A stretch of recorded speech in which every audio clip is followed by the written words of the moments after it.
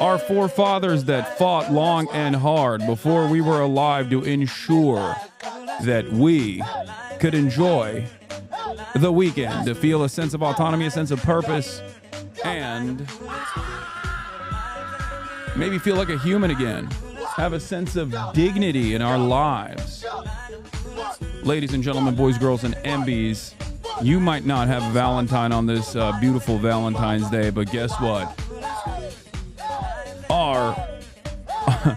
Our labor militancy forefathers will ensure that you can at least spend the weekend free of having to think about the daily toll of earning $1 for another person. This is Single Awareness Day as well. Anyway, well, hold on. My brother and my mom are both here right now. What's up? What's up, big dog? I posted you on my Instagram story, by the way. I'm just letting you know you're on it.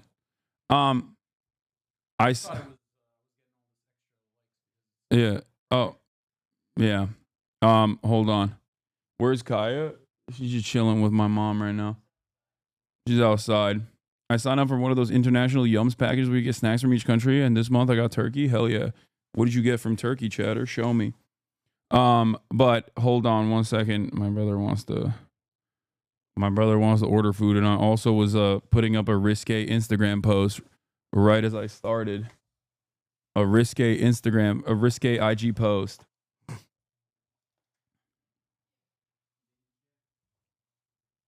I thought the USA checks dried up. How you buying them eggs, bro? Dude, George Soros. Yeah, Murad is about to order sushi from 90 miles away from a different district, different zip code, different nation. Yeah, he's ordering sushi from Japan. Wait, hold on one second.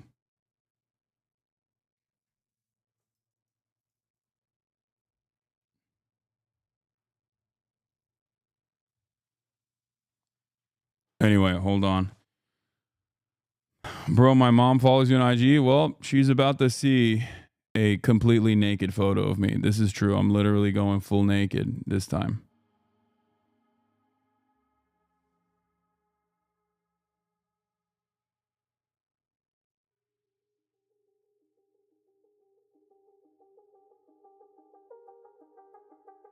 You can see my hairy legs on it. It's about to be crazy.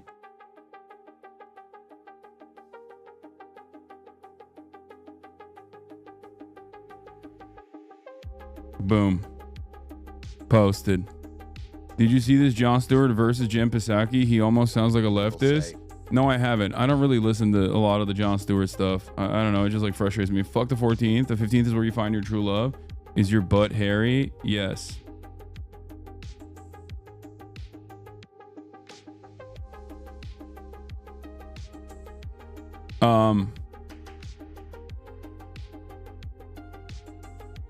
As an Indian HasanAbi head, this was gold from yesterday. You're like the Desi daddy that defends us that we never had. By the way, my mom speaks 9 languages, including fluent English, and I speak 7, including French and English. I have a master's in both. Oh, this Indian person from India in India speaking good English? What are you talking about? Yeah, but most of them are illiterate at it, just like everyone else's second language. I love when a fucking dumbass Westoid. I love when a dumbass Westoid who barely is legible, barely literate, is talking shit, okay? Is talking shit about Indian dudes in fucking India knowing like 4 languages off the rip, okay? Just fully just letting their freak flag fly up in this bitch. Respect, dude. Jesus Christ.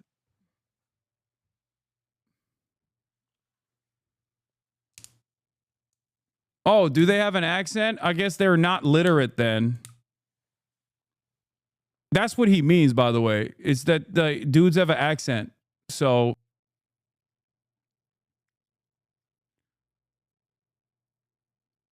your camera lighting looked better yesterday. Okay, don't hit me on this, dude. I don't know how to. Did you see the anti-Swifties hoodie CJ Gardner, the Eagles safety, is wearing? The Super Bowl victory parade today? I did not. Did you see Ian Miles Wrong got friend zoned on Valentine's Day online? Oh, I love that. Oh, that's so funny. Anyway, new Dr. Mike Vitt dunking on RFK Fitness times 2 terrible political opinions. Oh, I love that. We'll watch that as well. Blast off option 2. Okay. Hold on.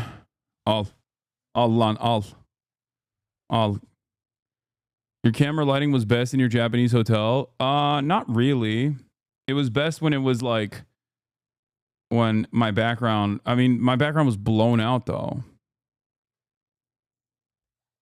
So yeah. I was looking at some nice some of the pieces from that clothing brand you mentioned, Entire Studios, really nice stuff. Yes. I think they're expensive for sure, but they're nowhere near as expensive as like real high tier luxury brands. But I do think that it's pretty good. It's as good as it's gonna get. Anyway, I'm gonna fix the lighting and stuff. Don't worry. We're gonna work on it this weekend, and we're gonna fix it. Where's this jacket from? It's from Japan.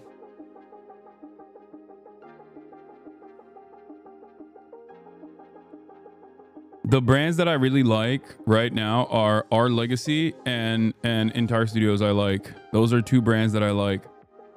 That are somewhat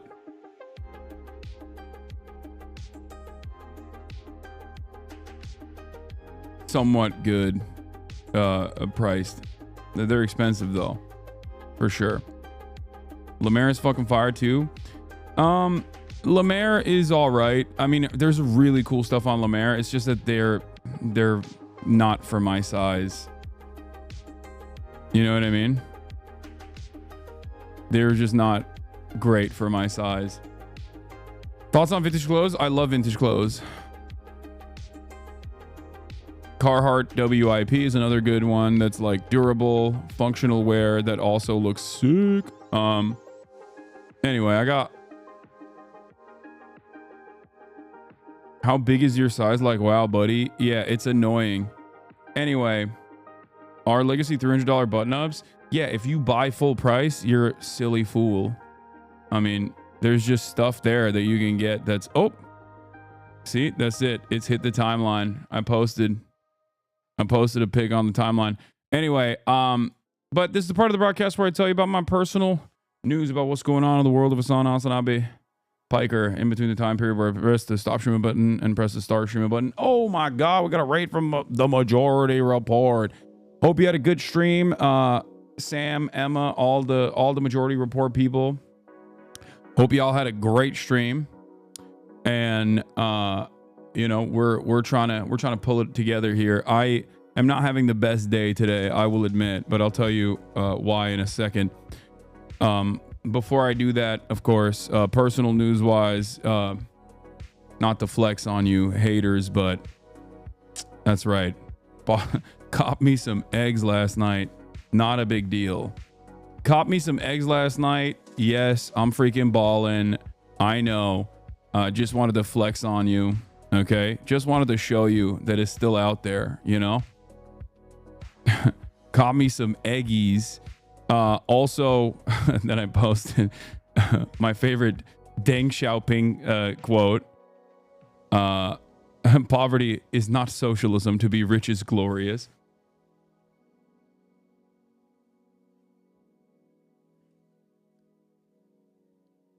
But did you get the AJ1 breads? Air Jordan 1 breads? No. Yeah. Fake socialist. Fake socialist out here flexing on my haters. Okay.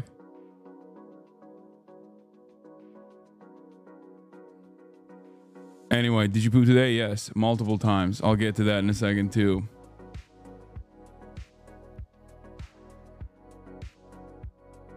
How did you feel about doing this stunt? Oh, the liar, pants on fire. It was incredible. I loved it. It was amazing. I had such a good time. It was very cool.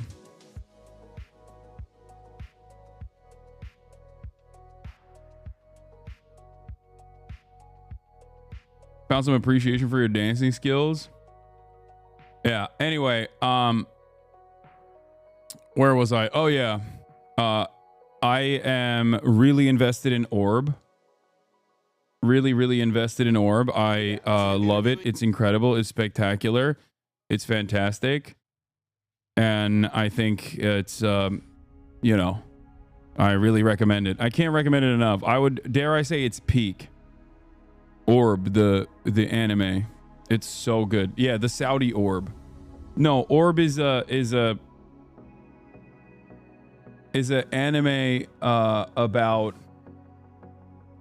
Orb is an anime about, you know, uncovering the truth about heliocentrism at a time when the church and inquisitions were occurring. And it's actually really fucking good. It's such a goddamn good show. Like, the characters are amazing. It's peak. Like, I don't usually use peak like that. I don't usually use peak like that, but I'll tell you right now, it's peak. Like, this is peak.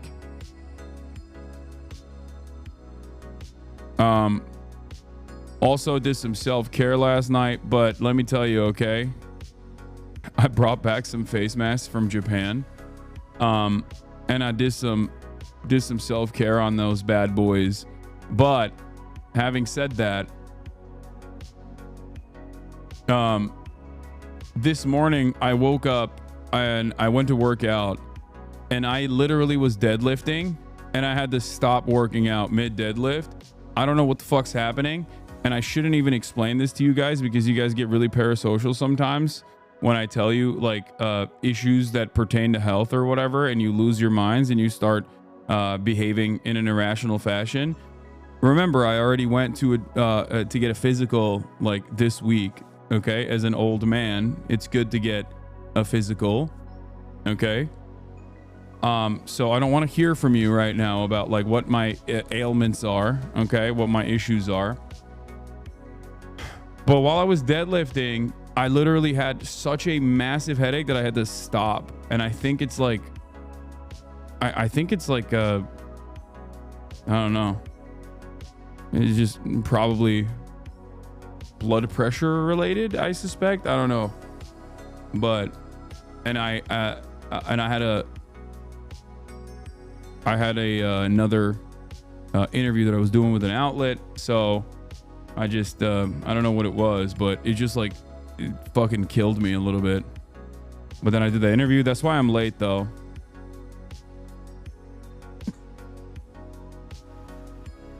I don't care your issues or mental health like some of fan do. Thank you. It's never happened to me before though. It was crazy. It's good that you have 16,000 doctors to get advice from. Yeah, always. It's the best. I love all my doctors in the chat. Not because you downloaded Avowed. Yeah, I did. I did download Avowed. I got the pre-entry into Avowed. So I might test it out later. I think it's woke, right? It's from Obsidian. Bro, you could have a pituitary tumor with the night sweats. Okay, calm down. Anyway, I already went to the doctor. Okay, before everybody goes, you have a brain cancer and ass cancer. Okay, calm down. I went to the doctor already before this happened. So, are you gonna try the Elden Ring Night Rain test tomorrow? I could try it tonight. It's just at 7 p.m.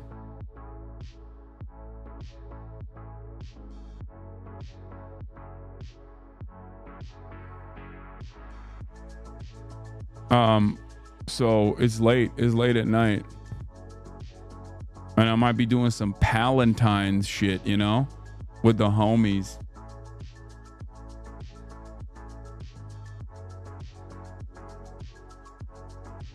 But in any case, I've been jugging water, just chugging it and jugging it. What is this? They got your ass in the QRTs. Ray watches Christian's impersonation of Hasan dancing. What is this? Why am I being slandered right now? If you're like me and Hasan, if he knew how to move. What the hell? Oh my God. Why am I being slandered? That is crazy.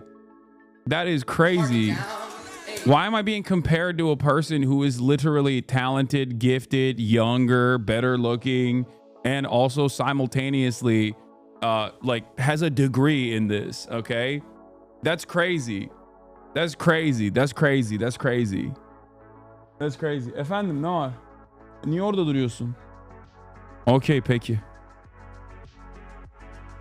That's good. Got to keep the body flushed out and keep it hydrated. Monitor blood pressure while you got a Zyn and 200 milligrams of caffeine in the system. This is my Hasan cosplay for all of you that are just coming in.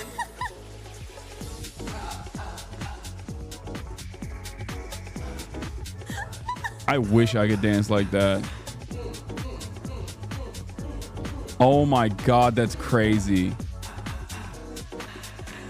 Oh my God, he's so good. He's so good. That's crazy. That's crazy. That is. Okay. I love I don't want to get too him. carried away, girls, because we got a whole stream ahead of us. Christian is so funny. He's so funny. Yeah, no.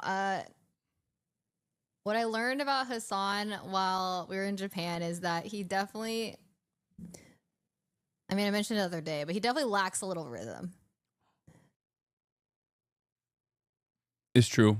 I mean, it is. It's true. You can't have it all. You can't have it all, chat. You can't. You can't be a fucking stud. Okay? You can't be a goddamn stud. Dress well. Have all the political knowledge. Okay? And be a incredible streamer and also simultaneously be able to dance too. Okay? You can't have it all. Too insecure. No, I don't have rhythm. I know I don't have rhythm. You know what's really interesting? When I was younger, I always I was so jealous, like especially before I started playing basketball, I was always so envious of my friends who just like had smooth, like who just moved good. I don't know how else to describe it. Both on the court and people who were very smooth on the court were smooth off the court as well. They just had a natural rhythm to the way that they move, and I just never have had that. I've always been tall, bulky, like no rhythm having, uncoordinated guy. And brother, you are gonna die from a self-suck accident. I'm explaining things, okay? I'm explaining things. That's called athleticism law. Exactly. I don't have it. And this is something that I've actually mentioned quite a bit. You know, you guys have probably heard me say this a lot if you've been in here a lot, is that like I'm not good at anything. I'm not naturally good at anything. I simply work really hard. Okay? If you see me decent, like halfway decent at anything, it is because I've tried really, really, really hard to get to that level of halfway decent competency. And that's it. And I think it's not good to just never try things because you're afraid that you're just going to fail. That's not something that I have that's not something that has ever like stopped me from trying shit,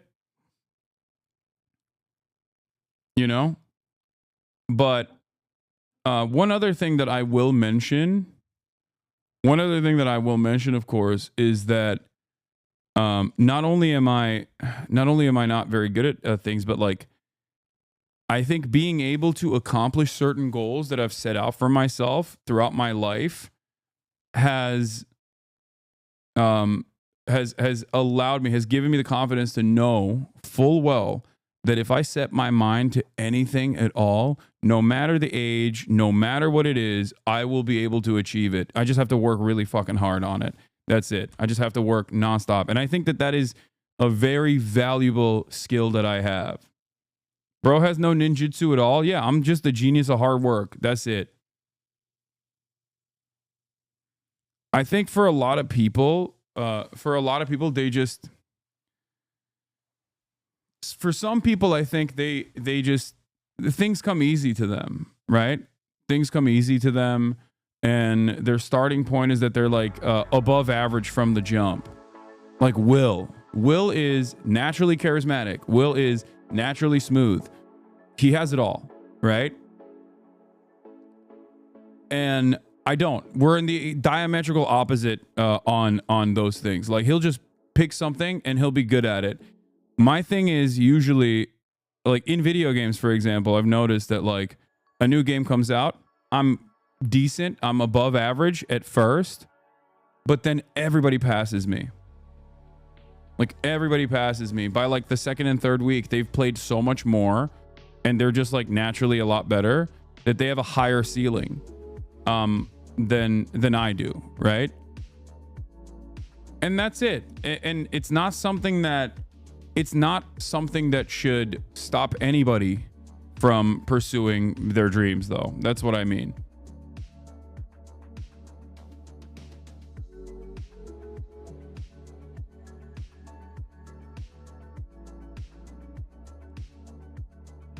It's literally just because you stop playing and get mad. If you played more, you would get better. No, there's some games I'm decently good at, and it's like From Software style games. That's the one pocket of gaming that I'm decent at. That's why I was able to like rip through Wukong. But even then, there are millions of people that are so much better than me in those games.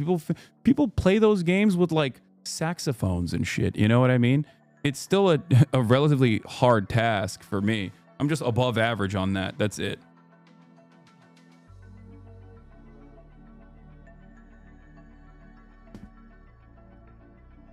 But I think it works well, like From Software style gaming works well for my skill set because it's all about trying and failing and trying and failing and basically getting better through that process. Comparison is the thief of joy. Yeah, I'm not making this comparison. I'm just simply explaining like where certain people are with certain issues and where I'm at with my own skill set and how that has informed my experiences, how that has informed my life, how that it's played a formative role in me understanding the world. That's it.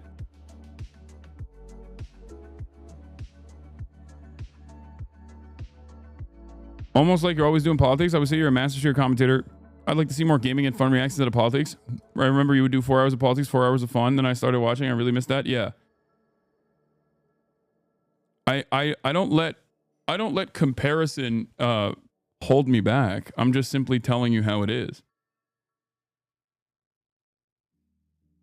A monkey like you who can't even use curse techniques.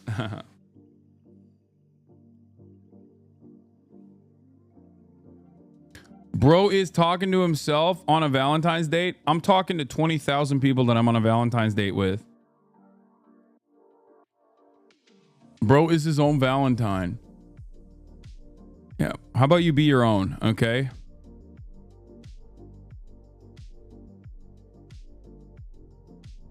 Anyway, let's blast off. Happy Valentine's Day. Federal layoffs incoming.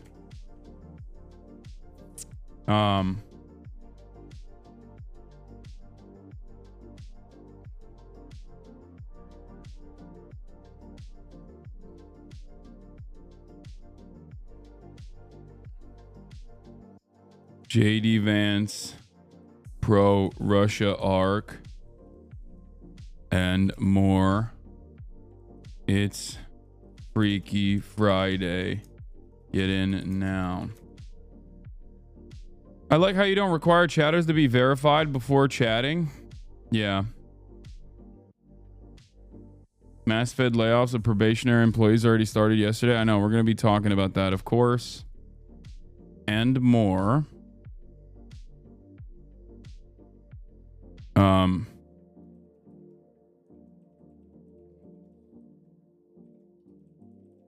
I live in Alaska and half my friends were fired by the Trump admin today. Yeah, Alaska as a state is uninhabitable. It's entirely propped up by federal grants and also high degrees of socialization, including oil, including oil revenues that literally feed back into a pay structure for people to live there.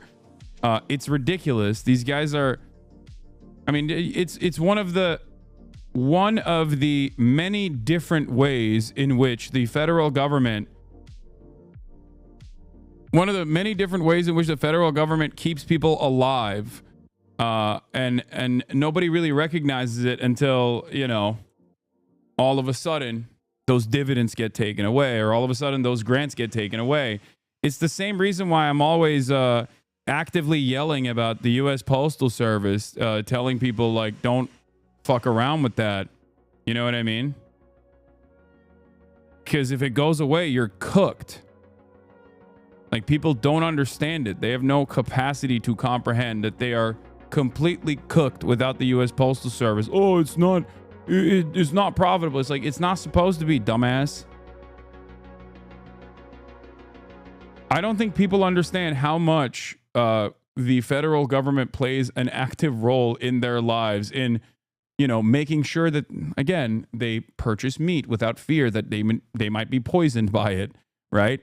Things like that, all the way to direct grants that they get that normalize their energy prices. It's very frustrating.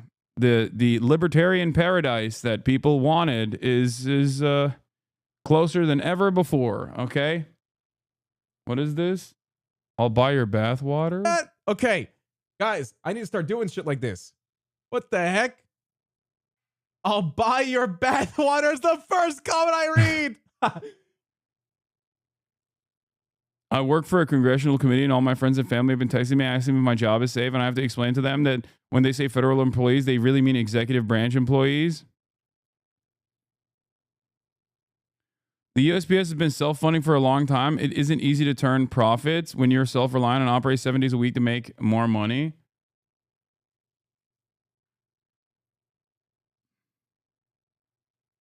Yeah. All right, let's see this. Let's see this Connor interview with Anthony Padilla, where I got to mention, I guess. So you're interviewing based on an image mood board? Kind of. So then, like, on like my right monitor, I'll have like this mood board or whatever. That's that, like, so if I smart. run out of questions or like, I would have never thought to do that. Yeah, That's it'll so smart. connect. I have it somewhere. I can pull it up. I just have text bullet points, and my brain is just like doesn't work. Yeah, that like way. I'll show you the George Santos one where I had like all these. Was there just a picture of an AR? Oh, yeah, that one. There's like Joe Rogan. Dude, yeah. That's so smart. That's so smart. Here, I'll pull it up. Yeah, I got to see it now. So this was on the right monitor during the George Santos stream. You just literally have pictures. Yep. 9/11, me, Marjorie Taylor Greene is so awesome. Aiden Ross. Twin Towers. You have Hassan. You have Joe Rogan. You got Tomater. Yeah, at one point. Connor's content is next level. Yeah, I mean, he's very good. He's brilliant. I love his shit. Fantastic. Your hair in that pic is my fave. Nick got a massage gun as his V-Day gift, but turns out he already got one from you. Oh yeah, I bought one. When I was at his house. What? You have one? I think Hassan bought this and left it here. Yeah. Really? Yeah. Oh, but you don't have the tools. They're all in there. Yeah. Happy Valentine's Day. Thank you. I think this one might be a little bit better. Why? Feel how heavy it is. Yeah. That's Hassan bought that. But there's no like settings. Mine has numbers. Isn't this a band? Guys, hearts for Hassan, guys. I miss Nick. You gave it to FD Sig, didn't you? No, he stole one. Okay, that's one. And I've bought multiple massage guns since then. Just give it back to him. Now you have an excuse to see him. Oh. You're welcome. Yes. Yes. Why doesn't he just lie, man? How does he drop the ball when it's already in his lap? That's just how he is. That's like 90% of his content.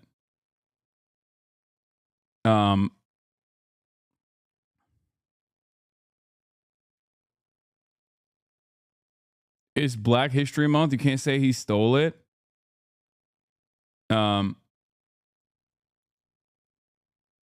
Bill Burr on Billionaires, so based as usual.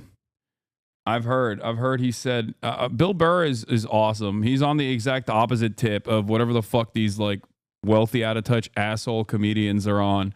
He is fully leaning into his George Carlin arc, I would say. I like he is becoming the only the only comedian that I can think of from my generation of like all-time greats, all-time goats that didn't turn into like a weird cancel culture warrior that is incredibly annoying. Trump is talking nonsense about Europe Live. My goat. Let's see what kind of brilliant things he has to say. I'm sure he has plenty of incredible things in the tank today. The Macy's, did you have a playlist or no? If you don't, it's fine. We got a bunch of stuff to watch, but Norm Macdonald. Norm Macdonald was great as well, but Norm Macdonald's style is a little bit different, I think.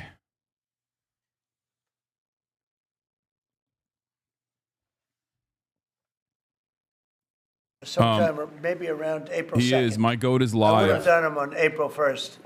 Believe it or not, I'm a little superstitious. No, literally, we had it planned for April 1st. I said, let's make it April 2nd. You know how much money that costs? That costs a lot of money just that one day, but we're going to do it on April 2nd, for the I think. playlist. Is that right? That's right. Okay, thank you. The lead prosecutor in Eric Adams' case resigned today, saying anyone who didn't press forward would be a coward. What's your reaction to that and to the overall implication that politics were at play here? Well, I don't know about it. I mean, obviously, I'm not involved in that. But I would say this, that if they had a problem, and these are mostly people from the previous administration, you understand, so they weren't going to be there anyway. They were going to all be gone or dismissed. If not, they know on Tuesday they're all being dismissed. You know, the whole country is being, because what you do is you come in and you put new people in. So when you say resign, they're going to be gone anyway. But I know nothing about the individual case. I know that they didn't feel it was much of a case. They also felt that it was unfair with the election. Look, I would know that better than anybody because I was weaponized more than any human being in the history probably of the world. And I won the election in a landslide, winning all 7 swing states, winning the popular vote and everything else. Because the people got it. It was weaponized. And I was weaponized literally weeks before the election. But I think there's also something to be said. I read that. There's something to be said for what they were doing. It looked to me to be very political. But why didn't they bring this up like 4 or 5 weeks ago, 6 weeks ago, or whenever it happened? You know, they just sat around and didn't complain. Then all of a sudden they complain, and they know they're all being dismissed anyway. So, you know, that's the way it is. That's called politics, I guess. Yeah, please. Earlier this week, you predicted that all hell would break loose if Hamas didn't hand over all of their hostages. What do you expect to happen tomorrow in terms of I don't know what's going to happen tomorrow at 12 o'clock. It was up to me. I'd take a very hard stance. I can't tell you what Israel's going to do. But I watched the last people come out, and I looked at a before and an after picture. One guy was a big, strong, healthy guy. You could say he was a little bit overweight. He's not overweight anymore. He looks like he just came out of the Holocaust. It looks like a Holocaust picture. I've looked at him for a long time. And they've been treated very badly. Young lady One of the came out craziest last week, her parts hand was about blown the off. American president saying this is the other side is completely, the other side is never reported on. Like, you literally saw for months, okay, Palestinian prisoners being released that looked incredibly in dire conditions, in horrifying conditions, because they were directly tortured. Okay. And now that Israel decided to do counter propaganda on that front, it's over. There's not a mention of that at all. And virtually every single person is just like talking about the last 3 people that were released. They were in horrible conditions because of Israel. Like, what are we talking about? They said, no, we've decided we're going to release the hostages. So, but I actually think they should release all of the hostages. Remember, they're probably as bad as they looked. I mean, I don't like to say that, but they looked real bad 4 days ago, 5 days ago when I saw them. And the young ladies that came out were treated really badly. You don't know what happened, but I do. They were treated really badly. But as bad as they look, the ones that follow probably will look a lot worse. I think they're sending out their most healthy. And they've been hit hard on that, Hamas. So they probably didn't want to release. But they changed their mind. I said 12 o'clock tomorrow, and all of a sudden 2 days ago, yesterday, they said they're going back to releasing. But this all started by them saying, we are not going to release any more hostages. And then yesterday they said they are going to release the hostages. But I think they should release all of the hostages. About 75,000 workers took this deferred resignation. It's a little bit short of the 5 to 10% goal you were hoping to hit. Do you think you'll have to make up the rest of that number in layoffs? No, look, that's 75,000 more than we would have had. And nobody knows what that final number is because in the end, I think a lot of people aren't going to show up to work. A lot of people, they got used to staying home and quote, working. But You know, I wonder if they had other jobs or other things. You know, they have a lot of problems with that. No, 75,000 is a lot of people, and we paid them well. You know, we gave them a lot of months of severance pay, if you call it that. But no, I think you'll probably have some more too, in addition. It's a big, tremendous saving for our. We want to downsize government, but make it better. Run it better, but downsize. Yeah, please. So, can I ask about the UK? I understand that you had a phone call with Keir Starmer yesterday. I did. I just signed a letter to him. He asked for a meeting, and I agreed to the meeting. We're going to have a friendly meeting. Very good. We have a lot of good things going on. But he asked to come and see me, and I just accepted his asking. Do you have a date for that, sir? And what do you hope to Very soon. I think he wants to come next week or the week after. And what do you hope to discuss? I don't know. It was his request, not mine. But, you know, I've met him twice already. We get along very well. He's a very nice guy. Thank you very much, everybody. Thank you. Thank you very much. Appreciate it. Thank you, Brian. Will there be carve-outs, sir? Thank you, press. Thank you, press. Thank you, press. Do we deserve this? Is that what America deserves for its crimes? I mean, I don't think anybody deserves this. I think, ironically enough, these are the same crimes that America was committing around the globe, but now is committing to itself in terms of the shock doctrine, in terms of, forced austerity measures and crippling the economy at the behest of private capital. We're doing that, but now domestically. Things that we have done globally, which I think are completely unacceptable, completely inappropriate, has caused a lot of pain. We are doing to ourselves. We've been doing to ourselves these things as well, but I think we're doing this to ourselves even harder now than ever before, and in a more aggressive rate than ever before. Have you seen this community note about one of the hostages? What?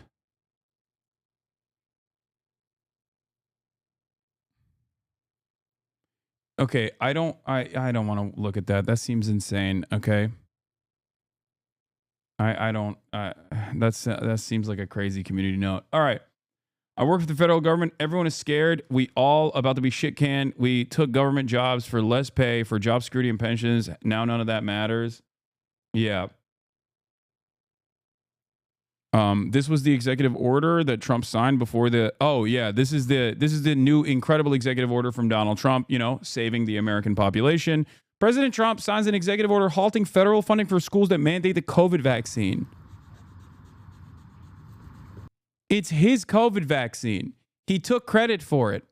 Okay? He talked about Operation Warp Speed.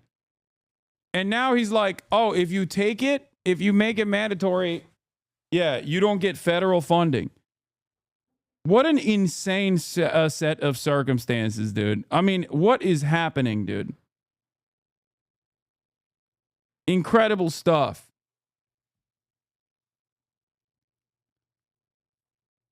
Constantly in this weird dynamic where on the one hand he's like, remember when I did the COVID vaccine and it was awesome and it was so sick and I saved so many lives? Biden could never. And then simultaneously being like, and yeah, if you make the vaccine mandatory, then if you actually get people to use the vaccine that I made, by the way, with my own two hands, we're gonna take funding away from you. Crazy how we haven't even been a month into Burger Reich. I know.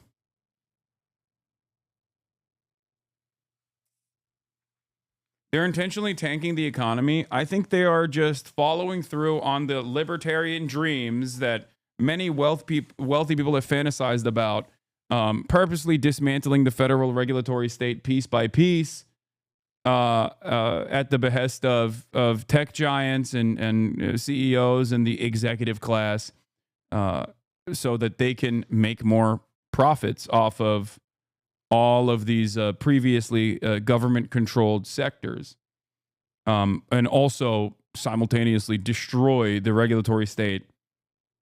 Liz Franzak thinks they want to do a new Bretton Woods, but in Florida. Yeah. I think that could be the case. it's very difficult. I do interviews all the time lately, and one of the questions always is like, well, what do we do here? Like, what do you think is going to happen? And I don't know. I don't know where to go from here right now. All I know is that, all I know is that we need better leadership. And it's very difficult to figure out like exactly what's going to happen, exactly how competent they are. Here, by the way, speaking of which, the prosecutor who blew the whistle on the Adams deal resigned from the DOJ. She was a Federalist Society member and a Scalia clerk. Okay, so there's this side of the process too. Okay, which is crazy. Like, you got Reagan judges on the federal courts stopping Trump's like insanely unconstitutional agenda. You got Federalist Society judges being like, this is so corrupt that I can't deal with this. Like, you're ruining an active investigation into obvious corruption of the highest order by doing more corruption, by doing more quid pro quo. I wish instead of completely wiping out federal agencies, they just move the headquarters to a different regions of the country. Can just one person go to jail? No. I mean, no, not at all. You can't. You can't do that. You can't send anybody to jail. God forbid you send even a Democrat to jail. That means a powerful person in a position of that means a person in a position of power can ever get legal scrutiny, and that's a dangerous precedent to set. Okay? We can't do that. God forbid we do that. We cannot do that. I mean, that's... Ay. It's just really... It's a dire situation, dude.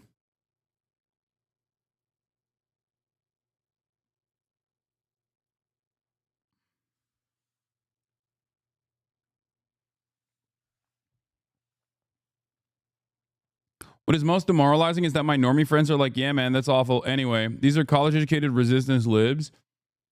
Yeah, fuck that Federal Society judge, man. Does she think this whole time their legal framework was at all legit? No, they are just opportunists. They want to advance their careers. Some of them are naturally conservative. Some of them basically lean into that kind of politics. But it doesn't really matter. Like, what's the difference between Asmongold and Matt Walsh? Asmongold doesn't fully believe the things that he's saying, but he knows that it's like getting him a lot of views, so he's saying them, right? Matt Walsh does believe the shit that he's saying. Bro, where in the fuck in LA can you buy wintergreen Zins? Nowhere.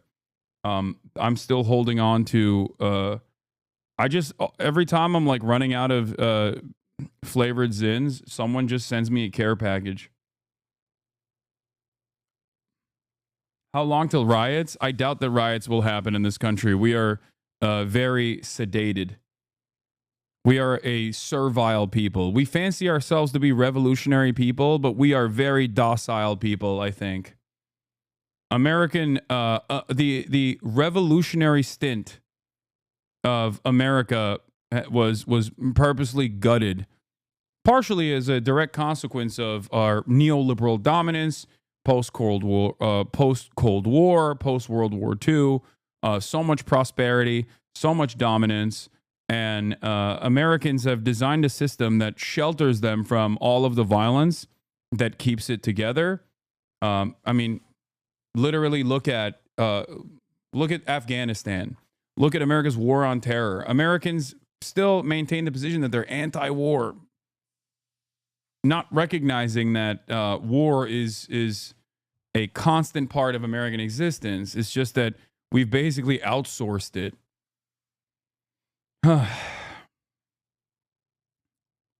This was amazing, by the way. This is the new Secretary of Health and Human Services, ladies and gentlemen. Remember this? Just got married. Homosexuality was a phase, says Tim Dillon. She's a beautiful angel, Tim. Easy to see how she ungayed you. Is this real? Yeah, no, it was real. This is not a fake tweet. I think he might have deleted it, but I remember seeing it in real time, live when this tweet was out. We'll do the RFK Jr. compilation of all of the insane things that he said about vaccines and the like in a little bit.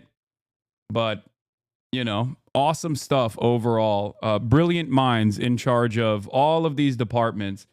It's a really interesting predicament because, like, on the one hand, you think about like Pete Hegseth or Tulsi Gabbard, right?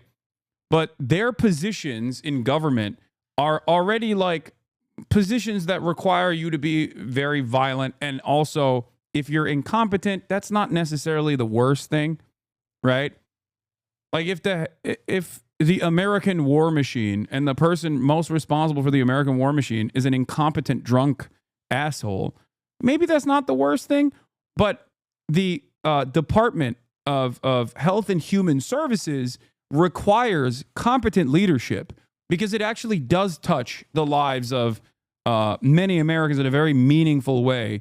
It is supposed to be the umbrella organization that controls so much of the regulatory space in terms of health and wellness. And the fact that you have a guy who is antagonistic to medicine, modern medicine in general, leading the charge there is truly terrifying. And one of the first initiatives that they put forth was, of course,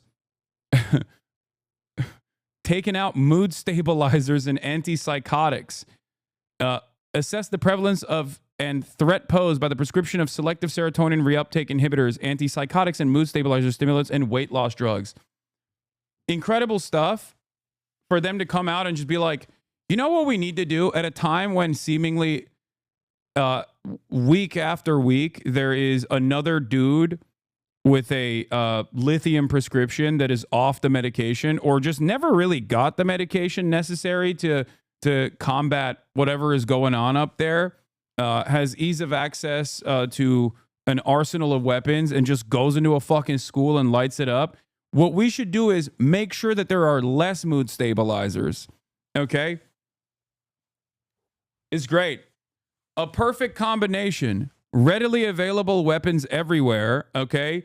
And no health care. Or even with the lucky few that have access to health care, once they do get that health care, once they do get a script, right, that the doctor told them to take, they won't be able to take that script, that prescribed medication, because we decided it's bad for you. Cool stuff. I wonder what that will do to the suicide rate in this fucking country that's already incredibly high to the combination of the factors that I mentioned, which is healthcare is inaccessible and paywalled. And also on top of that, weapons are very easy to acquire. Great stuff. You know, I look at this nation, I look at this wonderful nation, and I think to myself, you know what this nation needs? More insanity, okay?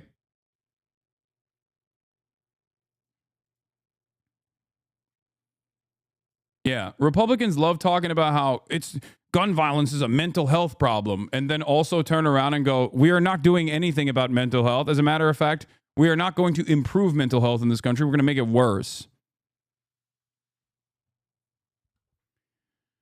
Oh, I honestly don't get how people can hear you say these things and just be like, this guy's an idiot. I mean, it's pretty easy. I think people just say that because of partisan perspectives. They're not applying reason or logic to the equation at all. I think they've been prone to hate, and it's understandable. That's it. That's where it comes from. It's not about personally thinking about what I'm saying and maybe thinking, all right, well, there's some truth to all of this. I get it.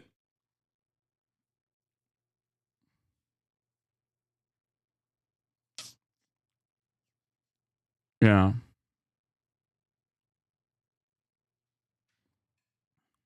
Has Hasan been streaming for 4 hours? No, I've been streaming for 1 hour and 3 minutes. I've only been streaming for an hour so far.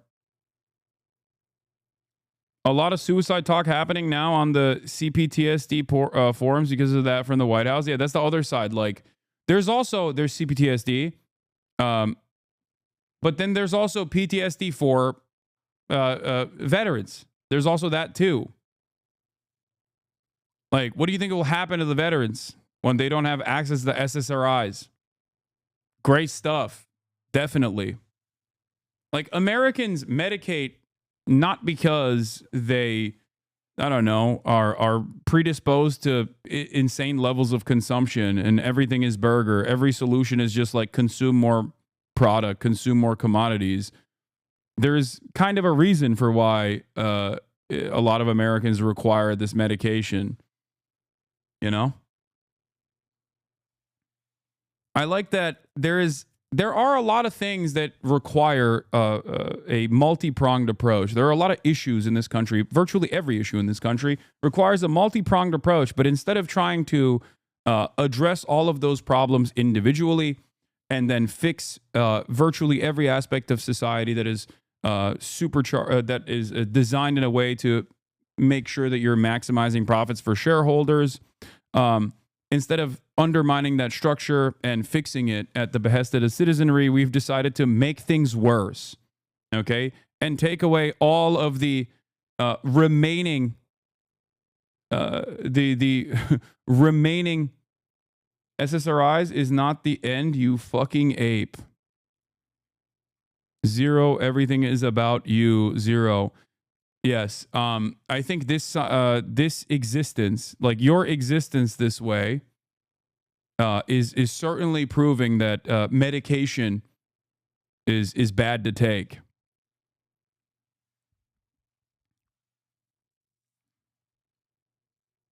Yeah. No, go ahead. Prove the point that I was making already.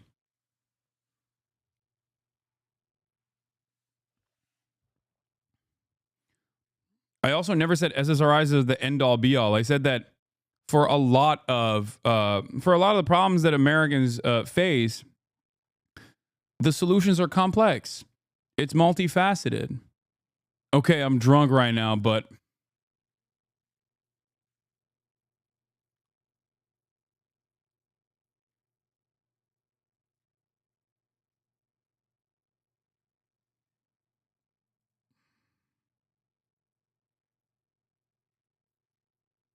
okay, chatter.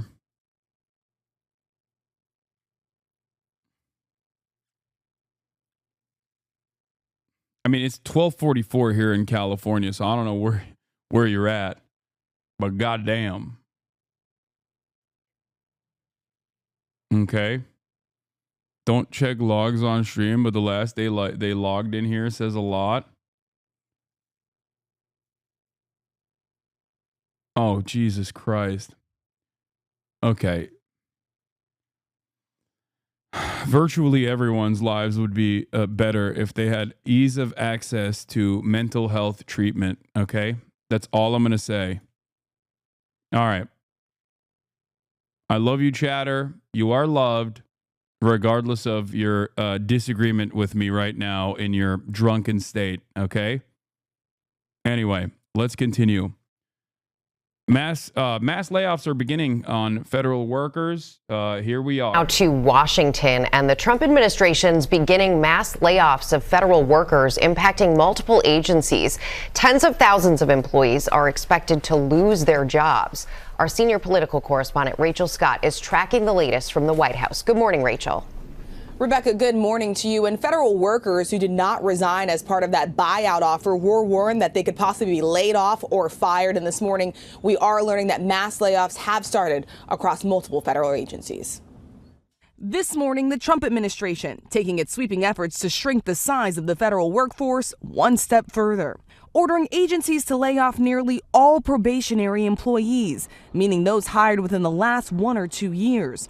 A move that could impact as many as 220,000 federal workers. At the Department of Veteran Affairs alone, more than 1,000 new workers were dismissed. Overnight, the Consumer Financial Protection Bureau also firing term employees, with expectations that the rest may be fired today, leaving a skeleton staff of around 5%. The CFPB and VA are just two of several agencies that have started to cut federal workers so far. The administration also targeting the Department of Education and the Environmental Protection Agency. The largest federal employee union slamming the layoffs, calling it a blatant violation of the principles of fairness and merit that are supposed to govern federal employment, and saying the firings are about power. At some agencies, workers learned by email they had been laid off. But at the Office of Personnel Management, others found out on a call. You will receive your termination notice via email shortly. As a result, your employment with the Office of Personnel Management will end today.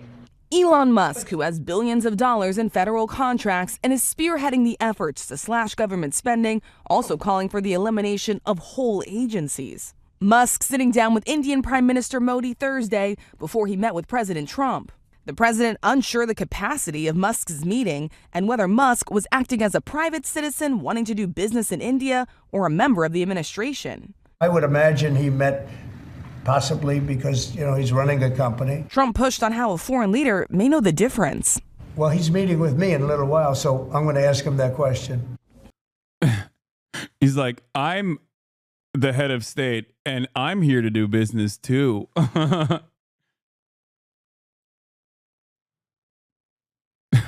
I personally am also basically like the reverse of Elon Musk, someone who was elected as the head of state who also wants to do business deals. He's someone who is a businessman who's doing head of state stuff to basically do business deals. We're two sides of the same coin, It's cool.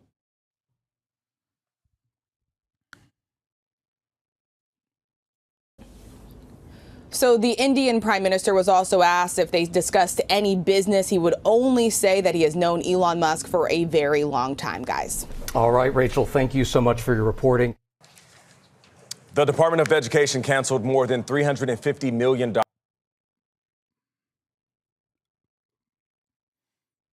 The way media has just reported these as mass layoffs is absurd. The firings are illegal. You can't just mass terminate federal employees without cause, even if they're probationary.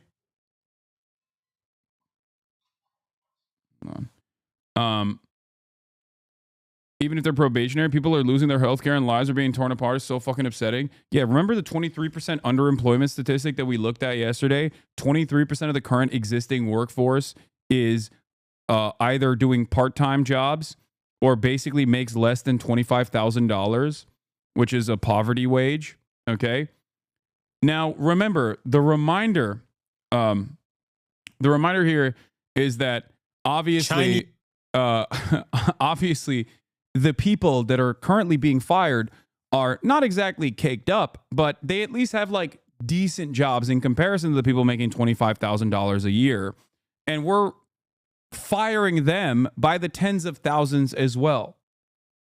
Okay. Not only is this firing process unimaginably cruel, okay, it's also not done for good reason, and it will lead to a lot of these services that people rely on that they don't even realize that they rely on to go away, to be crippled. Of course, saying that this is illegal is virtually inconsequential in this process because what are you going to do about it is basically the attitude that is demonstrated by this administration over and over again. A lot of people also don't understand that the federal government in and of itself does have a bunch of jobs that are just simply good to have, right? Not every single person is dealing with issues in the most efficient way possible, but it doesn't matter. It's not supposed to be that way. Jobs are given to people in many instances, whether it's the federal government or even in private enterprise, not because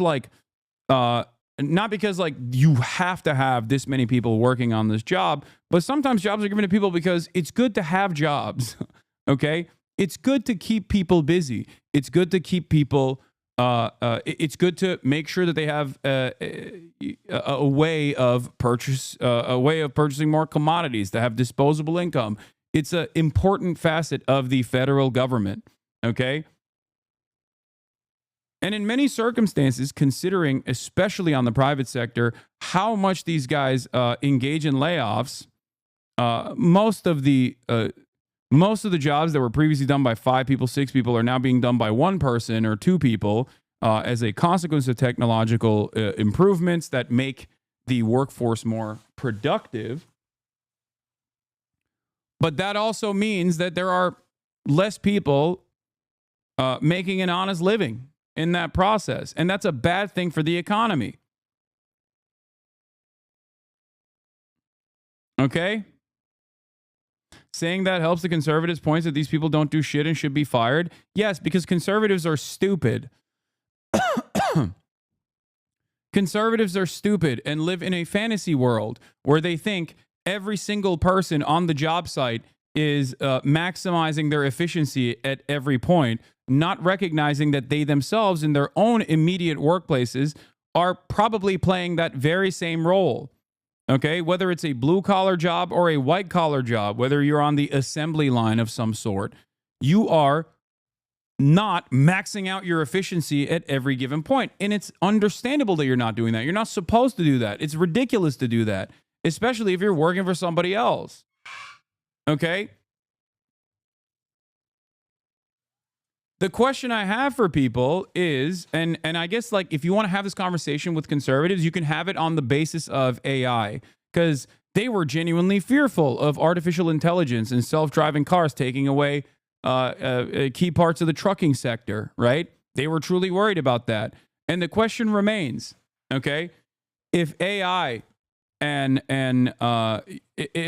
self-driving cars are going to eradicate the trucking sector, is that the best possible thing to do when we're moving forward? Should there not still be someone that sits on top of that truck, even if there's a FSD structure that exists? Okay. We criticize, or not criticize, but like we make fun of Japan, for example, where there's like so many people working in these like ridiculous positions. There's always like an old person that covers like 4 sides of any sort of construction, where they're just sitting there with a light stick in their hands going like this all day, every day. Why does that guy do that? Now, obviously, he's too old to be doing that to begin with, and it's crazy that he's still working. But why is that guy doing that job?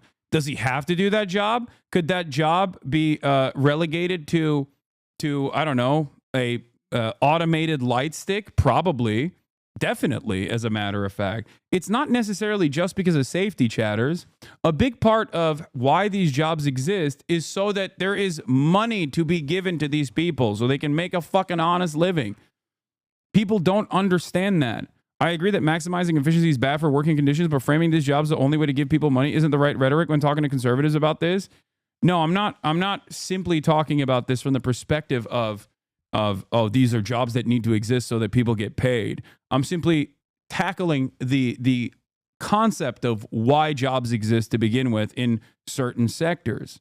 Okay? In order for a society to be healthy and to function, you got to get people jobs. Okay? You got to make sure that they're fulfilling a role, a duty. Okay? We need that. We need that more than anything else. Okay? But on top of that, a lot of these fucking jobs that are being eliminated right now are profoundly important anyway. And the consequences of eliminating these jobs and these mass layoffs is only going to be seen further down the line. Okay? Dollars in spending yesterday for what it called woke initiatives, and much deeper cuts could be ahead. President Trump wants his pick to lead the department, Linda McMahon, to dismantle it entirely. But many people are confused over what the... I'm a probationary employee that took the fork offer and still got fired late last night by email. If you're like me, you can still file an appeal with the MSPB for wrongful termination, even if you're probationary. department does and how school districts could be affected. Caitlin Huey-Burns is on Capitol Hill. Caitlin, good morning. Hey, good morning, Nate. Well, you may know billionaire CEO Linda McMahon is the CEO of... I don't disagree, but those people can't be doing nothing. Making things more efficient and cutting worthless jobs isn't inherently bad. It's about how the surplus produced is allocated. Yeah, except it is inherently bad. Okay? The proper process The proper process in this circumstance is not to fire people. Let's say technological efficiency has made it so that you can get the same work done a decade prior in literally 2 hours, okay? In a decade ago, you could get the same workload done over the course of an 8-hour workday, okay? Now you can do it in 2 hours.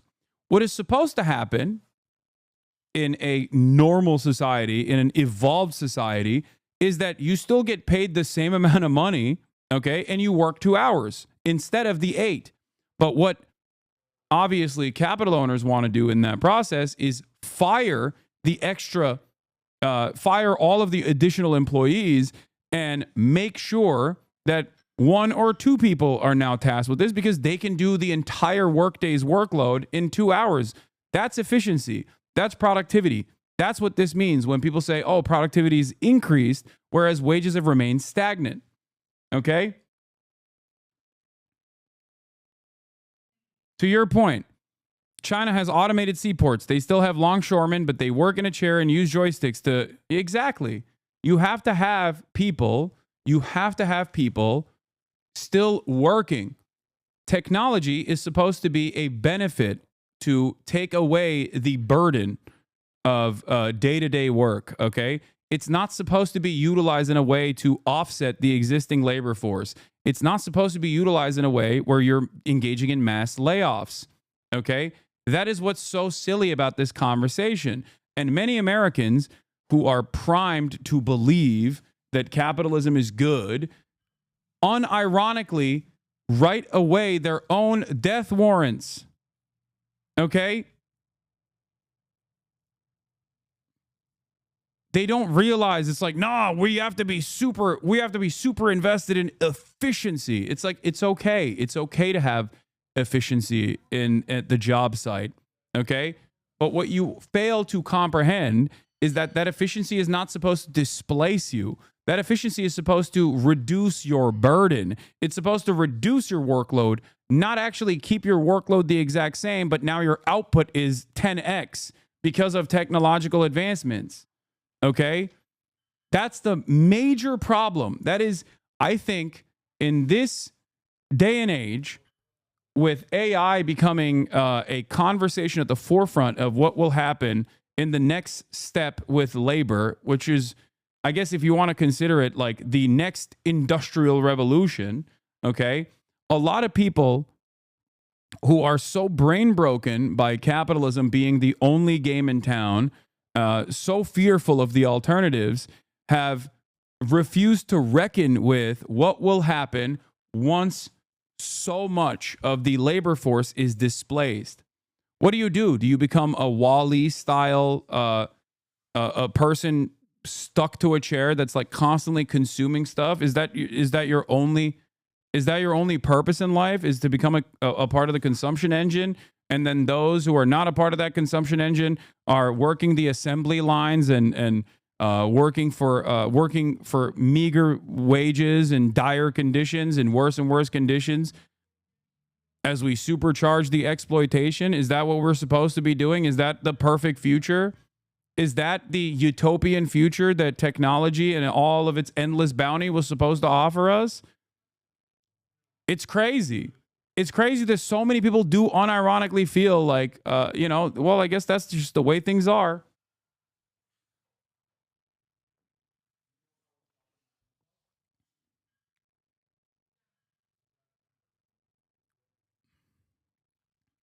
Even from a capitalist point of view, you're supposed to slow hiring, then trickle layoffs and buyouts to not collapse the local economy. People think food stamps is about being altruistic and not about keeping the stores open and the crime rate down. Exactly. That's the other side of this process that people don't understand.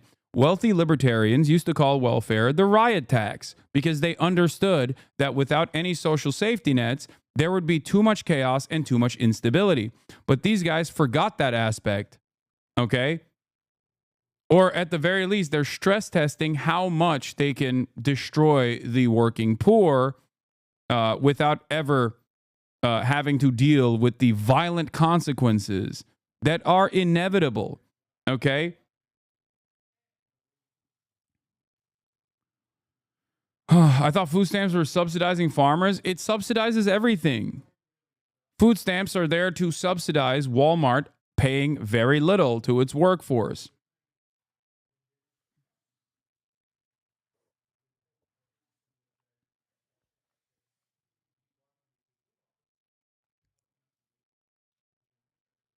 Ay, ay, ay. I manage a team in corporate America. I've been put on notice that if I do not train the new skills into my team and their work can be done with AI or automation, then I have to lay them off. It's insane. I don't understand how people can't comprehend what future we are leading, what future we're like bouldering towards, like a very negative one, not a positive one at all. Okay. How do people not see that? Meanwhile, as I'm talking about the dire situation, what terrorists are we platforming today? I'd love to see some Al Qaeda old timers getting some W's in the chat and telling how pog it was to do 9/11. Yeah, dude, big fan of 9/11 is it me. I'm a big fan of 9/11. Dog, you've been in this community since 20. Well, you unfollowed and refollowed, but you've been in this community since 2021. Okay, like I said, America deserved 9/11 in 2019. What happened? Did you rewrite your fucking brain in the process? Like, what happened? For years and years, you were in here, okay, as a fan. Subscribe for 2 months in the past. Like, how did you forget your previous assumptions that you had made about me only with, I don't know. Like, how do you go from have a wonderful Saturday, buddy, to, oh, you love terrorism? Like, you were in here, okay? You were literally in here. Under the assumption that maybe I don't love terrorism. That person had fun here. That's what I mean. It's crazy. Like, how do you lose? How? This RP shit is the tits. I mean, fuck politics. Give me more of this, Lamau. How do you lose sight of like who you were and what your previous positions were? That's truly shocking to me. Read his comment about America. Yeah, America will be taken over by Nazis within 5 years. You heard it here first. My man literally called out the current state of affairs in 2021. Okay?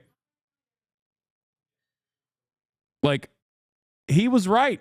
You were right in 2021. When you were a fan, you were right. Now this is the type of insane shit that you're saying. How did this happen? How did you get here? Okay? What steps did you take in your life that caused you to go from, in 2021, correctly predicting the current business, okay, the current order of affairs, into becoming a part of that movement?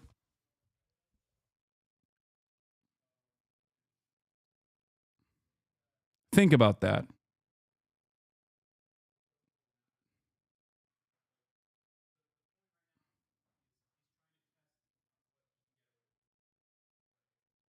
What is this? It's called 5 Asmin videos a day. Your editors are pumping one every 2 days. I mean, there's nothing you can do on that front. You watched Asmin for 3 years? No, I don't think this is an Asmongold fan. I think this is anyway. Try to go back to where your brain was in 2021, because you clearly had better opinions back then, chatter, okay? My logs are so embarrassing. I asked you to watch Mr. Beast multiple times before Trump got shot at. That's funny.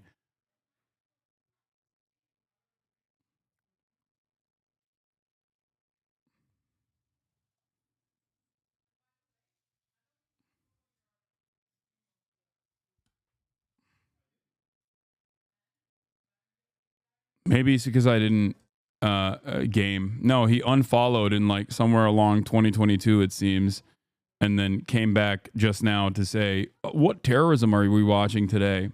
Hasan hates Jews. Nice, dude. Yeah, maybe if you keep writing that in the chat over and over again, it'll become true. It's not. It's never going to be true, but it's okay. You can keep fantasizing. Weirdo. WWE, the former CEO, and she also served in the cabinet in Trump's first term. But now she's in the unique position of trying to lead an agency that President Trump wants to get rid of.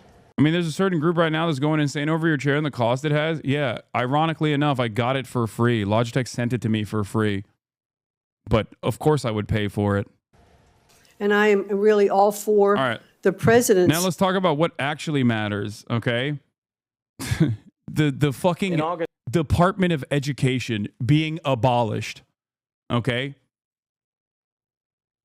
Eyes on the prize, everybody. If you're coming in here to be like, I am going to advance the agenda of my favorite content creator online by, sparking the flames of drama at a time when the fucking Department of Education is slated to be abolished, when tens of thousands of federal employees are being laid off, and this is what you care about, I'm sorry, you are a very unserious person. I know that this sounds like fun stuff to focus on. I get it. I totally get it. Especially because it keeps your brain occupied at a time when change seems so far away. Okay? But goddamn, please. I don't want to yuck your yum. Okay? I do not want to yuck your yum. If this is what you fancy, if this is what you like to do, great. More power to you. Okay? But don't try to like masquerade this as some sort of serious political commentary. You understand? With all this DOE talk, what's your take on homeschooling? I think it should be abolished. I think it should be illegal. And in many competent countries, it is. I wish these cheese brain YouTube drama frogs would get back to their financial aid office jobs and beating their shit off to them two boys on Supernatural. Mission, which is to return education to the states. At her confirmation Why hearing is Triple H in the Thursday, background? I don't even know what the fuck's going on Linda there, McMahon honestly. acknowledged that doing away with the Department of Education would require an act of Congress. It is set up by the United States Congress, and we work with Congress. It clearly cannot be shut down without it. While President Trump has long pledged to abolish the agency. Oh, I'd like it to be closed immediately. Look, the Department of Education's a big con job. On Thursday, McMahon suggested that some of the department's core functions could be moved elsewhere. It is not the president's goal to defund the programs. It is only to have it operate more efficiently. Established by Congress in 1979, the Department of Education has an $80 billion budget. But most of the funding for education comes from state and local governments, with the federal government contributing only about 13%. The agency provides financial assistance to low-income schools, administers Pell Grants, oversees federal student loans, and enforces rules around civil rights and students with disabilities. Arne Duncan ran the Department of Education under President Obama and says states are already in charge. What the Department of Education does is adds additional resources to make sure children with special needs have access to public education. Children who need access to food have that. Children who need access to pre-K has that. So to somehow act like the U.S. Department of Education is in charge of education in America is beyond dishonest. Now, the Trump administration is considering executive action that would direct the Department of Education secretary to put forward a plan. Remember, guys, Biden could never possibly, wait,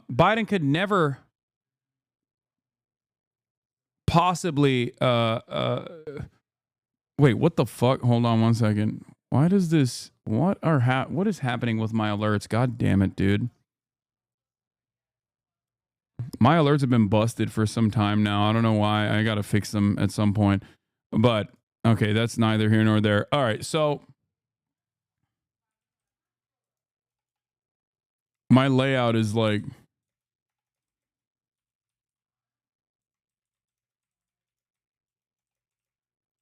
that...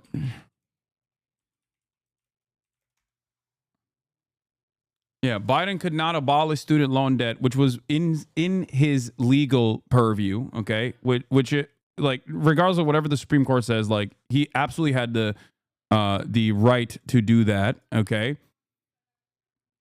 Meanwhile, Donald Trump is literally abolishing the Department of Education in its entirety. Oh my God. What a ridiculous situation we're in, dude. What a crock of shit this is. How did you predict this? What is this? Oh, shut up. That's... What? What? Yeah, Mankind. No. Undertaker throws Mankind off top of Hell in the Cell. Oh my God, you got me. You got me. I watched the clip. I watched your clip. Bergamania strikes again. I'm pretty sure he just got Trump to nominate our North Dakota State Superintendent as the new Assistant Director of the Department of Education. In her statement, I'm excited to support over 49 million students in America.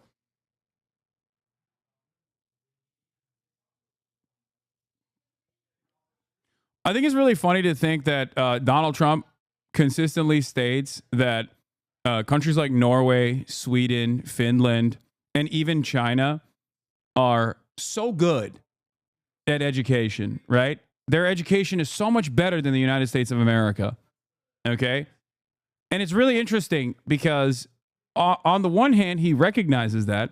On the other hand, he doesn't recognize how they got there or why they're there and why America is not there. Okay? If Donald Trump was truly interested in fixing America's awful education standing in the world, he would probably look a little bit deeper. He would maybe scratch the surface, okay? I tweeted about this yesterday. Donald Trump, or 2 days ago, Trump talking about shutting down the Department of Education while hyping up Norwegian and Chinese education is insane. These countries have well-funded public education systems.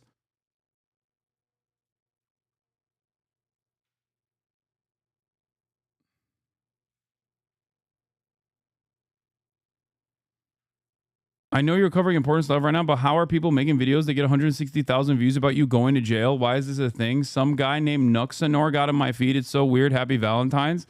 Wait, what? People are making videos about me possibly going to jail? Oh, because of my pro-Palestinian commentary? Is that what it is? I'm going to go to jail for being pro-Palestine? Love that.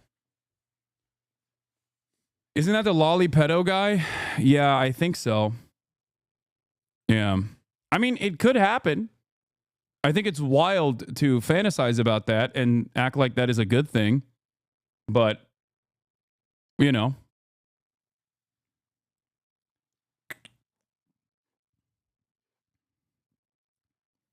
Like, do you want that to happen?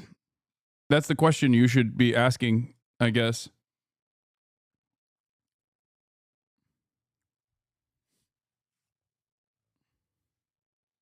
What if they want you to go to a cool Norwegian prison? Yeah, I don't think so.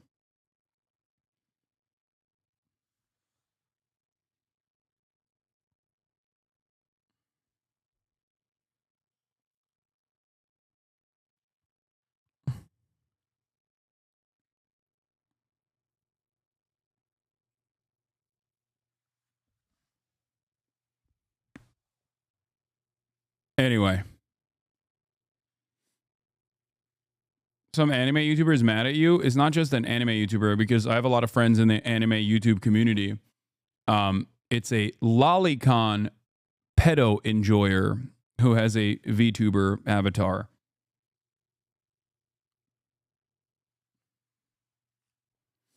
And he is unimaginably pro-Israel. Shockingly.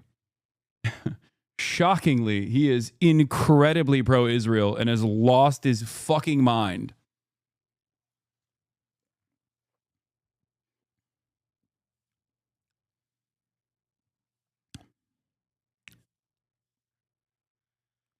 You make the wildest enemies. It's just so consistent, though. It's so incredibly consistent. What the fuck? Why is my goddamn alerts broken? That's so annoying. Anyway. Are you the anti-pedo spray? Yes. I am the anti-genocide and anti-pedophile, preeminent anti-genocide, anti-pedophilia content creator. One of the other or both. It depends. If you fit in the category of someone who is maybe agnostic to genocide or agnostic to sex crimes and pedophilia, okay, sometimes both, oftentimes both, as a matter of fact, you probably are not going to have a good time here, okay? You are going to hate me, it seems.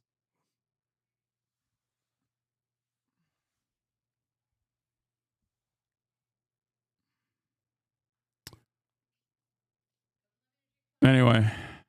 To diminish the agency. Now, anything to get rid of the Department of Education would have to be passed by legislation in Congress. But President Trump is expected to push leaders up here on Capitol Hill for just exactly that. Tony? Reagan tried it, couldn't do it. Maybe Trump will accomplish it. Caitlin, thank you very much. Appreciate it. We'll keep following it. Other developments in Washington, mass firings of federal workers are underway this morning, part of the Trump administration's effort to dramatically cut back on the government overall. The firings could only number in the hundreds of thousands. And in another dramatic change, the president is promising more tariffs, this time on any country that has a tariff on us. He says basically, if they charge us, we're going to charge them right back. Nancy Cordes is at the White House with more on what all this means. Nancy, good morning. Good morning, Tony. This can be confusing, so here it is in a nutshell. Currently, National Institute of Health News. My girlfriend just told me that they just fired all of the staff scientists and senior postdocs within her branch of the Neuroscience Research Program Department. Sorry for spam. Last message about it. I mean, who needs neuroscientists, dude? At the National Institute of Health. That's not necessary research, dude.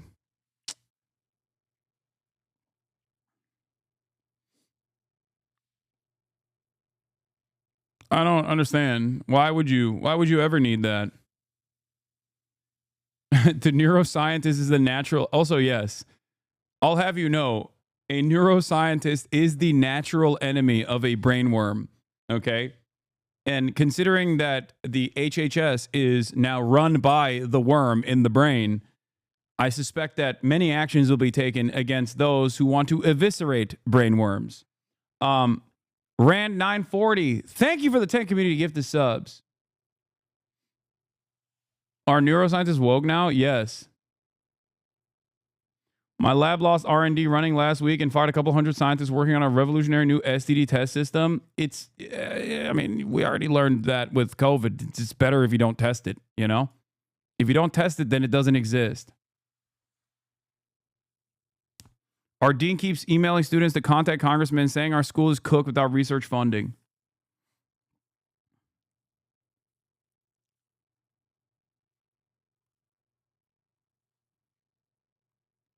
Wonder Gal 96, thank you for the fire gifted.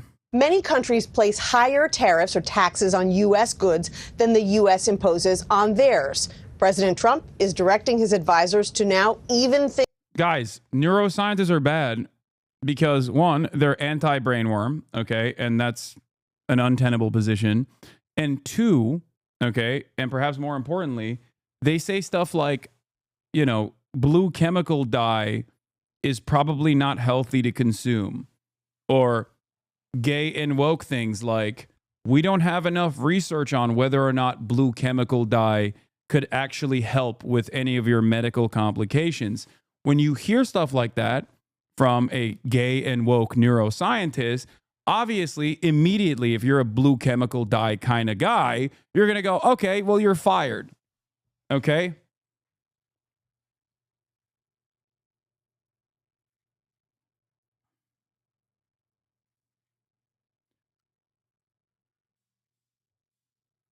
Don't worry, I'm sure all the neuroscientists in Asma's chat are letting him know they were fired too. Yes. in between their guild trades that they're conducting in trade chat, they're talking about how they're losing their neuroscience research jobs. Things up. He says it will mean more revenue for the U.S. government, but economists warn it could also lead to a global trade war and drive prices up here at home. Whatever they charge us, we're charging them. Announcing his new plan in the Oval Office, President Trump said no country will be exempt from his reciprocal tariffs. This applies to everybody across the board.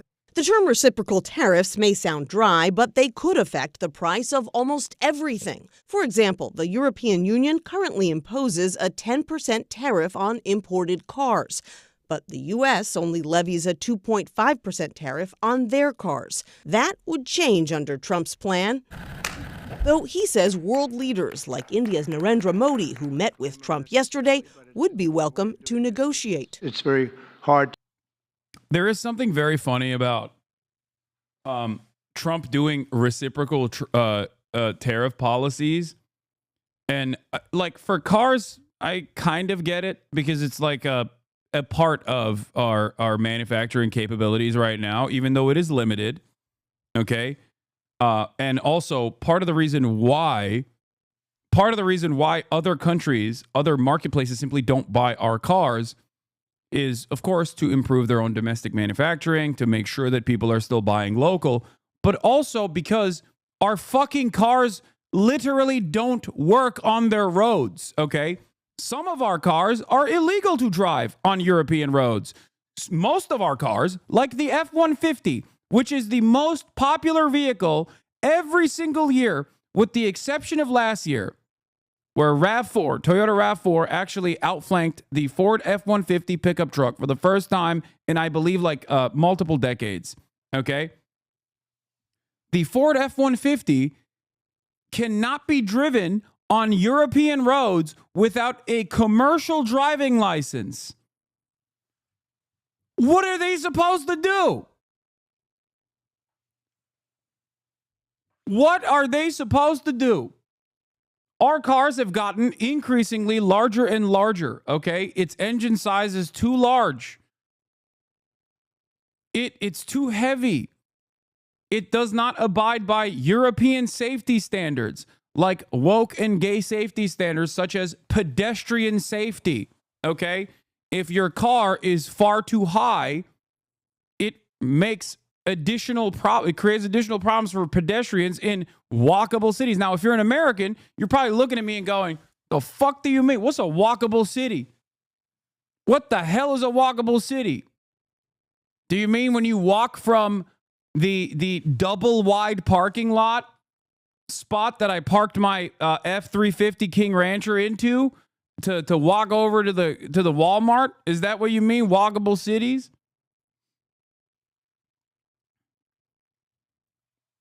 15-minute cities? That's a part of the problem. America has never been invested in actually competing in other marketplaces and has enforced its dominance through tariffs and through this complicated global trade structure. That's the problem, okay? The Japanese were literally just dumping the F-150s. They were forced to purchase as a vassal state a shit ton of Ford vehicles. They're fine vehicles. It's just that you can't use them in Japan. What are they supposed to do?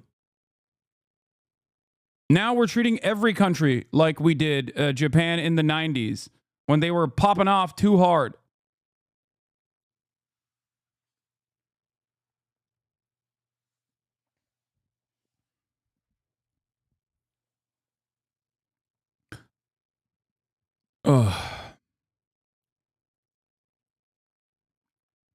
Anyway,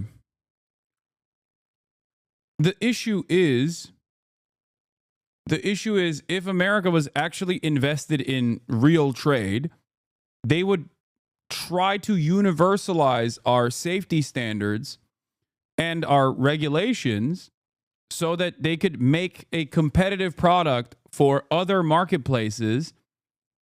But that's not going to happen. Do you understand? So now we're just going to do what? We're going to force these countries to purchase these cars. Otherwise, we will dominate them or some shit. Like, it doesn't make sense.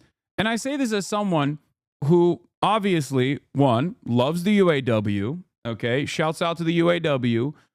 Loves that there is at least some semblance of manufacturing in this country that doesn't revolve around making murder weapons and finding new and unique ways to laser brown children overseas, okay?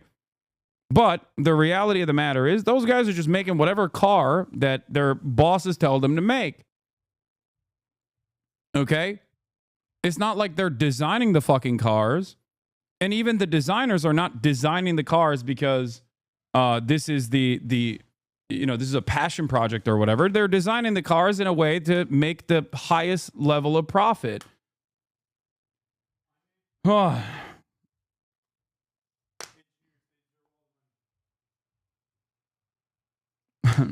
Mirage just walked by and said, engineers deserve all the money.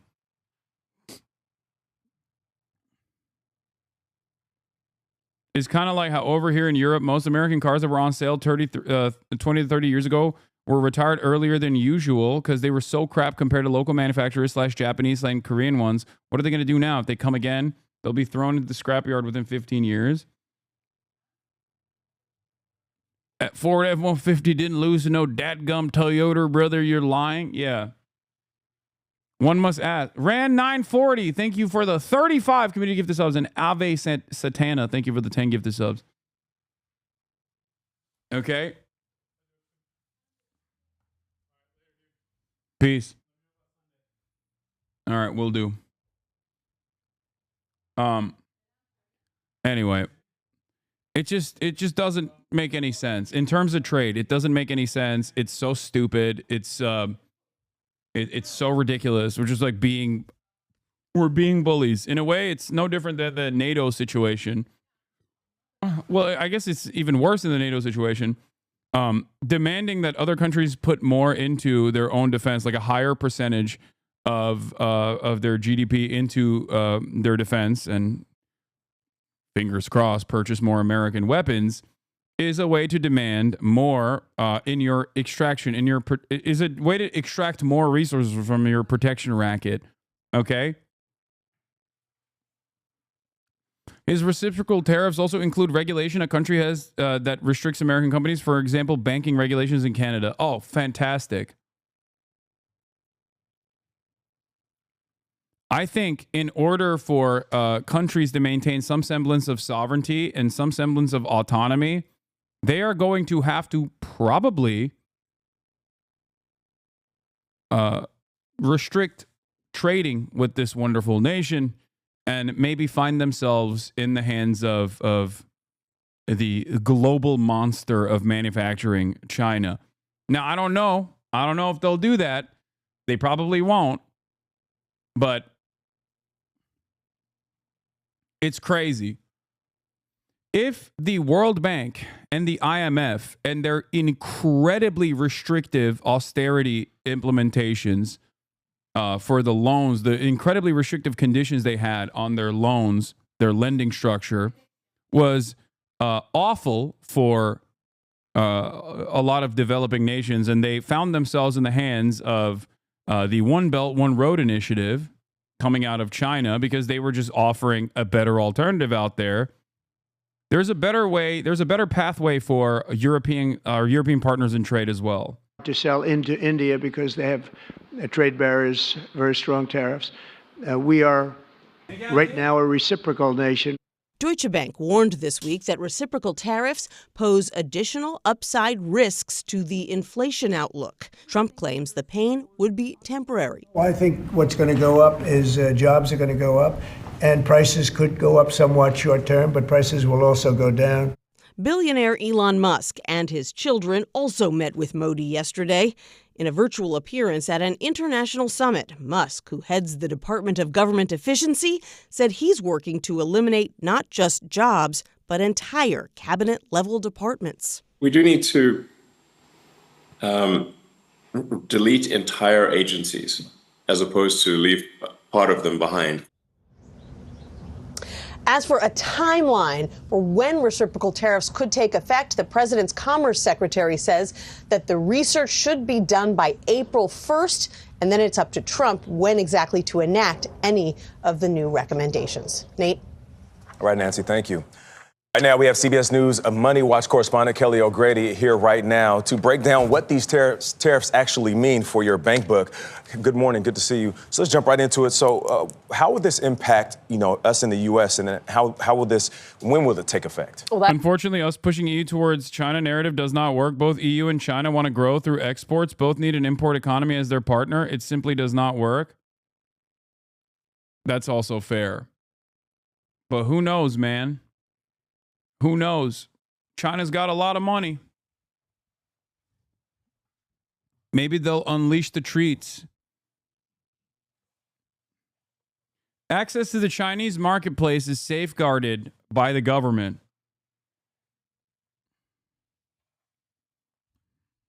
I doubt that they would change that structure, but yeah, the American treatlerites are an endless resource for every other country, including China.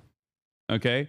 This is part of the reason why the One Belt, One Road initiative is so important for the future of China. They want to develop secondary markets so that they can make up for the loss that the loss of access to the American treatlerite consumer base.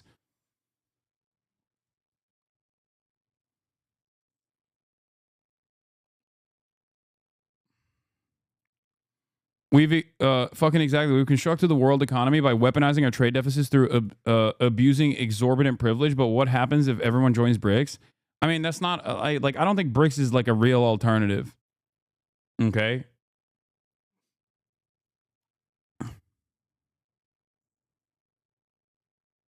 Can we just sell California to the Dutch yet? China should move on from the consumerist model to a degrowth model. I doubt that that's going to happen. That's crazy.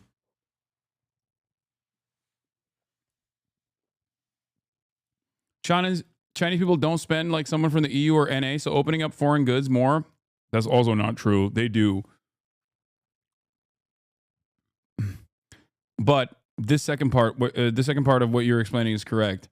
Opening up foreign goods more so then they already do would starve their own companies is correct. That's the one thing that you're not wrong on in terms of. No, Chinese people are consumers, okay? China in many weird ways is very American coded, okay?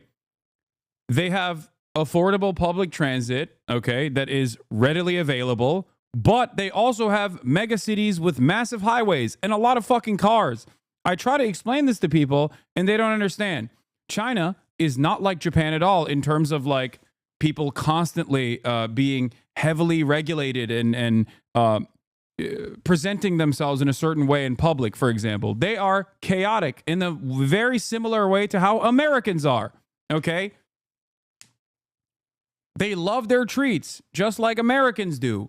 There are a lot of similarities between Americans and Chinese culture in that regard. They're hyper consumerists. It's just that they're held together by a competent administrative state. Okay?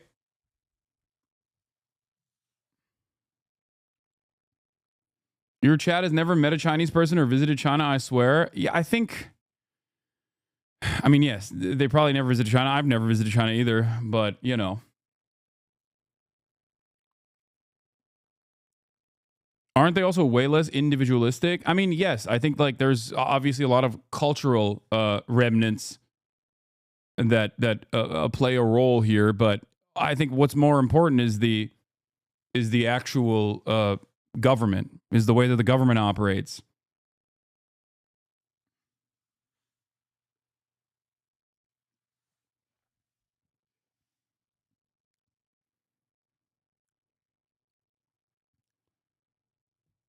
I've been. It's not that bad, but it's boring as hell. We do buy a lot. We just stopped buying Western goods. Why buy from countries that actively demonize China? We buy locally now, and the products are much more competitively priced. Top G is back with another banger.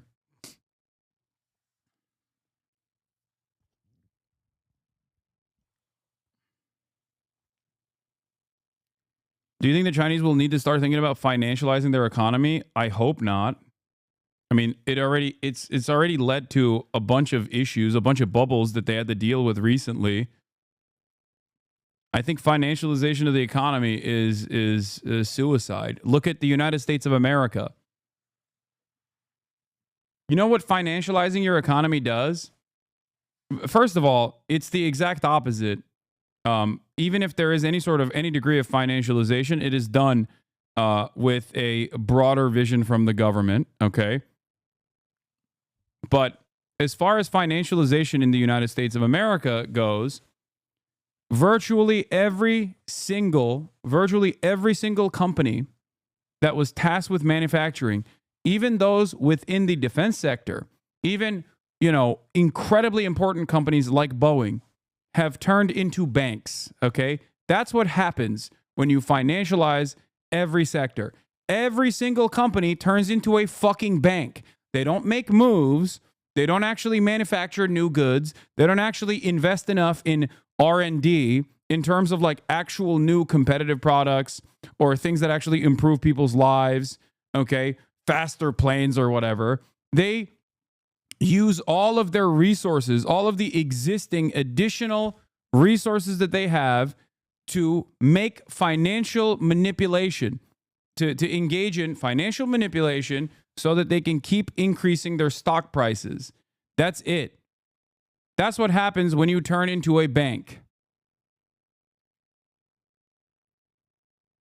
And obviously, in that process, there are a lot of cost-cutting initiatives that come in. There's a lot of harm done to the labor sector in the process because you're engaging in layoffs. Okay. And then a decade later, the outsourcing of manufacturing and the gutting of the regulatory state play a role in planes fucking falling out of the sky sometimes. And then we just go, how did this happen?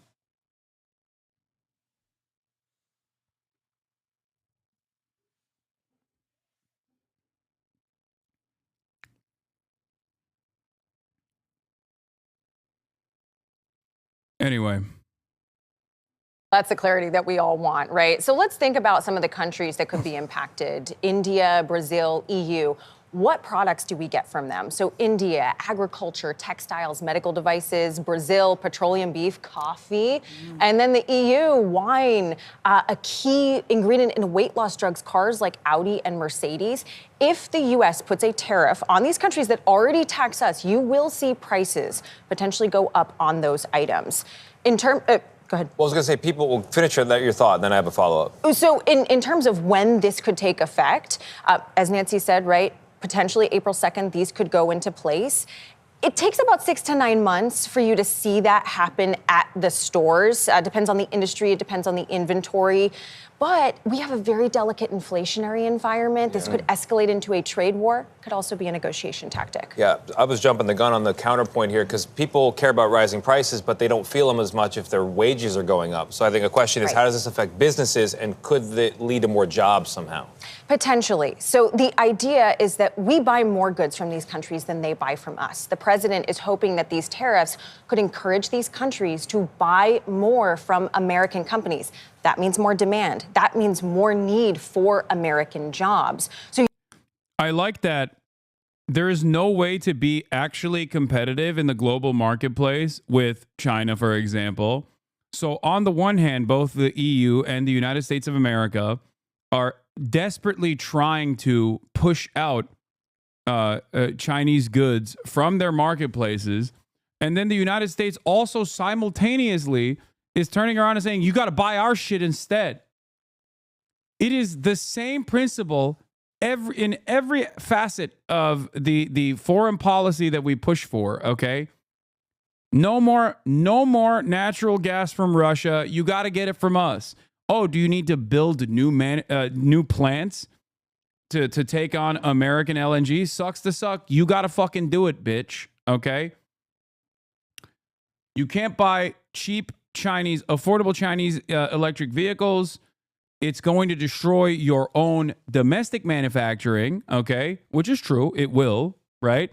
But then also simultaneously, You need to buy our shit instead. Oh, does it not work on your roads? Will it destroy your roads that were built in like the 14th century? Sucks to suck.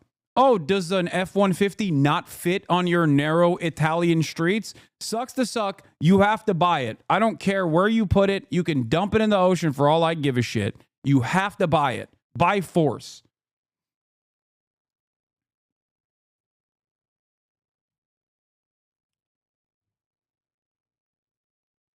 It's great.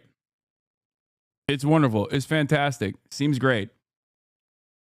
So many American cars are literally illegal in Japan due to safety. Yeah. But hey, guess what, dude? We're the big bully on the global stage. So we will make sure that they are no longer illegal. Oh, do you have any sovereignty? Oh, you thought you had sovereignty. Oh, you thought you were a competent government working to a certain degree at the behest of the citizenry. Guess what, dude? Fuck your regulatory bodies, okay? Look at what we're doing to our regulatory state. Now your regulatory state will be gutted too. Great. What happens if they say no? There are very few alternatives, so I don't know. I don't know. I think a part of this bargain that holds it together is obviously the American consumption machine, which is an incredibly valuable market. That's why while TikTok is marginal in terms of like the American market in terms of numbers is marginal for TikTok, it's massive for how much money is being made, how much revenue is being generated. TikTok is a great example of this. The American market by raw numbers is, what is it like? By raw numbers in terms of like people using TikTok in the United States of America was 170 million. It's actually a still a decent percentage of the overall base of TikTok consumers. I believe it's around 10%. Okay, probably a little bit higher. Now, if you lose 10% of your user base, that's a pretty significant.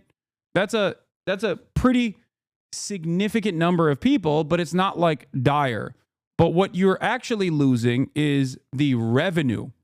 Okay, because despite making up, let's say, 10 to 20% of the base of users, the American marketplace makes up a pretty significant chunk of the revenue for TikTok. Because America has a lot of money. America is a very wealthy country. That's why even the average American in comparison to the average European person has a shit ton more money in the global marketplace.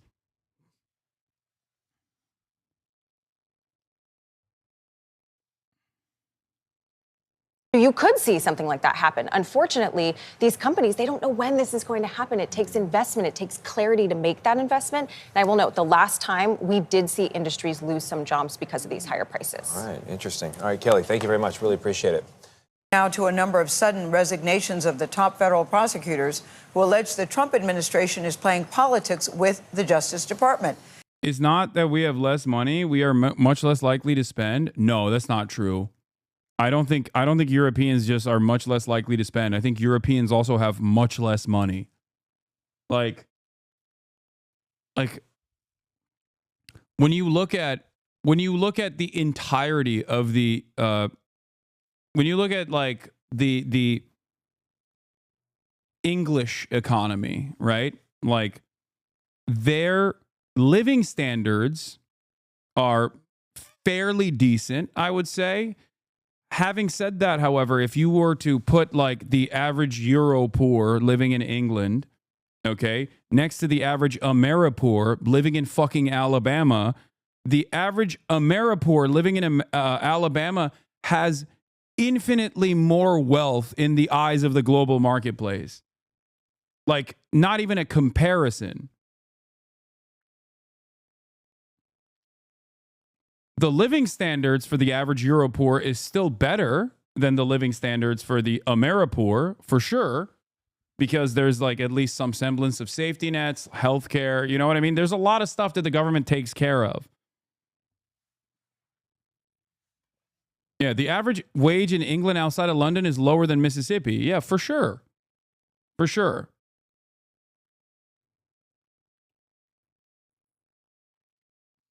But in terms of the wages in the UK in comparison to the US is significantly lower when it comes to most jobs. Exactly. But what you fail to consider in that equation is, in the eyes of international trade, it doesn't matter. Your living standards don't matter. It's negligible. It's irrelevant. So if you're just looking at pure money, like if you're looking at different marketplaces to enter and selling to different marketplaces, yes, the American marketplace is still, by and large, the most important marketplace out there.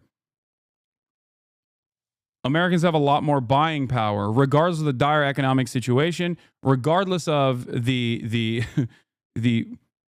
insane levels of wealth and income inequality in this country. Okay?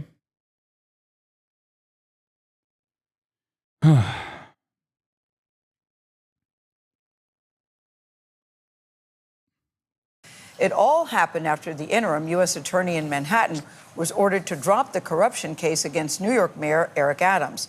That prosecutor, Danielle Sassoon, chose to resign instead. She alleges that Adams agreed to help the president carry out his immigration agenda in exchange for the case to be dropped.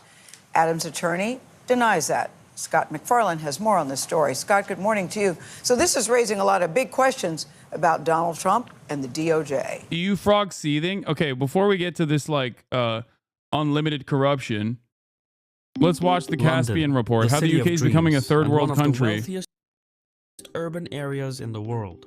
Its economy is worth roughly £508 billion, which equals $652 billion. If it were an independent state, London would rank as the 22nd largest economy in the world, precisely above Argentina and Sweden. However, London's prosperity and that of southeast England is atypical for the country. This small area makes up nearly half the UK's GDP, while having about a third of its population. If one were to amputate London's output, it would reduce British living standards by 14%, just enough to slip ahead of the US state of Mississippi. Yeah, the UK has seen better days. The last 10 years have been particularly tough. Real disposable income, which is income after taxes and benefits. What? Buying $202 shirts on Shein, it has nothing to do with having or not having health insurance, and Americans have $200 to blow because $200 is just never going to buy them a surgery or have any other use for it. When you are a poor American, except spend it. What? I don't think that is a reasonable bargain. I will never advocate for that. I think it's far better for Americans to have far better for Americans to not be so reliant on debt and have far less disposable income, while simultaneously have all of their incredibly important needs met by the government. That is a big part of my advocacy.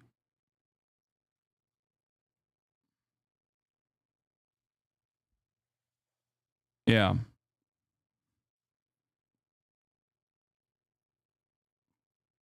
Yes, the chatter was agreeing with me. Having lived in California, Hong Kong, London, and Northern England, my quality of life was actually best in Northern England, surprisingly. Has remained almost unchanged. The cost of goods and services has gone up.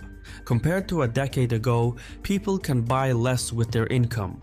Meanwhile, productivity is low. Well, yeah, I don't think that it's because $400 won't buy you good healthcare here. There's nothing to spend it on but dumb shit like TVs. I don't think it's a one-to-one comparison. I think the government doesn't circulate money better in this country in terms of taxes. That's for sure. Taxes that would then fund very important social safety nets, because if you fund social safety nets and the government controls them, At most, it is going to be a depressive force on the profits that the private sector can make, and at best, it would eradicate the private sector in its entirety. That means a big part of that GDP is going away, okay? Health insurance is the greatest example of this. I talked about it extensively with the Luigi Mangione saga, if you recall. Healthcare, for-profit healthcare insurance in this country is a ginormous part of the American the American output, okay? American wealth. There are hundreds of thousands, if not millions of people hired by this industry. And also on top of that, there are trillions of dollars of wealth being generated. Now, how is that money being generated is the important question to ask, okay? It plays a fairly significant role in our GDP. Why? It should not exist. How does it make this money? It makes this money by playing the role of a shitty mediator that actually increases cost across the board. Cost on a cost that is carried over to the consumer, and it's lack of interest in like actually meaningfully tackling the cost on the pharmaceutical side because it has no interest in actually lowering prices on the purchasing side. As a matter of fact, sometimes it directly owns the pharmaceutical providers, or at least has like an additional revenue opportunity on the pharmaceutical side with the pharmacy benefit managers, as we've talked about as well. So it is not in the interest of the private healthcare industry to have the federal government regulate this in any way, or even create a competitive product in any significant fashion, because that would ruin their reason of existence. That would ruin the way that they make money. Okay, GDP don't go up fixing a pothole. It does go up if you blow a tire. What's that meme of the two economists that talk to one another? One economist, what is it?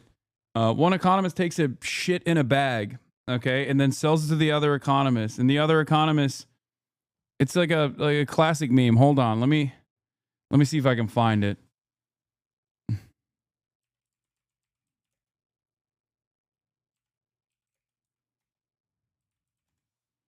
It's a classic. Oh, here. Okay. Here it is. Two economists are walking in a forest when they come across a pile of shit. The first economist says to the other, "I'll pay you $100 to eat that pile of shit." The second economist takes the $100 and eats the pile of shit. They continue walking until they come across a second pile of shit. The second economist turns to the first and says, "I'll pay you $100 to eat that pile of shit." The first economist takes the $100 and eats the pile of shit. Walking a little more, the first economist looks at the second and says, "You know, I gave you $100 to eat shit. Then you gave me back that same $100 to eat that shit.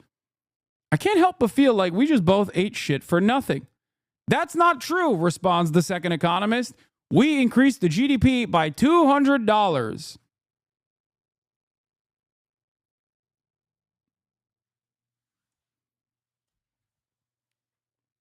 So a lot of the stuff that you consider to be completely unproductive and maybe directly at odds with the flourishing of the working class of the United States of America are actually making a lot of money.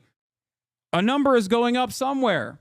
The healthcare industry is profoundly important for our GDP, even though it should not exist.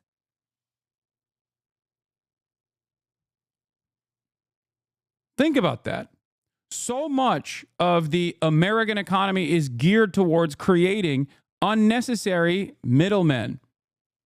Unnecessary middlemen that will have pay stubs. Unnecessary middlemen that will drive up the cost.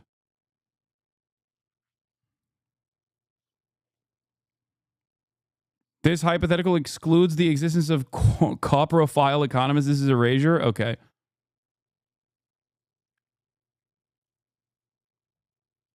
I say I am not even against inefficiency in the economy, okay?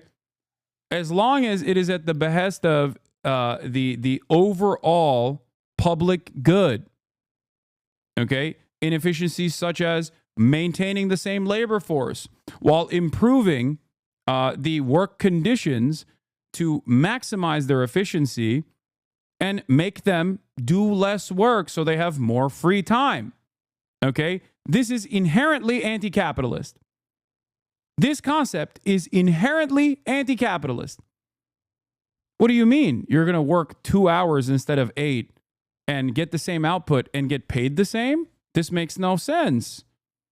If someone can do 2 hours, if someone used to do the same work for 10 hours and now is doing the same exact work for 2 hours, that means you can eliminate 5 jobs. You can eliminate 4 other people's jobs and then make that one guy do the job of 5.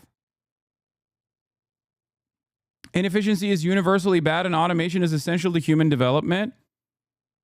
What? Correct and based economist. I agree. That's why we must embrace automation. Inefficiency is universally bad and automation is essential for human development.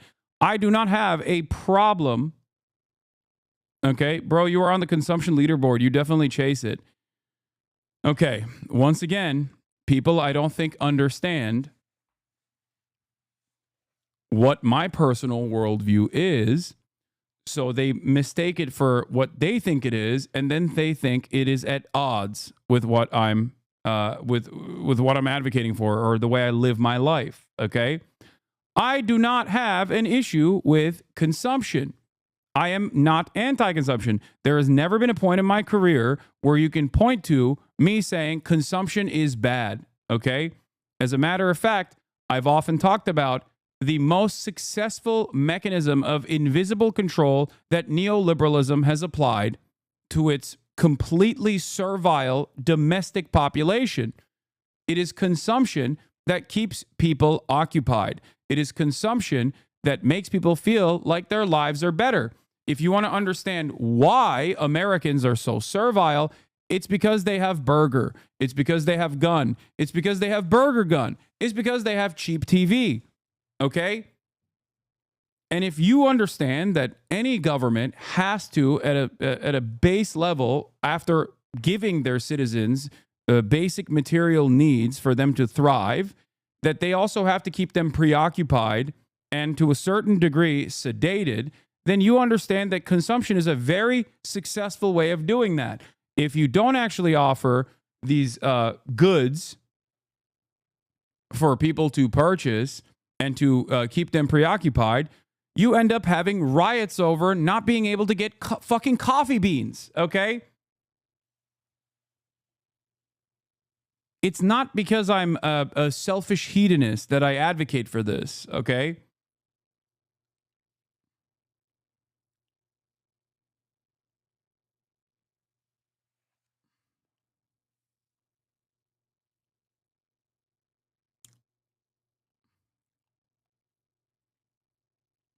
Inefficiency is bad, law.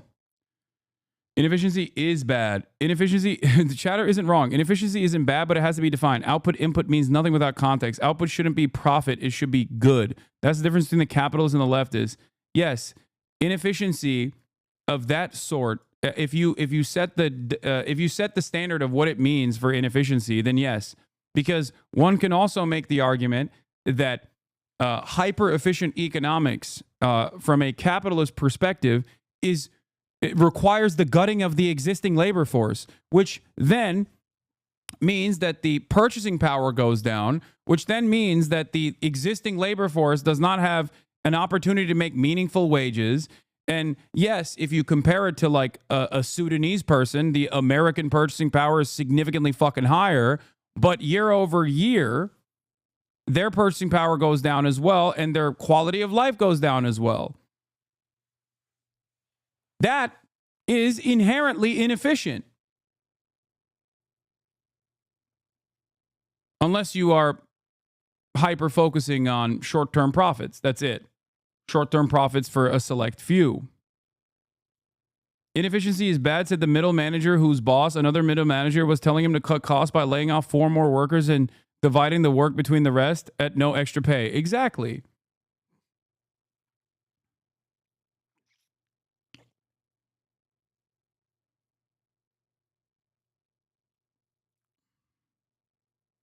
I don't know why, but the first thing that comes into mind when seeing that title is the racist quote I see online: import the third world, become the third world. Is it true? Yeah, no, that's just like a completely pure idealistic racist nonsense. Import the third world, become the third world is idiotic. There is no material difference between a person that was born in the third world and a person that was born in fucking London.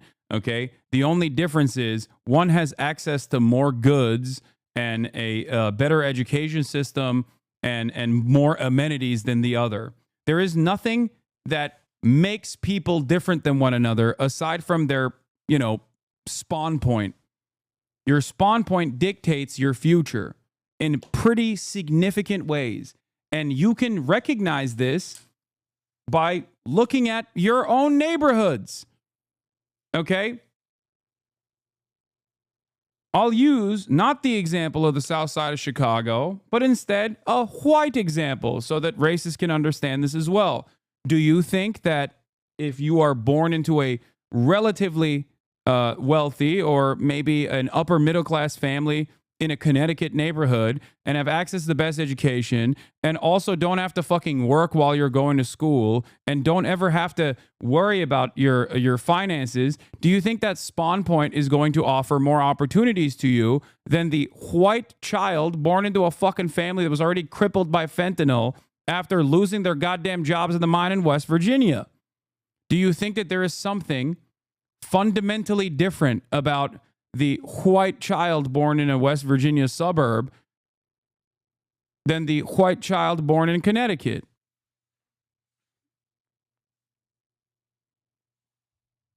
Well, J.D. Vance thinks so. He thinks that the Appalachian mind is simply primitive, but I don't. Okay? I don't. I understand that there is unlimited potential all around the world, and it is up to us to unlock it. If you want to think about it with this like technocratic approach, because many of you European social democrats especially love that shit, you can think about it from that perspective. Okay?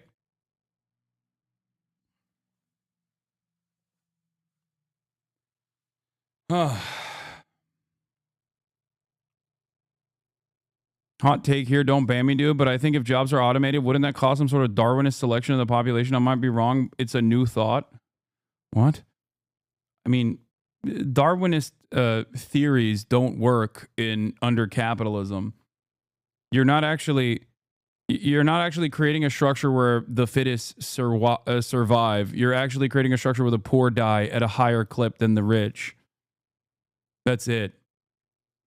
Social Darwinism is the exact opposite of what I was talking about just now, that there is nothing inherently or intrinsically different between people born to genuinely different circumstances.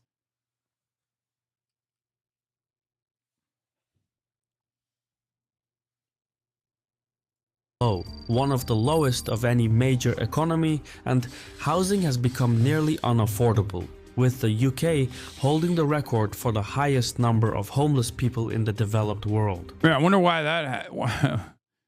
Perhaps the London economy has something to do with that. Okay? And that is true. Okay? The reason why London experiences incredibly high rates of homelessness and also pretty decently high rates of poverty and crime is because the housing market is dog shit. And when the housing market is dog shit, the London economy, in theory, thrives. Okay? The cost of the average house goes up. Higher number. Better looking on the graph. But people suffer as a direct consequence of that because they get priced out of the housing market. The cause for these issues is rooted in past political decisions. Britain has slumbered and stumbled its way through a number of setbacks. Now, the crisis has become endemic with no quick fix in sight. When you think about it, it's because to get a good career in the UK, you were pretty much funneled into London. I mean, this is a identical issue to what Japan is facing as well in terms of its own economy. Okay? Relative wages are highest in big city centers. And that causes people to internally migrate. That is the same everywhere. It's the same in America too. It's the same in Canada. It's the same virtually everywhere. Well, with the exception of countries that don't treat housing as a speculative asset, but instead thinks about housing as a necessity for survival. It's ironic. The UK was the first country to industrialize. Now, it happens in every developed country except for one. Don't make me say it. Don't make me say it. There's another country that is in the heart of Europe that also has been able to overcome these issues. That country is, of course, Austria, at least Vienna. But that's because 65% of their housing is public. There's a couple other countries that also have been able to overcome these issues despite developing, but their understanding of like a land lease agreement is diametrically the opposite of Western capitalist nations.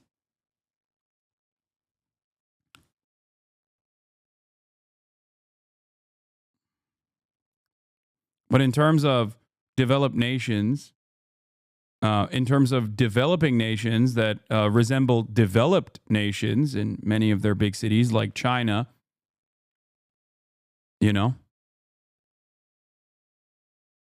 it's all a matter of what the government thinks of housing. It's entirely dictated by what the role housing plays. It stands to become the first to deindustrialize. Seen from a larger angle, Britain's economy is on a downward trajectory. Prices are rising too fast. Just recently, housing prices rose by more than £2,200 in a month. Unfortunately, this wasn't widely reported in the media. Looking at things from all angles is what we do. And Ground News provides us with invaluable insights to do exactly that. That's why we reached out to them to sponsor this video. In fact, reading this on Ground News, I can see only 10 sources covered it, which goes to show how overlooked this subject is. What's more, less than 10% of the outlets were from government sources. One might suppose governments don't want to talk about complications at home. Now, our type of content is not really suitable for YouTube. The algorithm deems it too controversial, and so many of our videos go without monetization. That's why we rely on sponsors to keep producing these videos. We've personally used and worked with Ground News for years, and they've stepped up every time we needed support. In fact, we have our own feed on Ground News. Here, you get breaking news on geopolitics and even blind spot stories that the media isn't covering. Our missions align, so I encourage you to check it out at ground.news/Caspian. I recommend subscribing to the Vantage plan. Our link gets you 40% off. Keep in mind that by subscribing, you are directly supporting our channel.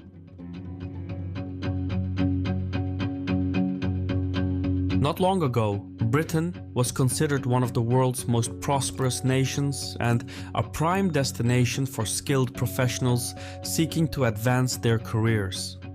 Today, not so much. The state is under incredible socio-economic strain, more so than people realize. 3 back-to-back geopolitical shockwaves have left it with a colossal debt. Why is this Bolshevik scumbag still free? That's amazing.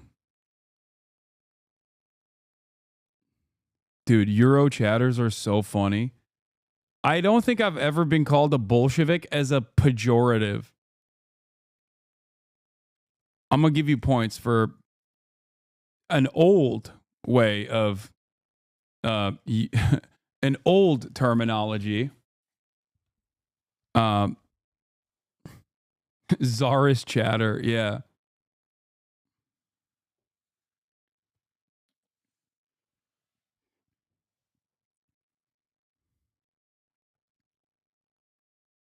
Gary's Economics, a former trader from London, describes the problem perfectly. Can I post a link to his video? Do you know Gary's Economics? No.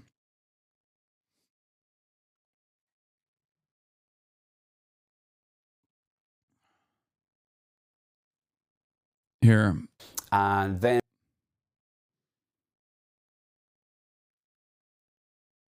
He's also made Gary's mod. Wait, really? He's about to call you a pinko? That is a... Using Bolshevik as a pejorative is so old school that saying you're a pinko commie would be infinitely more modernized as an insult in comparison, even though that is also a very old school term to use. Okay? One is like half a century old. The other is like a century old. More than a century old.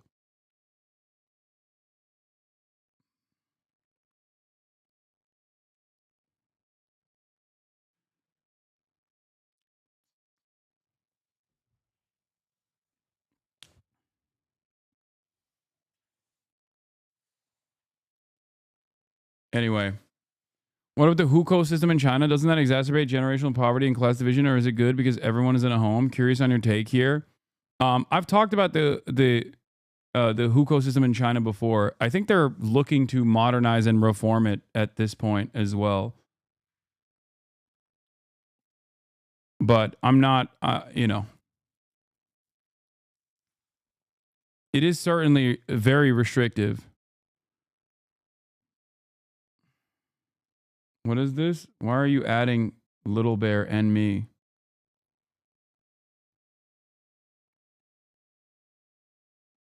If not as pejorative, then it would be accurate-ish.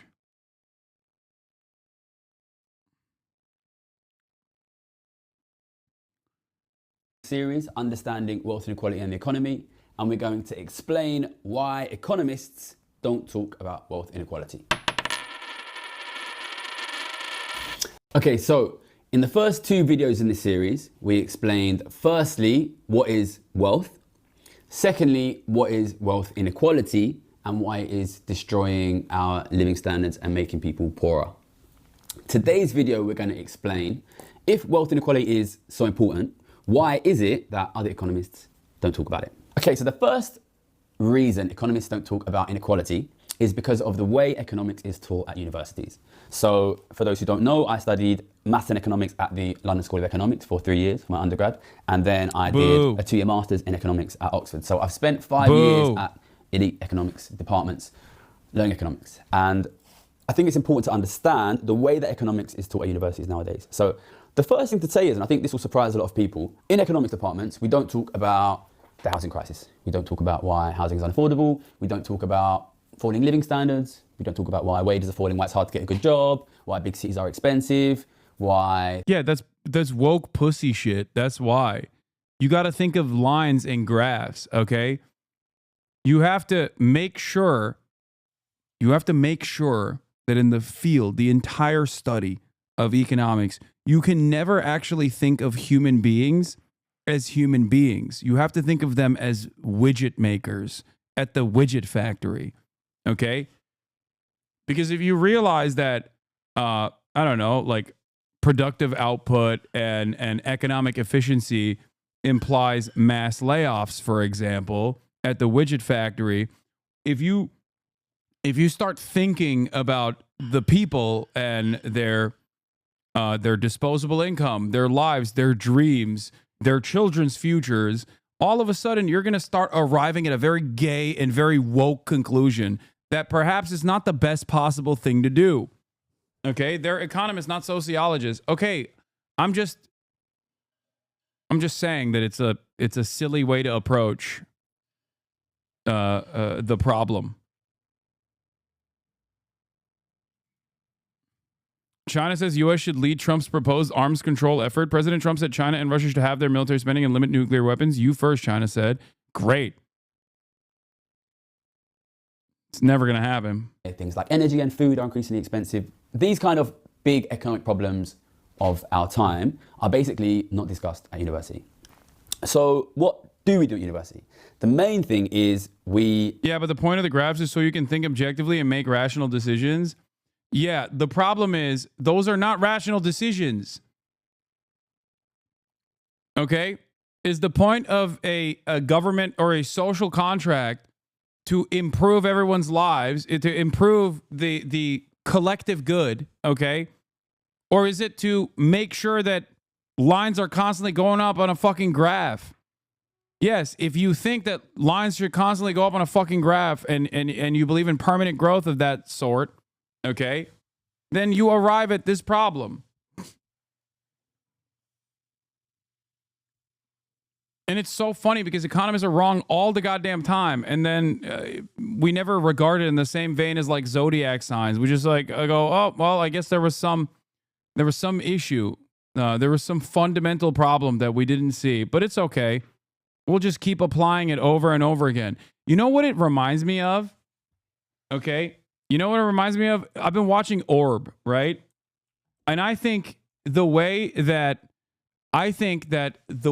capitalism and the way that we literally abide by capitalism being the norm reminds me of the fucking geocentric model in the anime Orb, and the way that so many supposed scientists, whether because of repression from the church or because of their own sunk cost, right, into this wrong model of thinking, chose to overlook an alternative vision, okay, and arrive at the goddamn truth. It is literally the same shit. Orb is an analog for capitalism. Instead of the church, we now have, an entire system designed around constantly seeking profit. And as everything is falling apart, as everything falls apart, as the previous models that we've designed that are beautiful keep failing over and over again, people still turn around and go, we just got to go back to the drawing board. It's fine.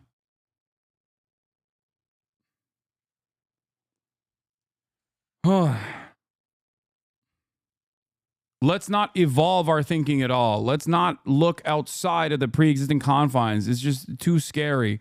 No alternative visions here, okay? Do maths. So economics nowadays is a very, very heavily mathematized subject. If you don't have a very good maths A-level, you basically can't even get into university to do it. And then when you get into the university, it's just very, very, very heavily mathematical. And once you go into postgrad especially, it's extremely, phenomenally mathematical. And it's not easy maths. You're doing kind of a lot of algebra. Marx made the observation, which is true in modern economic theory, that vulgar economists ignore the social relations that underlying the capital-labor relation. It is the organization for profit and property rights that vulgar economists ignore when discussing inequality or productivity. A lot of simultaneous equations. But basically, it's a math subject at this point. And it's important to say that the maths is not easy. So I had a maths and economics undergrad, and I was very good at maths as a kid. But then when I went to do my postgrad at Oxford, even though I was very good at maths, I found the maths quite difficult. And if you want to succeed, if you want to get good grades, you really, really have to spend a lot of time memorizing the maths, basically. And the context for this maths is they basically build a model, like a model economy, and everything affects everything else. So if we cut the interest rate a bit, what does that do to GDP, for example? Or if people suddenly start spending less money, trying to save more, what does that do to inflation? This kind of thing. If the government suddenly raises taxes, how does that affect the economy? And you build this kind of mathematical model. It's like a toy model, like a kind of game in a way. We raise this a little bit, that falls, this thing rises. And that's the kind of model that is basically used in modern economics. But of course, when you build a model, you can't include absolutely everything that exists in the economy. You have to make some simplifications. Some things will be included, some things will not be included. And the models which we study at universities nowadays, one of the big simplifications is that there is no inequality in the model. In fact, it's more than just that there is no inequality in the model. There is only one person in the model. So these models are what they call representative agent models. So rather than looking at 6 or 7 billion people in the world, or like 66 million people in the UK, or 300 million people in the US, they say, to make the model simpler, we are just gonna look at one representative person, so the average person in the whole economy. So all you care about is averages, right? You're just looking at one average person. And of course, if we change the distribution, if I take some wealth from you and give it to Bill Gates, or if I take some wealth from Rishi Sunak and give it to you, that changes the distribution, but it doesn't change the average. So basically, once you build this model, which only looks at the representative agent, which is the average, which is the aggregate, It's not only that there is no inequality in the model, there is not even any possibility for inequality in the model. These are models of averages, these are models of aggregates, which is why when modern economists who've been to these elite universities think about the economy, they tend to think about them in terms of averages or aggregates, so that they're obsessed with the big aggregate measurements of the economy. For example, GDP is of course the classic one, unemployment, inflation, central bank interest rates, level of government spending, level of government taxation. These are things which you can measure on an aggregate economy, but they're nothing to do with how is one person effective versus another person. As soon as you take a model and you make it representative agent, a model of the average person, this model can't say anything about distribution, it can't say anything about this group of people is winning, this group of people is losing. We can't say anything like that in these models. So I think this is really interesting, right? Because if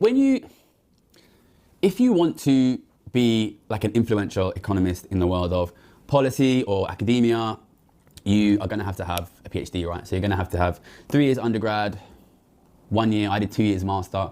You're going to be doing a PhD for like 3, 4, 5 years. In the US, a PhD is like 7 years.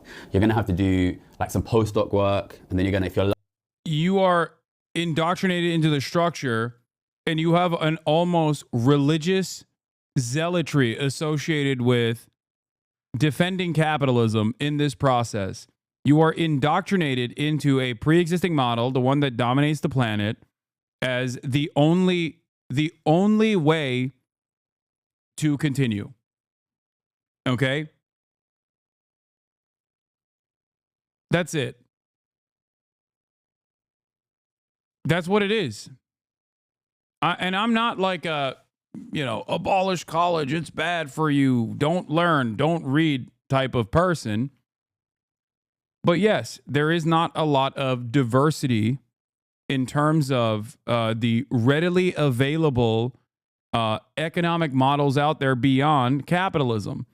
The most quote unquote progressive or woke version of this that you can get at the entry level is Keynesian economics.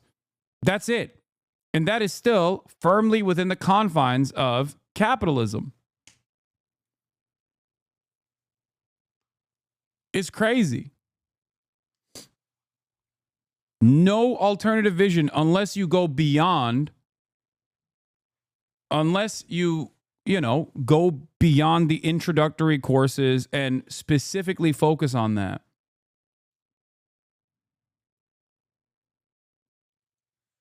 Post-Keynesian and MMT are the most progressive schools nowadays. Yeah, but even then.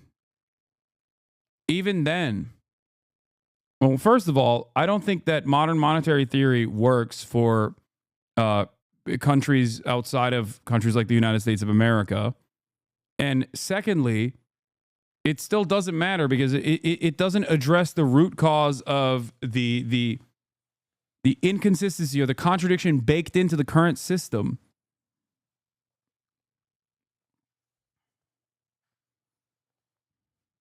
Okay? Like I'm not the type of person who's like, oh, dude, this is bullshit. It's astrology or whatever. A modern monetary theory would never work or something like that. I'm not saying that at all. I'm simply stating that, well, one, you need to be a hegemonic power with sovereign currency, and two, more importantly than that, it still does not address the root cause of the problem. Lucky become a junior professor. So like by the time you reach a point that you are like influential in economic policy terms, you've been studying these models for like 15 years, like something like that. And the fact that these models don't include any distribution, don't include any inequality, that doesn't explicitly say we don't think. This is so funny. Even in my sociology masters, we didn't talk about Marx as a part of the curriculum once. Yeah, because he was the curriculum. Only a political economy class I took included his text, and that was mostly to dismiss him to move on to Austrian economist bullshit. I think a sociology major saying in our sociology master's education we didn't talk about Marx is really funny, because it's all Marx. Even if they don't say that it's Marx, it's still all Marx. Inequality is important. But what does it do to a person who has devoted most of their life to the study of economics? That study has consisted of 10, 15 years of very difficult mathematical analysis, mathematical manipulation, of very difficult, very complicated mathematical models with no inequality in them. Like, I think this is a very effective way to subconsciously convince, almost subconsciously brainwash a person into believing that inequality doesn't matter. See, you never come out and explicitly say, like... Okay, he took 7 minutes to explain that you get indoctrinated to a way of thinking if you get a PhD in economics that basically undermines the people that you're talking about in these economic models. That is crazy. I mean, this seems like a great channel. You guys all love him, but holy moly. Hasan, hate watching? No, I'm not hate watching at all. It's just like... I rarely ever encounter people that are bigger yappers than me. And this man he's done it. He's done the damn thing. I've officially found a bigger yapper than myself. The more important point was the data is not broken up by income. Inequality doesn't matter. But you say, like, here's a really, really complicated game. Here's a really, really complicated mathematical model that you're going to have to spend 15, 20 years of your life understanding in absolute fine detail.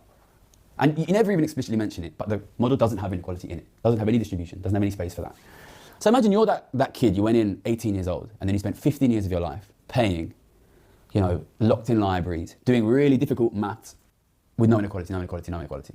And then, first of all, whenever you think about what's wrong with the economy, you're going to go back to the stuff you studied, right? And you're going to be like, maybe the problem is the interest rate is too high, or government spending is too low, or government taxation is too high. You know, you're going to focus on these things that were in the model. You know, you spent 20 years studying that model. Of course, you're going to want to provide answers that are from the model that you told, the model that you've been spending 20 years of your life studying. But if somebody comes to you and says, hey, maybe the problem is inequality, maybe the problem is distribution, how's that going to affect you emotionally? What's your emotional response to that going to be? I think you're going to get like a gut instinct, which is like, no, of course it's not.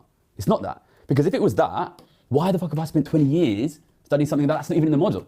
And also, you kind of have a bit of professional skin in this game, right? Because if this person is right with what they're saying, that the reason the economy gets worse and worse is because of growing inequality, then you have spent 20 years of your life studying something that has nothing to say about the biggest... It's also not that you learn that inequality is irrelevant.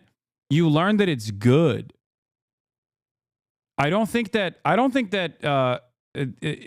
econ majors learn that inequality is completely irrelevant to their models.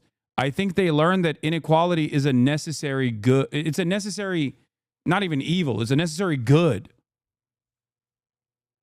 Because someone has to be coerced to take on these low-paying jobs. Someone has to be coerced, and the only possible method of coercion is that inequality. I think that it's a natural part of the paradigm, and that it's a good thing that it exists. And capitalism actually does a much better job than alternative models, because alternative models are never regarded as models that are incentivized through less alienation or higher degrees of autonomy over the means of production, but instead alternative models are advertised as force. Okay, poor people either have to go into work and work these shit jobs because they have no other way of earning their keep and, you know, putting a roof over their heads. Okay, or if that's not the case, in other structures, the only way you can get them to work is by gunpoint. Okay. Ironically enough, we do plenty of that gunpoint coercive aspect of labor, you know, sometimes by directly destabilizing the global south and other times by imprisoning decent chunks of our population. But that's neither here nor there, I guess. That's one of the other invisible aspects of capitalist cruelty. My boyfriend is an econ major and he definitely thinks like this. So hard to have these conversations, especially when I was a poli-sci major and had a very different academic perspective. Economic issue of our time. And you're a professor now at Chicago or LSE or at some fancy university, and you've got nothing to say about this. If this is true, you're in big trouble, right? So I think this is the current way that we teach economics is very, very powerful at convincing everyone who has a powerful voice in speaking about economics, in insisting, no, that's not it, that's not it, that's not it, that's not it. But the end result is, most of these discussions are just, 10 people with elite university degrees talking to each other. So it's not that they even have to really deny somebody like me who says inequality is the problem. It's just never in the discussion. It's never in the discussion. It's a little bit like, who Copernicus is. Copernicus is this scientist who discovered that the Earth travels around the sun, and the Earth is just one of many planets traveling around the sun. Oh shit! And everybody accepts now that this is wrong. He's literally doing the orb. He's doing the orb analogy. Yo! That's crazy. That is what I've been thinking about quite a bit, though, because I've been watching Orb. Obviously, he's not doing the orb analogy. He's doing the historical example of the real existing historical example of of someone that undermined previous ways of thinking and that was completely shut out from the conversation. And those who carried the torch of this kind of research were actively undermined and pushed away and murdered sometimes for developing the alternative ways of thinking, which ended up being the truth, by the way. Okay. What the fuck is Orb? You keep saying Orb. Orb is an anime about a scientific development around the heliocentric model that under the watchful eye of the church. It's an anime that fictionalizes. It's an anime that fictionalizes basically the process. The manga is set in 15th century P Kingdom. People who suggest ideas in opposition to the teachings of the C religion, which is Christianity, by the way, and it's the Inquisition, such as that the earth revolves around the sun, are considered heretics and are tortured or burned at the stake. Rafal, a child prodigy with an interest in astronomy, is forced by Hubert, a scholar and heretic, to assist him in his research for the movement of the earth theory. Okay? When Nowak, an inquisitor, finds a diagram drawn by Rafal showing a heliocentric model, Hubert claims responsibility and is executed. It's one of the things that Hubert says that I really love is that there are no wrong answers, right? Like a wrong answer can still lead you to the truth. And I think that's a wonderful way to approach both the rest of this anime, and I'm not going to spoil the rest of it. This is like first and second episode shit, so shut the fuck up, chatters. But yeah, it's about how difficult it is to shatter dogmatic approaches.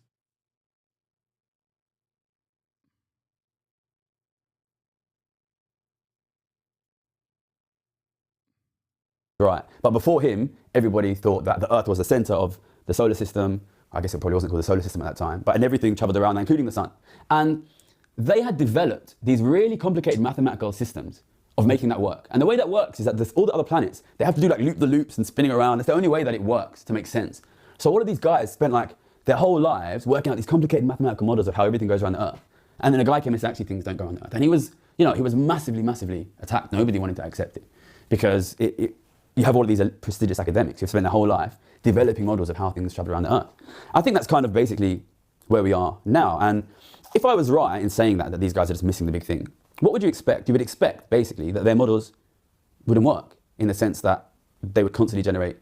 And it's funny because, like, it's obvious that the models don't work.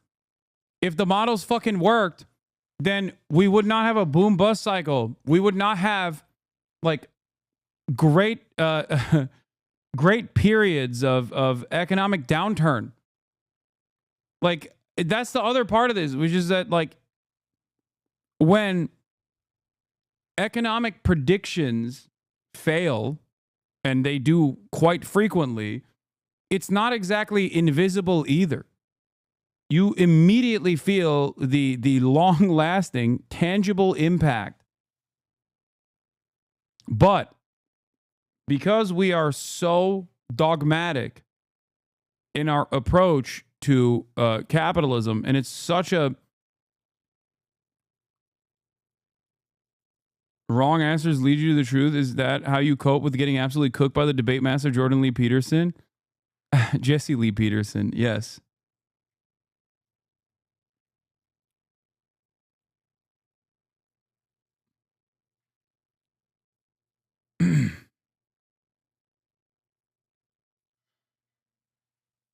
Anyway.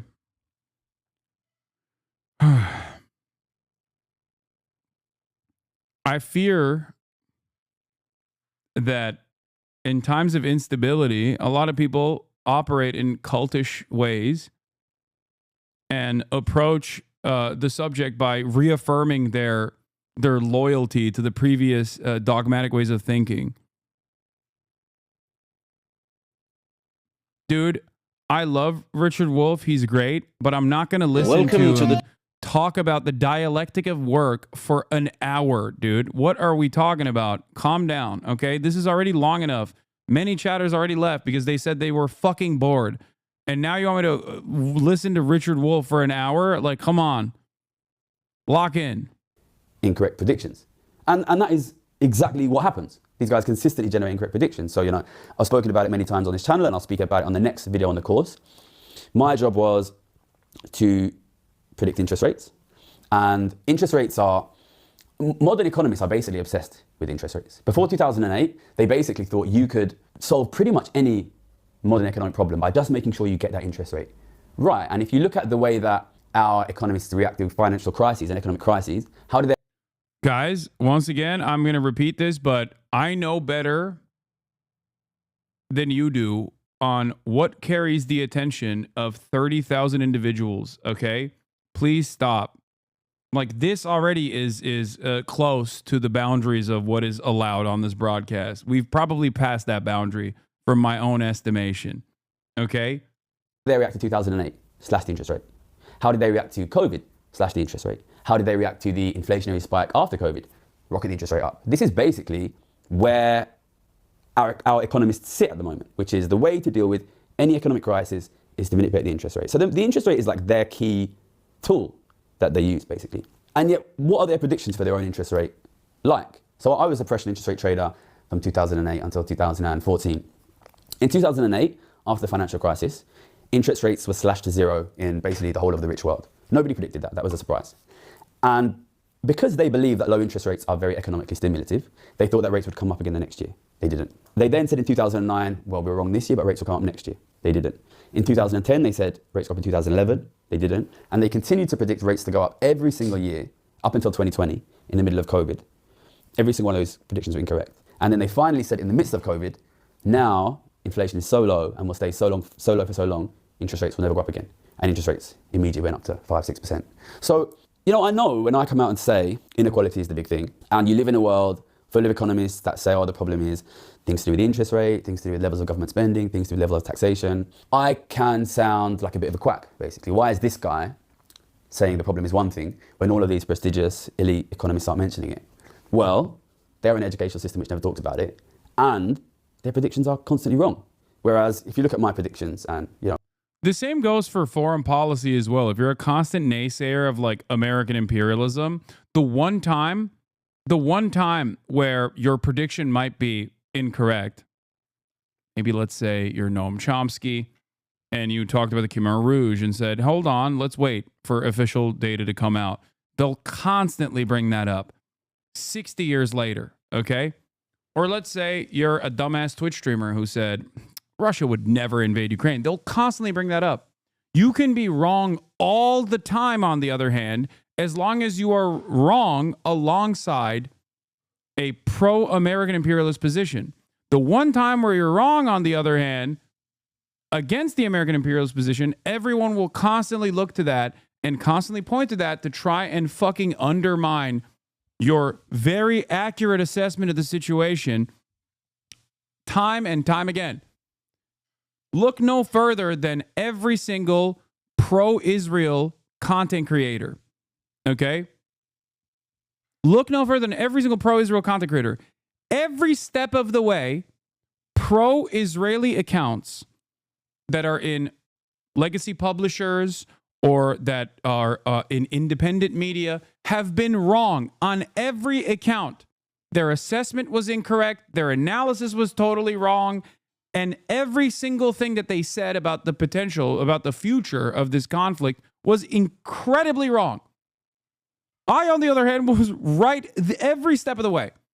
And it's not because I have some crazy fucking future sight or whatever. It's because I was looking at previous actions.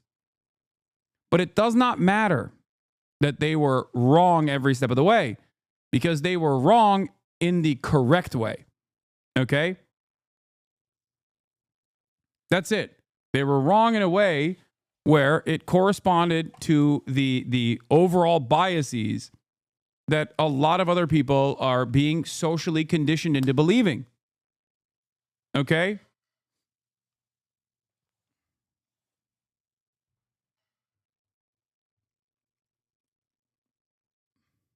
That's it.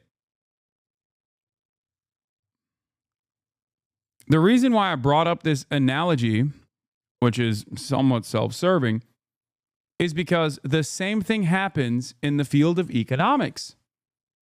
Okay? Gotta call this white guy wrong in our post-DEI? What are you talking about? Okay, man, calm down. Take an hour off, you know? Take a breather. The point is, economists are wrong all the time. They're wrong so consistently, but they're wrong within the confines of permissible, the permissible concepts. They're wrong within the confines of, they're wrong in favor of being pro-capitalism. And if you're wrong when you're pro-capitalism, then that's fine. It's, you know, some people get stuff wrong all the time. They're a part of the in-group. Okay? That's it. You know, I correctly predicted interest rates after the 2008 crisis, but I've also correctly predicted things on this channel. If you go back and look at the first video on this channel, which we'll link in the description, I predicted in the beginning of COVID there would be an inflationary crisis, cost of living crisis, a huge spike in the stock price, the gold price, house prices, a huge decrease in inequality. I'll give you one example, okay? Famines under socialist developing nations that want to abide by a socialist model are considered death campaigns directly caused to kill as many people as possible, okay? Regardless of what the material conditions in that country looks like, regardless of famines being a widespread problem at that point in time all around the globe, okay? It's never simply mismanagement. Although we have an abundance of food now with technological improvements, okay, there are still 14 million people that die due to famine-related issues every single year under a global capitalist structure. But why do those people die? It's not because of the system. It's not because of mismanagement when we have abundance. It's actually the individual's fault. Okay? Even when famine is man-made, deliberately created to kill people with the intent to kill people, if it is done by a capitalist superpower, then it's still not the same degree of immorality of that is mismanagement under a socialist form of governance. Okay?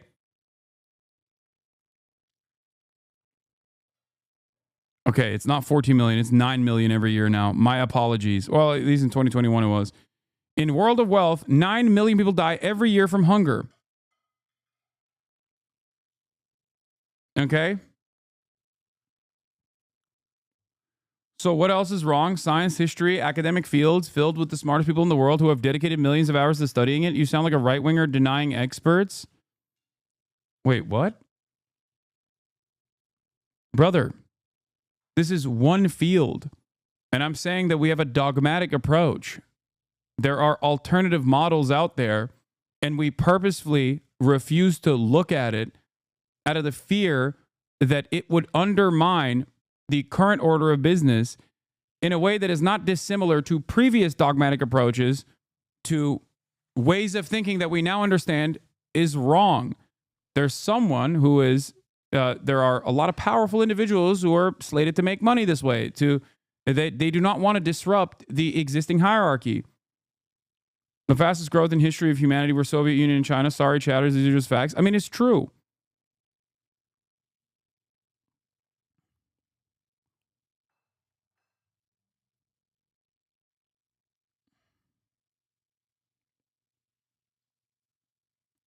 I'm also using analogies that pertain to your modern day existence that you can look at, because inequality exists everywhere. Okay?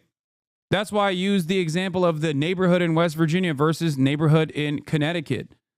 I'm using analogies that you can also comprehend.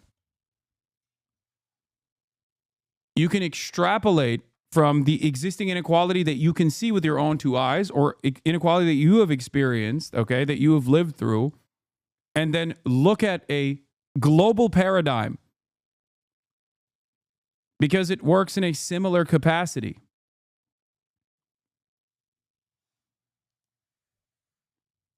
All these things have happened. So I know it's easy to dismiss somebody, especially somebody who doesn't come from a rich, privileged background, saying the elites are wrong on this. But the elites are continually generating incorrect predictions. And I'm generating correct predictions here. So I think that what we have at the moment is essentially a broken education system in economics. But there's more to it than that.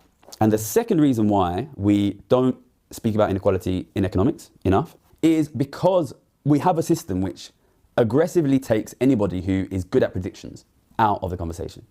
And to explain this, I want you to put yourself in the mind of a young 20, 21-year-old economics student, loves economics, loves the maths, studying at loads at an elite university. You graduate, whatever it is, magna cum laude or whatever, you're top of your class, and then you have to decide what you want to do with your life. So if you want to be in this conversation, if you want to be an academic, or if you want to be advisor to government, or if you want to work in public policy, you have to stay in academia. You can't just do an undergrad. You're going to have to do a master's. It's going to cost you a lot of money. You're going to do a PhD. You're going to have to work, spend money, locked in libraries. If you're lucky, you might start making money in your mid-30s. Or 9 million people dying out of 8 billion is nothing. If we're being nitpicky, is crazy, dude. It's not 9 million people dying because famine is still obviously fucking widespread and a problem that we haven't solved. It's 9 million people dying from hunger out of 8 billion at a time of abundance. Okay? This cannot be seen as anything but an act of sheer cruelty. The only problem here is that it is not profitable. Okay? It's simply not profitable. That's it. It's a logistics problem. That's a crazy way to approach 9 million people dying every year. That's incredible. If you can cast aside 9 million people dying every year, then honestly, you can agree to a lot of stuff, A post-Keynesian Marxist-leaning economist was said to be wrong about sellers' inflation where prices rise because of short-term profit-seeking. What if we're thinking about inflation all wrong? Isabella Weber's heterodox ideas about government price controls are transforming policy in the United States and across Europe. Your window is closing. No, it's not.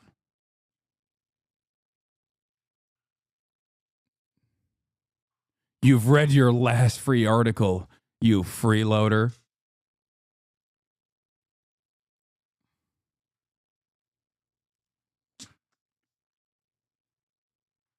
$8 billion people don't die every year? Wait, what? Yeah, they don't.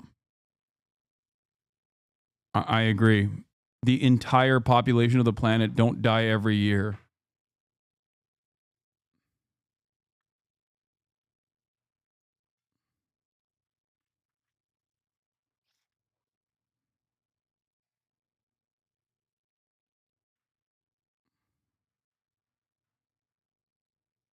You've read your last free article, bucko. Or you can go into the city. Not only does it pay you way, way, way more, but it gives you the opportunity to prove, look, I'm good because I can make predictions. And academia doesn't really care if you can make good predictions. So one thing which was really clear to me in my time in the city and my time in academia is if you're really, really good, you want to be in the city. Because if you're making good predictions, you will be recognized, you'll be paid, and everybody will know that is the guy over there who is right, because they're really aggressively analyzing who is the guy who's making good predictions. They're tracking that and they're paying that. But if the field of economics is so bad and gets everything wrong, then why do corporations and institutions crave elite economists so much? Wait, what? Dude, I don't think you understand. They are operating within the confines of the pre-existing system. Yes. It's a self-reinforcing cycle. That's the entire point of his video, by the way. Like, you misunderstood the entire point of the video from an econ expert, by the way. This is a person who does have the qualifications that you demand. And your reaction to this, your immediate antagonistic reaction to this, is ironically the point that he's also making, which is that any kind of heterodox thinking is immediately cast aside by those who have obviously sunk a lot of time into thinking this way, and even those who have sunk no time into this way, but have basically decided through all of the social conditioning that this is the best possible fucking way of going forward.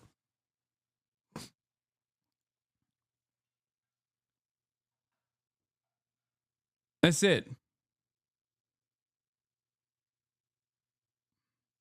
Also, I think you're mistaken, like, economists for, you know, quants or like actual math majors who I think even have a more soulless approach to the process somehow. Whereas when I went back to academia in 2017, I had, you know, my first lecture at Oxford, and it was about interest rates. And I thought, you know, this is really interesting, right? You know, this is the thing which we've predicted really badly for 10, 15 years. This is the specific area I worked in. This is the area I'm an expert on. Like, it's really interesting, right? Like, if you are at elite university and you're studying something really important, and we've been wrong about it for 10, at that time it was 10 years, now it's more like 15 years. This is interesting, right? This is like a kind of like an unsolved problem. Like, there's a thing that we're really bad at, you know, we can work out why we're bad at it. So I went to the professor, I said, why do you think we've been wrong about interest rates for 10 years? And he said, no, we always knew interest rates would stay zero, which is, you know, categorically wrong. And I went back and I showed him the data and I said, look, you've actually been wrong for 10 years. And he said, oh, that's interesting. You know, it never went anywhere. So what this shows is, if you're good at predicting, which means you're good at working out why other people are wrong, the city will pay you. Academia won't even notice. It won't even notice. So what does this tell you about academia's ability to improve? Like, if these guys are able to be wrong year after year after year after year for 10 years and not even notice, they're not going to improve. They're not going to improve, basically. So what you have is a situation where anyone who is good and wants to make money is aggressively paid to leave. And if you're good and you stay, even if you are able to correctly identify an area where everyone is consistently wrong, they don't really care and they're not going to listen. So what kind of person stays in academia when they know that if they're good, they will do much better and get paid much better leaving academia and going into finance? Basically, people from rich families. It doesn't make sense to do that if you're not from a rich family. Like, if you have the option, you know, I made millions of pounds in the city, and, you know, that is what paid for this flat. And, you know, when my brother needed to buy a house, I helped him. My sister's trying to buy a house, I'm helping her. Like, people from ordinary families cannot afford to make that choice if they're good. So the kind of people who stay in academia, you need to be either not good enough to get into finance, from a rich family, or basically a little bit mad. Like, and this is what happens. And Gary's great, but his takes can be quite liberal. It's not like if we just got good economists to work with the government, then suddenly capitalism would be just fine. The system is far more self-replicating at a structural level to be changed in that way. I don't even know if he's actually saying that. Yeah, I think given that there is like some level of math involved in economics, I think one of the most damaging aspects of that has been this false reality that they also mistake economics with like hard science when it's very clearly not.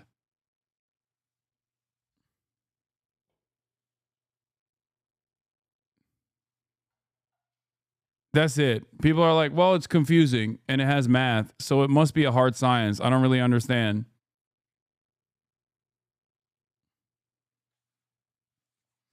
Based on what he's saying about not needing / wanting to improve, it sounds like the idea that people not wanting to return to shopping carts, there's no reward for returning one, but what? It's neoliberalism that started pushing its view of the economy as some objective truth. Before that, it was way more diverse and everyone understood that it's mostly social science.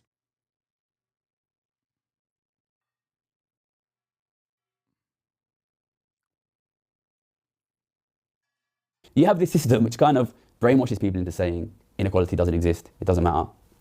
Doesn't listen to people who are right and have ways who are demonstrably better in their predictions, and aggressively takes everybody who's half good out of the conversation. I mean, I think one of the classic things that Noam Chomsky has talked about in terms of like the field of economics being designed around a lie is the notion of the rational actor principle, when there is a multi-billion-dollar industry dedicated to making irrational choices, making consumers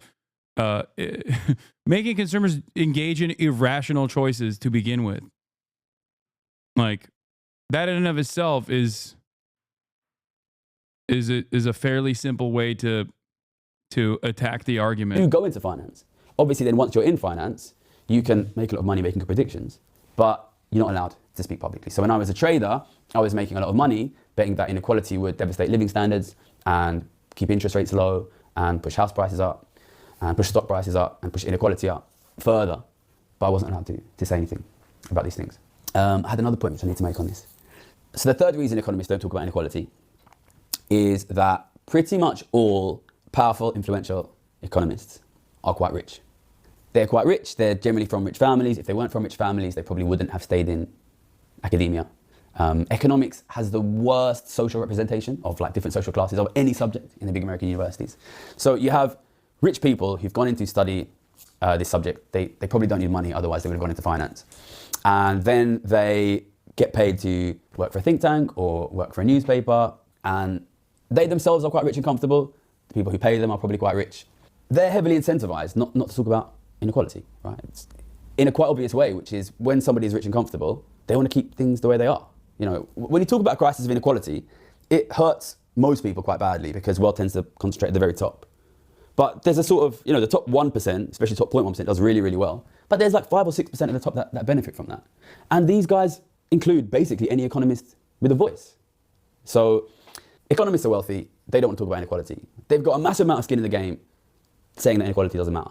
20 years, 30 years of education studying something which has nothing to say about inequality. They need this to not be a problem. Okay, so to conclude, why do economists not talk about inequality? Primarily, it comes from an education system which completely neglects to discuss it, which means that anyone who is involved in this discussion has studied for 20 years without ever talking about this. So it basically indoctrinates them into believing this is not a problem. And also they have a massive incentive in pushing that, because otherwise their education is a waste of time. It's rich people, it works for them and their class interests. Anyone who is really good at this is paid out of the game and paid to keep their mouth shut. So basically, they're not going to fix this. So what does that mean? I'm filming this video at the back end of 2024. We had an election this year in the UK where the centre-left Labour Party beat the centre-right Conservative Party. And I think people often think that the reason that politicians do nothing about inequality is because they're representing their own interests. It's important to recognise there's kind of this whole class of slightly self-serving, slightly idiotic, very posh, very rich economists that are holding this up. And they're going to do nothing about inequality. Inequality will get worse and worse. Living standards for ordinary people will fall. And these people are not going to stop it. So the responsibility has to fall upon ordinary people themselves to stop it. When I first started talking about these things publicly in 2020, I was writing articles for newspapers. I wrote an article for The Guardian. And those articles are mainly being read by quite posh, quite privileged, quite rich people. And I was convinced that we were not going to get positive change by talking to the group of people who benefit from the growth in inequality. So I made consciously the switch to YouTube to try to convince ordinary people they need to do something. And that's why we're doing this channel. So I would encourage people to support, keep watching these videos. I think the next video we would do on this will be a little bit talking about my personal experience and how I came to become convinced that inequality was the problem. And then we'll keep doing... I don't get all the Trump hate. I think his hair is pretty cool. Don't worry, we're going to get back to the Trump slop in a second. I just wanted to take this brief sidestep, but well, here is Tom Homan, the grotesque and certainly not corrupt New York Mayor Eric Adams.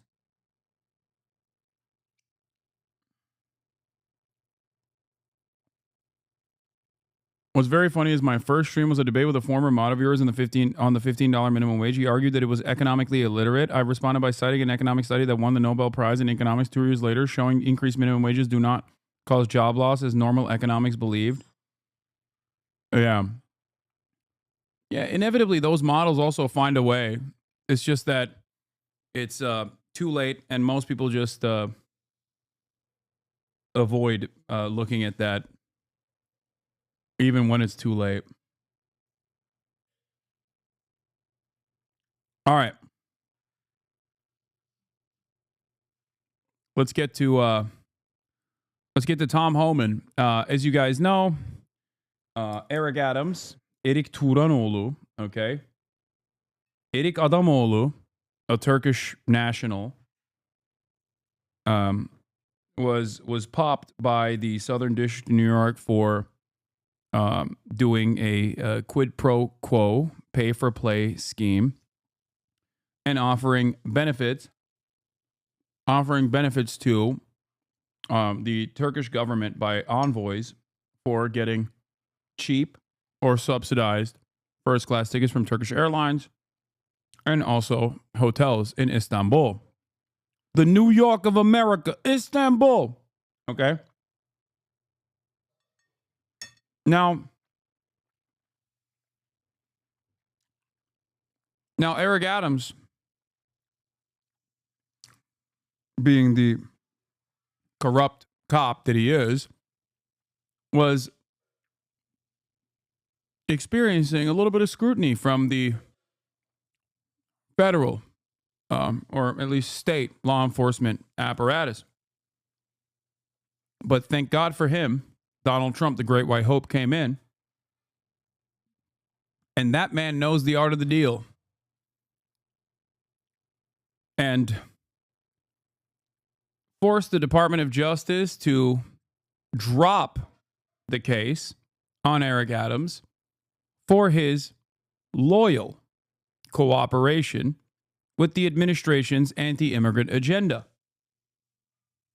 Now, they kept saying it's not because Eric Adams is going to play ball with ICE in the sanctuary city of New York and allow ICE to basically cooperate with local law enforcement in direct violation of pre-existing laws in New York State. That's certainly not the reason, except here is Eric Adams, the mayor of New York, doing a morning show on Fox on how they're cooperating with the Trump administration. It has been a very busy week. The government is Turkifying at an alarming rate.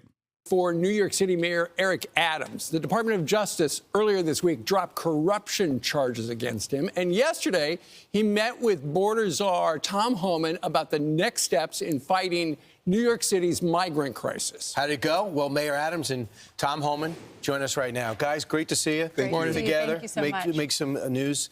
Mr. Mayor, from your perspective, how did this meeting go? Why was it necessary?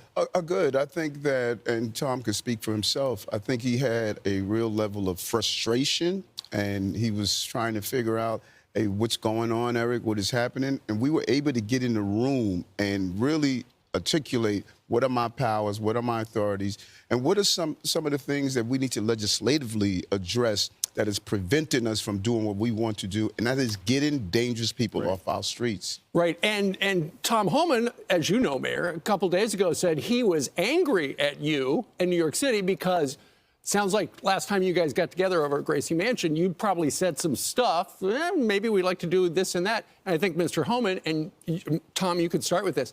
You were frustrated that he wasn't doing enough. He wasn't keeping up his end of the deal. Well, look, you know, I've been on the network for 4 years, and I've called the mayor out many times for not stepping up when it comes to public safety threats. But I tell you, when I sat down with him, I saw the cop in him. And he really does want to do the right thing because he is a cop. He's a lifelong cop. And so he wants to help take public safety threats. Like, this is automatically bad for me. But in the bizarro world of Fox,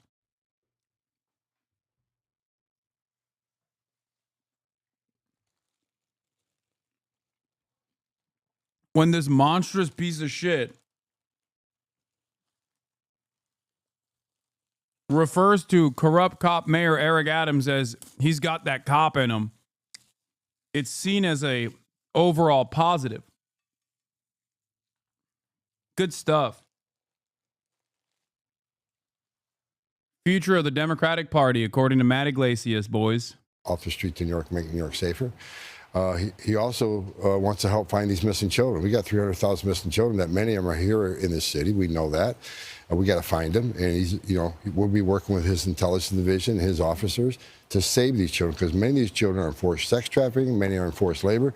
We need to save them, and I think everybody can agree to that. I don't care what side of the political spectrum you're on. Yeah, and people want to hijack this narrative and turn it into a political narrative where we're saying we need to have public safety. I requested the meeting. I reached out to his team and said, we want to sit down. This has been an issue I was talking about before the election, spring of 2022. You look at these quotes over and over again. We need to go after these dangerous people in our street. And now I have someone that understands that narrative, and we are fighting together to get it done. I know Tom has been on our network so many times saying he felt like ICE's hands were tied under the last administration. You've agreed to sign an executive order to open up an ICE office at Rikers Island so that these dangerous criminals that are here illegally can be deported. Tell the folks at home, because they'll hear this, they'll say, oh, they're going to come after me next. You said these are the worst of the worst. So who is at Rikers Island that will be deported? What have they done? And you bring in 2 points where the far left has hijacked this narrative. ICE is running in our schools, ICE is running in our churches, and they are creating. Tom's looking at him like, no, we are running in the schools. Don't tell him that. In this frenzy, they're not in the business of just grabbing children. And we need to, Yeah, the far left is in the business of saying what Tom Homan has been saying. Like repeating statements by the homunculus standing next to me. Just stop all this noise. Rikers Island, particularly after all the reforms, Rikers Island is now having some of the most dangerous people in our city. And by having ICE on Rikers Island, part of our gang intelligence, using our intel with NYPD, correction officers, we could identify those gangs inside and outside on the street. There was no reason they were removed from. Wow, this is amazing. A former Obama immigration official talking to the Democratic mayor of New York City. Way more Democrats than you see on an MSNBC show. That is kind of true. MSNBC is riddled to the brim with fucking former Bush officials.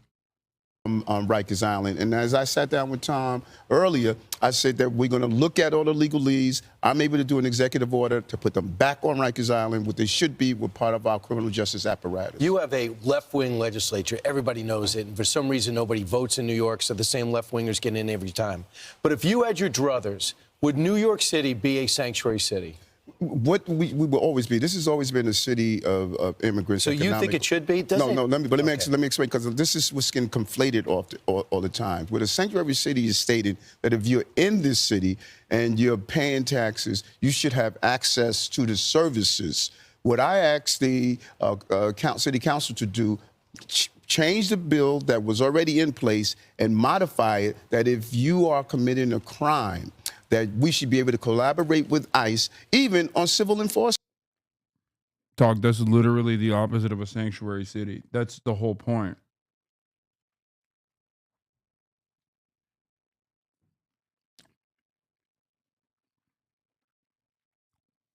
The point of a sanctuary city is that you don't fucking instill fear in the heart of undocumented migrants by saying if they talk to the cops, there is a existing longstanding agreement that they will talk to the ICE officers and therefore they will collaborate with law enforcement. People forget that the sanctuary city process was not designed by the woke radlibs or whatever. It was cops that wanted sanctuary cities. Because whenever crime took place in undocumented neighborhoods, they couldn't prosecute it at all because everyone was understandably worried about talking to police.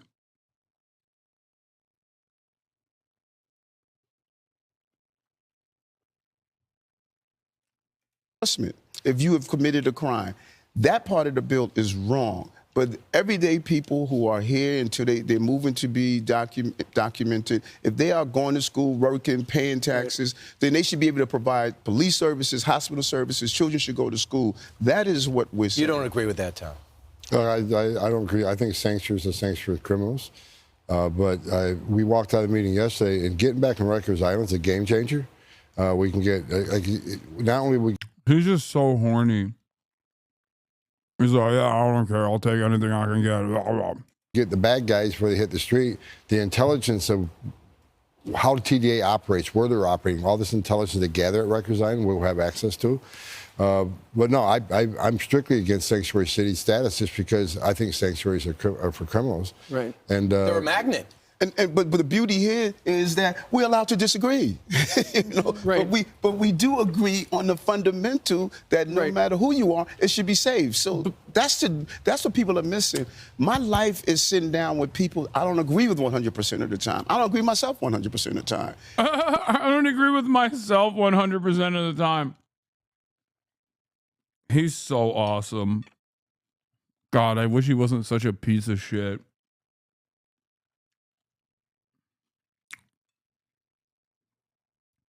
I love, like, that's such a funny fucking line, dude. That's a hilarious thing to say.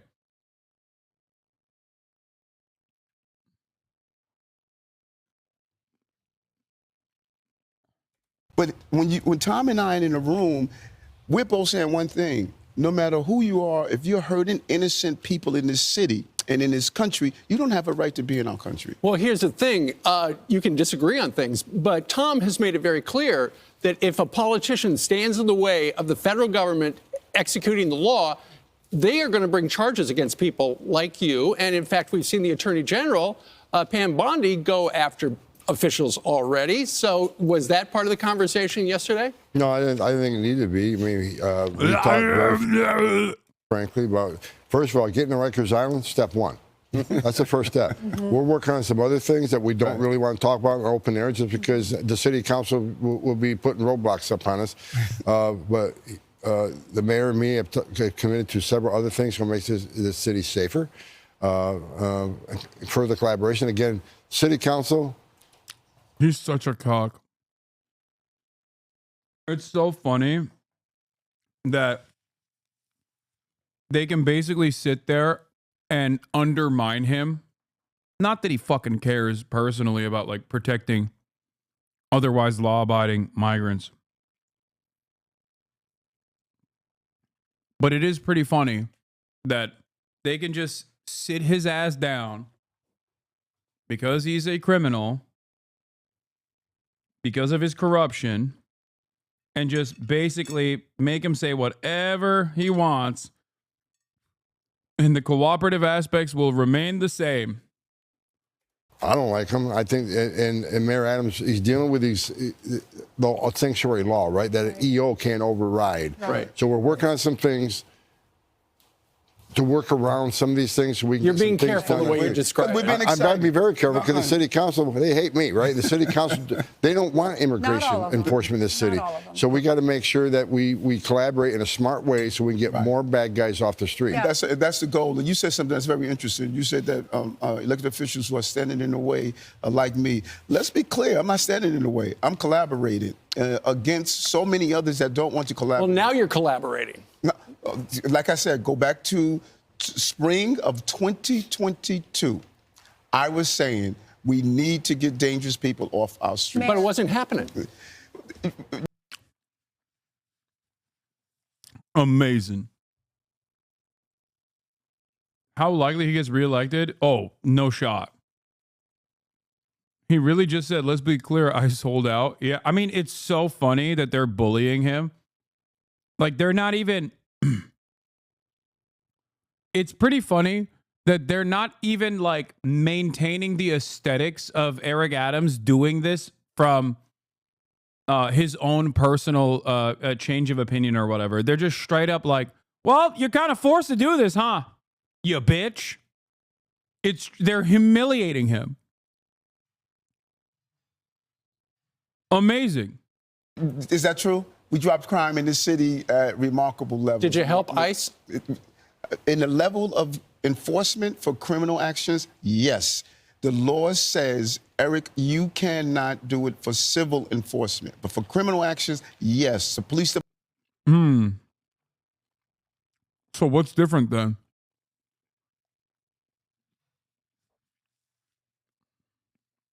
In this new collaborative agenda then? You just said, you know, we're just working to get the criminals off the streets. Department, we have increased the number of officers assigned to our task force. Every morning we meet with our HIDA representatives, city, state, and federal level. Public safety, number one. I've always pursued this. Everyone knows that's now, what Mr. I Mayor, stand. what is City Council, what are they saying about you wanting to change the wording where we could go after the illegals, even if they're paying taxes, if they commit a crime? Because I saw Vicky Palladino. I know she's a New York City Councilwoman. She's a Republican. And then Robert Holden is a moderate Democrat. Both of them, if you were to talk to them about that change, they would tell you we agree with Eric. Okay. But the overwhelming number of council members who have made it clear that they're not going to modify that law. I don't have. Why? What is their reason? Why would they? I don't know. Maybe because they understand that New York City is a city entirely comprised of immigrants, and that having a bunch of potato sacks with Gestapo badges running around, running wild on the fucking streets is probably not great for commerce, probably not great for public safety.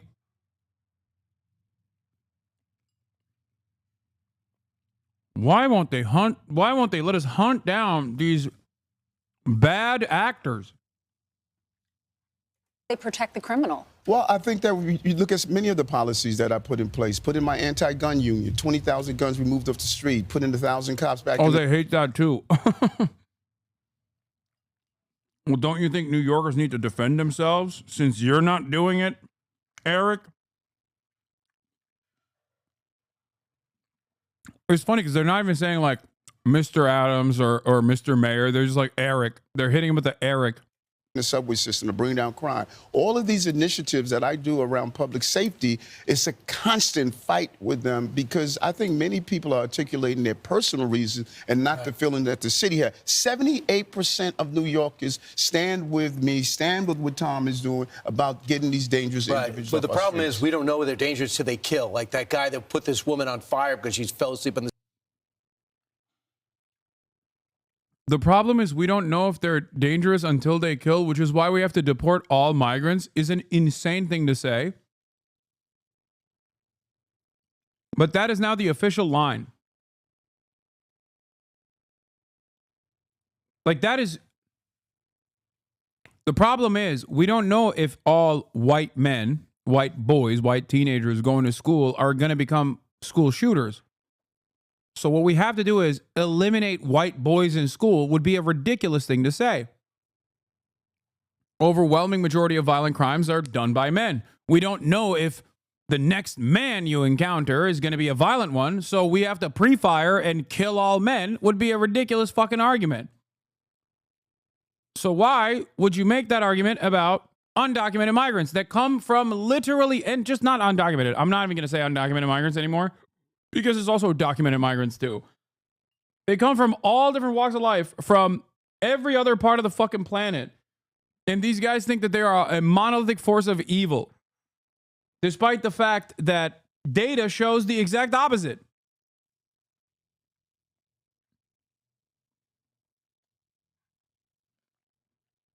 The subway. He didn't have a criminal, he didn't have a record, but after he lit up the women on fire, now he's a problem. He didn't belong here. Same thing with Laken Riley's killer. Yeah, dumbass, that's how what do you mean? That's how the law works, dude. What the fuck? Like, why can't we do enforcement before someone is guilty of a crime is an insane statement.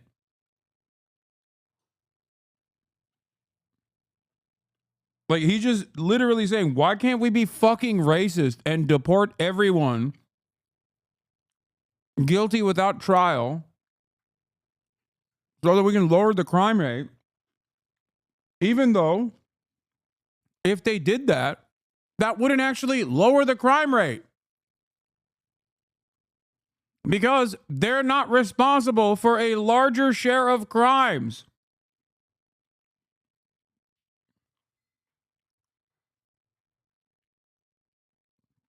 These guys hyper focus on a minuscule sliver of crime and then turn around and fucking claim that like everyone is doing it.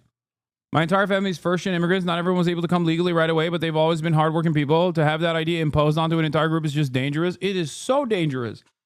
It is full-blown Nazi shit. Talking with your mouth full makes you sound like Tom Homan. Yeah, that's why I'm doing it. Maybe the dumbass Republicans that come in here will like me better if I sound like a fucking stroke victim who's really drunk as well. Like,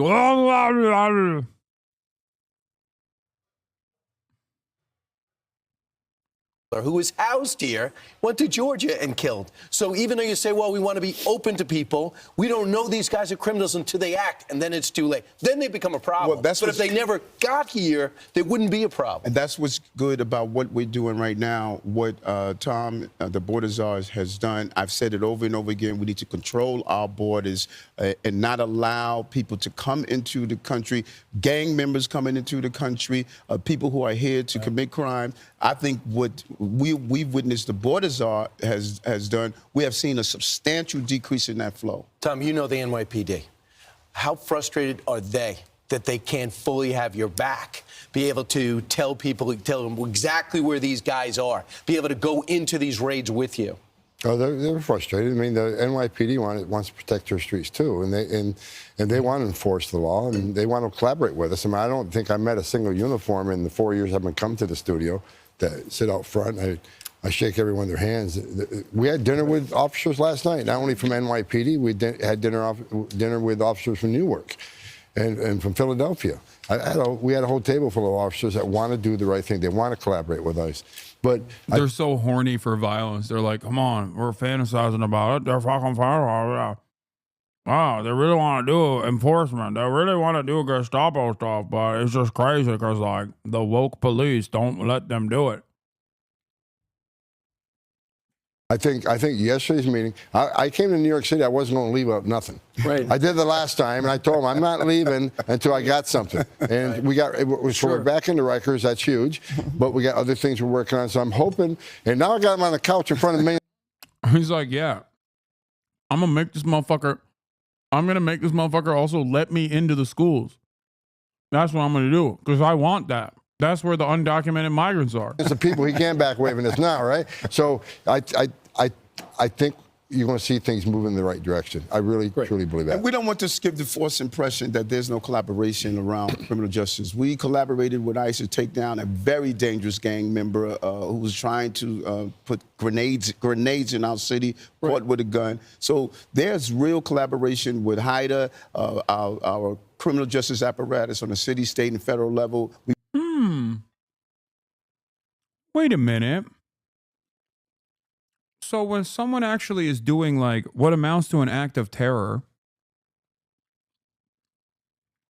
let's say he's not lying. Okay? So it feels like there is a justifiable level of violence that allows local law enforcement to actively collaborate with the federal law enforcement agencies.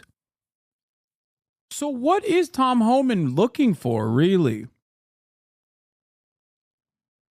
Yeah, no shit. If an undocumented migrant that is also a gang member is putting fucking grenades in New York City, then there is going to be an active investigation that requires federal law enforcement, the ATF, and numerous other agencies to cooperate with one another, Chad. My point is, this is how it fucking has always worked. Okay? That's not what Tom Homan wants. He wants to go into the schools. That's what he wants.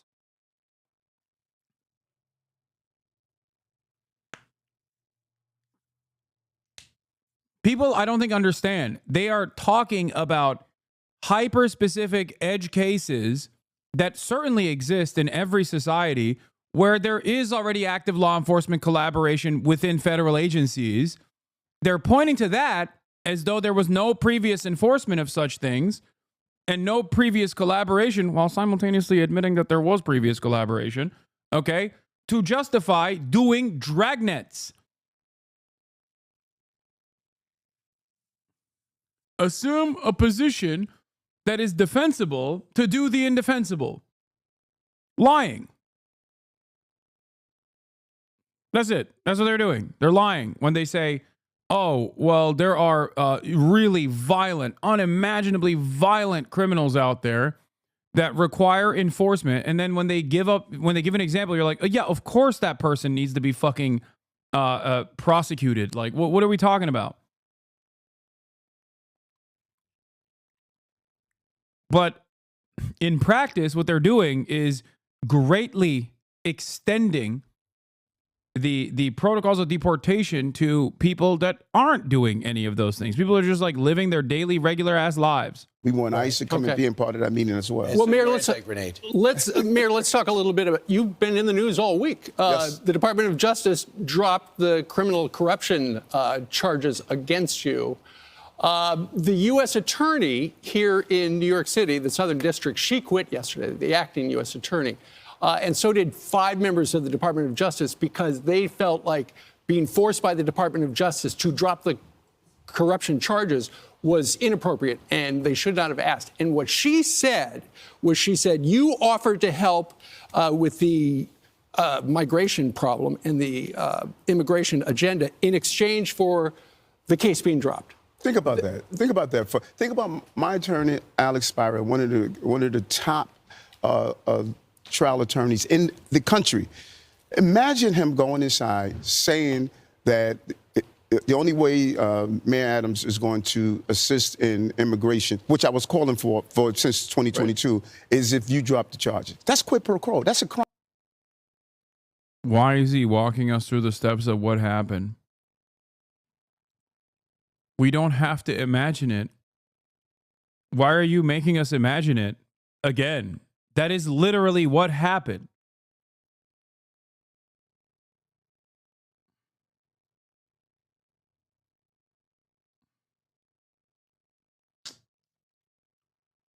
It's weird that he is demanding you close your eyes and imagine exactly what happened. But if you listen to him, he's implying that that is not what happened. But since it is what happened, it's almost like he's saying, look, I got away with it. Just close your eyes and imagine how stupid you must be to let me get away with it.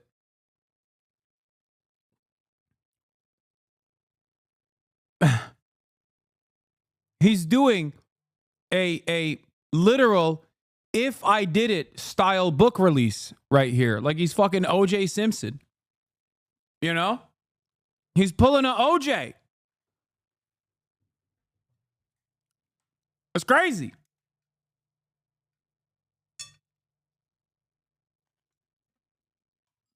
Crime. It took her 3 weeks to report in front of her a criminal action. Right. Come on, this is silly. So, he said that we're not saying. They said when they gave you when they dropped the charges, it says it's not because we think he's innocent. It says we think that it affects elections. It's going to affect his re-election, and we think that that was wrong. I'm sorry, who said that? When the Department of Justice dropped the charges, they said it's not because they think the charges were unjust or that you're innocent, but they were doing it because with the charges they feel affected an election. No, go deeper into what they wrote. They articulated exactly weaponization. When you looked at legroom turning into bribery because I asked for a governmental entity to do a building. Wait, now he's just explaining the details of how he did his quid pro quo.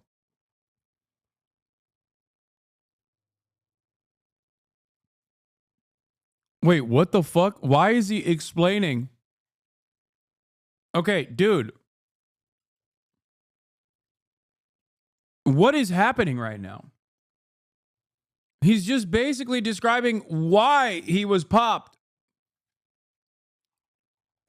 Oh, it's just leg room for, you know, allowing the Turkish embassy to not go through fire safety inspection. Like, who cares? Inspection. We need to be clear on the root of all of this. And the Turkish embassy. Exactly. The main justice. I learned so much through this whole process. They review cases to determine moving forward or not, as my attorney articulated. But so when you look at the heart of what I was being charged with as the mayor, I was the borough president at the time. Not say pass someone. Can you do an inspection? Tom, you're friends with the president, obviously. You came out of retirement, twice to go work for him and not making nearly as much money. Hope your wife's okay with that. But we appreciate you because you're fighting for this country and keep it up. But you talked to the president. The president was asked if this was quid pro quo, if he had anything to do with it, and he said he didn't. No, I believe the president. And look, the president's doing a great job. And I want to say this. Look, I worked for 6 presidents. I think President Trump's the greatest president of my lifetime. And he proves it every day. Every day he proves to me. Obama give this guy a medal.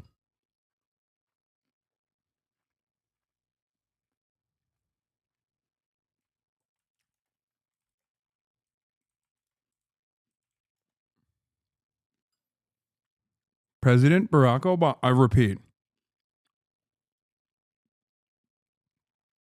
President Barack Obama gave this fucking demon a goddamn medal.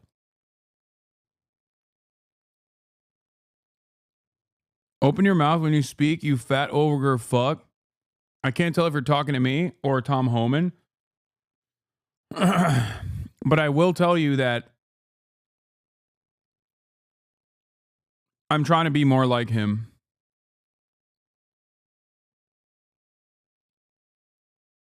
I'm trying to be more like him so that Republicans like me more. Why he is the greatest president of my lifetime. Border numbers are down over 90% in 3 weeks. Think about that. And I worked hard at it. Christy Nolan's working hard at it. The border, the chief of patrol agent working hard at it. But it was President Trump's executive orders that was a game changer, right? And we already got over almost 16,000 people we arrested in the interior. That's 3 times more than Joe Biden had a year from now. But it's not enough. We got to do more. But President Trump's leadership, when you get 90% less people coming across the border, how many women aren't being raped by the cartels? How many children aren't drowning? How many women and children aren't being sex trafficked in this country? President Trump's a game changer, and every day I'll say it 100 times. Every day he proves to me why he's the greatest president of my lifetime. What he's done. And Tom, one of the reasons, in addition to not interfering with your election coming up, one of the other things was they needed you to essentially assist Tom with the migration problem here in New York City. And what does that look like?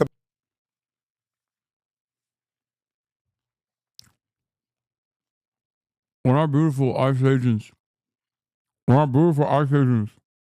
running around arresting otherwise law-abiding abuelas, they have their hands filled with trying to do detentions for otherwise law-abiding citizens. So they don't have enough time to do rapes. This is how we're lowering the instances of sexual assault.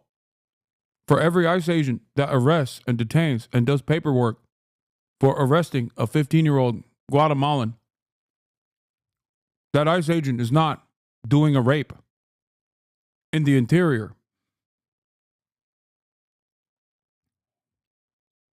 That ICE agent is too busy doing paperwork, so he can't beat his wife. This is how we're saving the nation. Because people didn't understand what that looks like. What that looks like, as I say, every morning we meet with hideouts.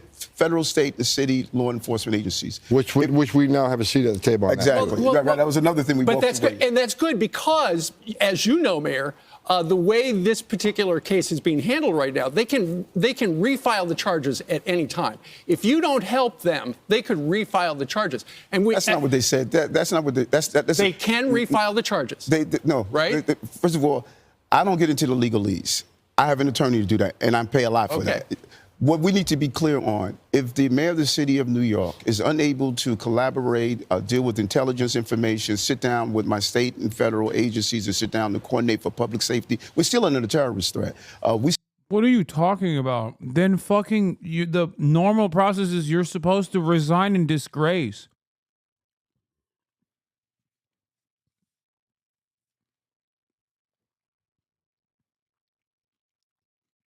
Yeah.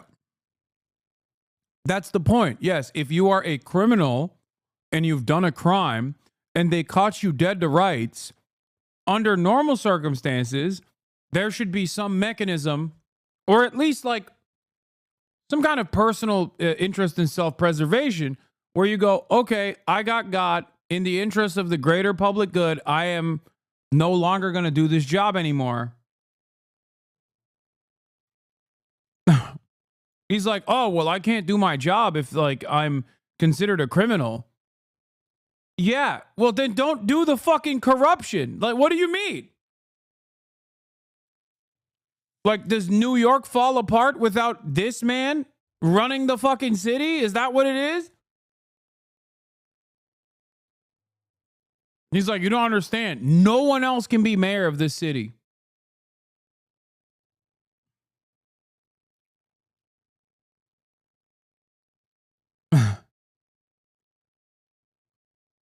Anyway, great We still stuff. having illegal gangs in our community that's bringing about destruction that ICE is attempting to weed out. If I can't coordinate that, that's a public safety issue, and we should put public safety first. Governor Hochul said last night with Rachel Maddow that she would consider removing you. How would you feel about that? She has her role, I have my role. And throughout this entire ordeal, which I think no American should have to go through, the torment of 15 months that my family and I had to endure for something I didn't do. I didn't do anything wrong. Throughout the entire ordeal, I said one thing. My attorney will handle the legal part. I'm going to handle running the city. We return jobs to our city. Our city is getting safer. We're building housing. I think that this is a great American narrative where I stood focused on what I was elected to do. I want you to address the Look, Governor Hochul is an embarrassment to the position she holds.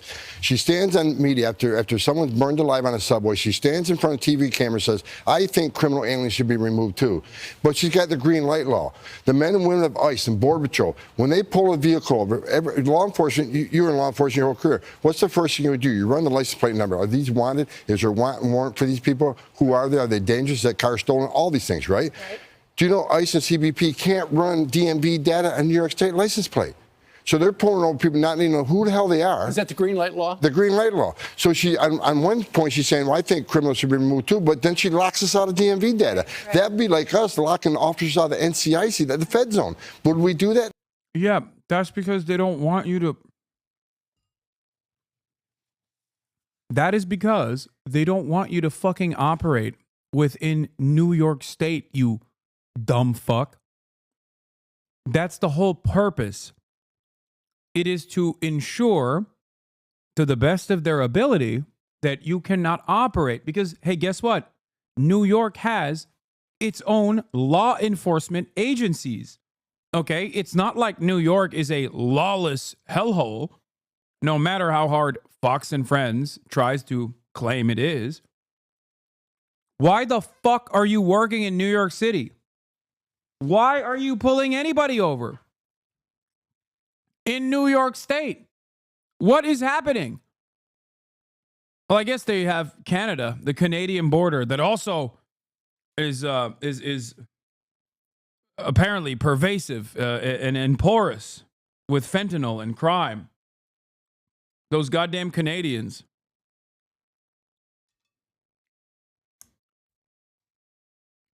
Bringing in their Canuck criminals into our country to do crimes and fucking, I don't know, become right-wing political commentators who are very well funded. No, because officer safety is paramount. She's putting the men and women at ICE at risk every day. The job's already dangerous. So Governor Hochul, she needs to be removed. Everybody needs to be removed. It needs to be her. She supports sanctuary policies. I don't know anyone who thinks she's doing a good job. She's an embarrassment. It's hard for me to be impartial on that. Mr. Mayor, thank you. The migrant shelter, it's this called a mega migrant shelter that's going to be built in the Bronx. We interviewed representative from the Bronx, and he said he talks to everyone on the street. Not one person wants that facility built. What's the status on that? Is there any way we that's can... That's a great. You know what's interesting? If I go to anywhere in the city, when I had 220,000 migrants here, anywhere in the city, and ask who would like a shelter there, not one elected would raise a hand. And then you ask them the next question: how many of you went to Washington, D.C. under the previous administration and said you need to stop this? I took 10 trips there. So you cannot represent your concern merely from the sterilized environment of your office space. They should have been with us saying we need to stop this flow, and they weren't. And so the shelters have to go somewhere. Mm-hmm. Well, how long is the federal government going to be paying for the Roosevelt Hotel or any of these other sanctuary hotels? We're continuing to close them down because of the job that we did. 180,000 out of our system. We closed down Floyd Bentonville. So one at a time, you're closing them down? No, more than one at a time. We have to close down as the population decreases. We put in place a 30 and 60-day plan. No one can stay longer than that. Because your president that you were working for and what worked for his reelection let that happen and didn't take your phone calls when you asked for help. 100%. He I agree. iced you out. So right. you're gonna have They only let Eric Adams have some breathing room in terms of his crimes of not killing every migrant immediately in the state of New York when he shits on Joe Biden. That's the only time where they're not like, that's the only time where they're like, yes, Mr. Mayor, good. Aside from that, every time he opens his fucking mouth, they're like, shut the fuck up, bitch. You love migrants. You want to do, you want migrants to do rapes, unlimited rapes in New York. You better shut your bitch ass up, Mayor.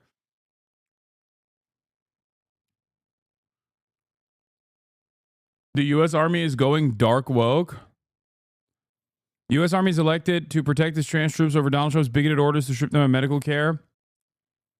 Woke coup tonight, Queen. At this time, do not initiate any medical board or adverse personnel actions solely related to transgender status. Policy and implementation guidance related to current executive orders will be published when available. Until further guidance is issued and consistent with the protections of HIPAA and the Privacy Act, do not access or utilize medical or personnel systems or records specifically to identify transgender soldiers. Any soldier currently under medical care for gender dysphoria or transition will continue to receive medical treatment consistent with the standard of care. That's right. Hoorah!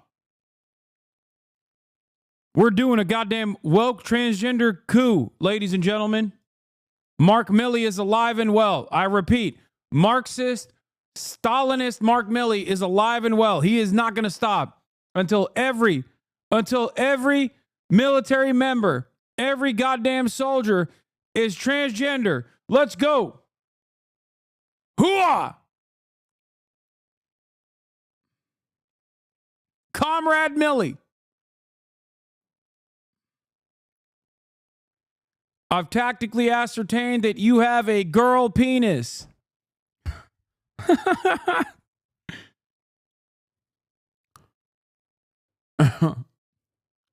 And your ass is going to tactically keep receiving deployments of HRT.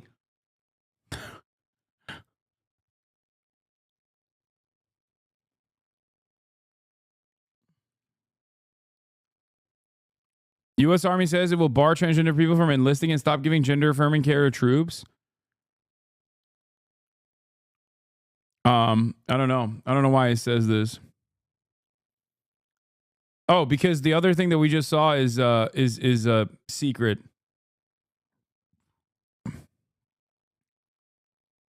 I think it's a document that came after this news story came out.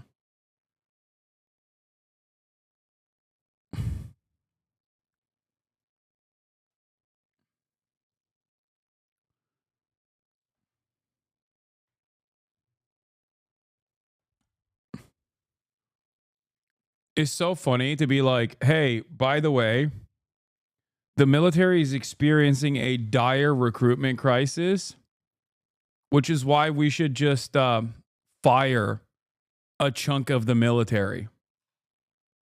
Like people that joined specifically to get health care, which is one of the only reasons why you joined the military to begin with, aside from, you know, getting a college degree.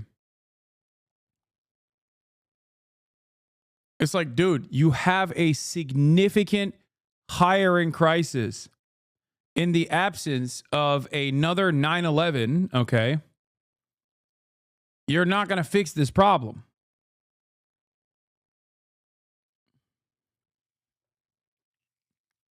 The poverty draft is not cutting it.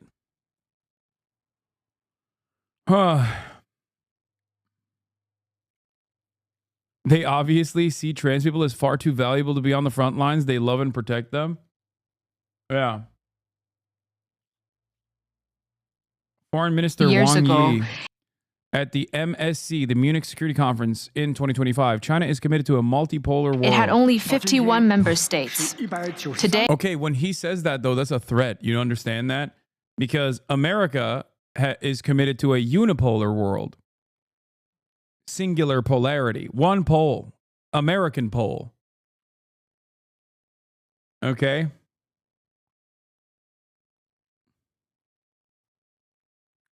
So when they say this, reasonable people look at that and go, oh, okay, great. They're not trying to dominate us. Actually, there's no reasonable people. Everybody looks at this and goes, they want to dominate us. Okay? Also, wait, what is this? All staff, in light of recent events, until further notice, I'm directing all staff, operation personnel, cabinet members, and the White House visitors to stop using the word felon while inside the White House. No. This isn't real. No shot, dude. This is fake. No, this is definitely fake. Get out of here. It's so stupid. Oh, here, this was another Korean Marxist professor. Children want to work. These people want to employ them. What is your problem? It's not like these people kidnap these children. He always use says, them I've watched this video before. as slave labor. Huh? Yes. So actually, in the 19th century, a lot of respectable people were in favor of child labor. Today, I do not know any person who says we need to bring back child labor to make America. Yeah, my man is never actually. First of all, my man, let me tell you, okay? Sarah Huckabee Sanders, the great governor of the wonderful state of, I believe, is it, which state is Sarah Huckabee the governor of? Is it, I don't want to get it wrong. Oh, yeah, okay. Well, Arkansas. Our Kansas. Okay? The one and only. Sarah Huckabee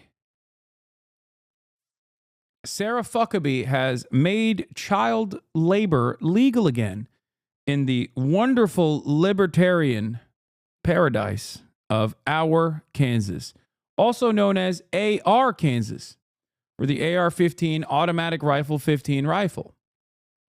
America a truly free market economy. But that change in position came about because of political change, changes in our ethical standard, not because someone invented an economic theory showing that we shouldn't have child labor. And so the very boundary of market is politically determined. 200 years ago, you could buy and sell people, buy and sell children's labor services, narcotic drugs, and what have you. Today, you can't. And these changes have come about because of political and ethical changes. I think it's so cool. It's a very cool mannerism. Like putting at the end of every statement is sick. I'm not even kidding.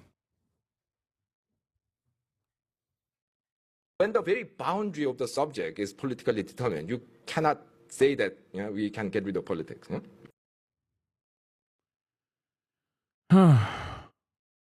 This man's speech mannerisms are aggressively Korean. Saying after every statement is significantly better than me saying okay after every statement, okay? My ass is lame when I say, like, you get that? Okay? He just hits a straight to the point.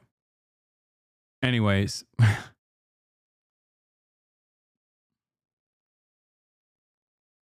Teenagers or like little children? Oh my God, dude. Why are there so many chatters who all this is debate purgatory, okay? I'm sorry. This is just debate purgatory. You're asking this to be like, you're doing the actually it's a phebophilia argument for child labor.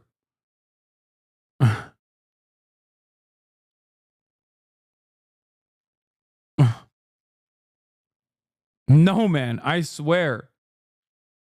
It's teenagers, okay? It's teenagers. You know, the as the actually it's a phebophilia argument lovers will say, the minors that they want to fuck, okay? The minors that they consider fuckable as opposed to the other minors that they consider to not be fuckable. Okay? That's what it is. When you say actually it's a phebophilia, that's the argument that you're making. Okay? Actually it's a phebophilia implies that there are some minors that you think are more fuckable than others. It's an insane argument to make.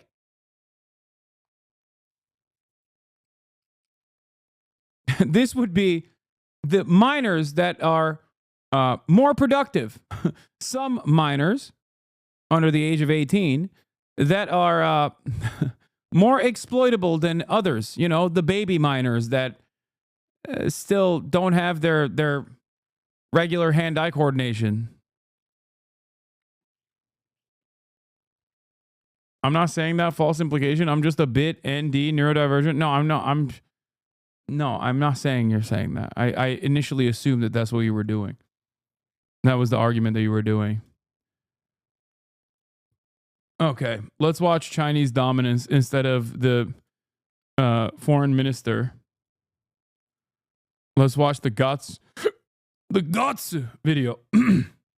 Chinese international student in my class was telling me about how his evangelical dad in Beijing believes that Trump was chosen by God to win the election, but that this victory is part of a larger divine plan to destroy the United States. Wait, where did I hear this? This is like a meme, isn't it?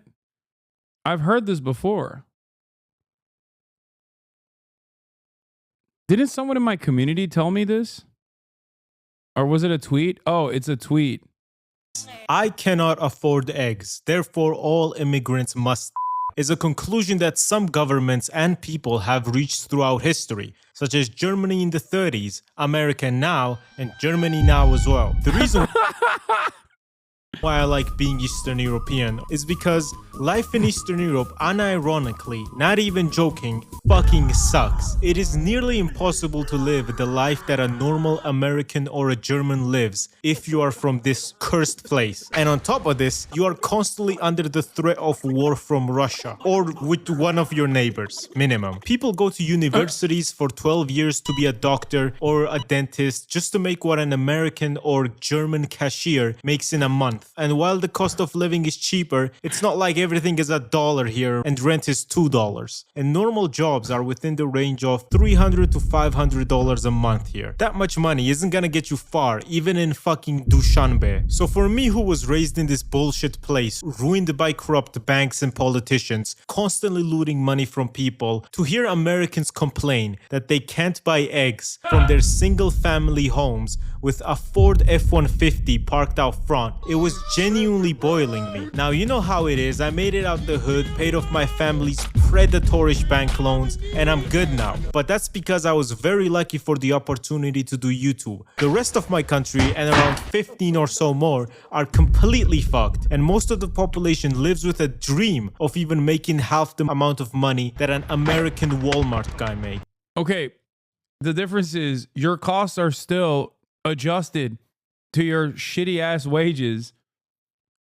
Like this argument kind of falls apart when you realize that, like, again, as we looked at yesterday, like 23% of the entire existing labor force is making $25,000 a year in the United States of America, where rents are like at minimum in the shittiest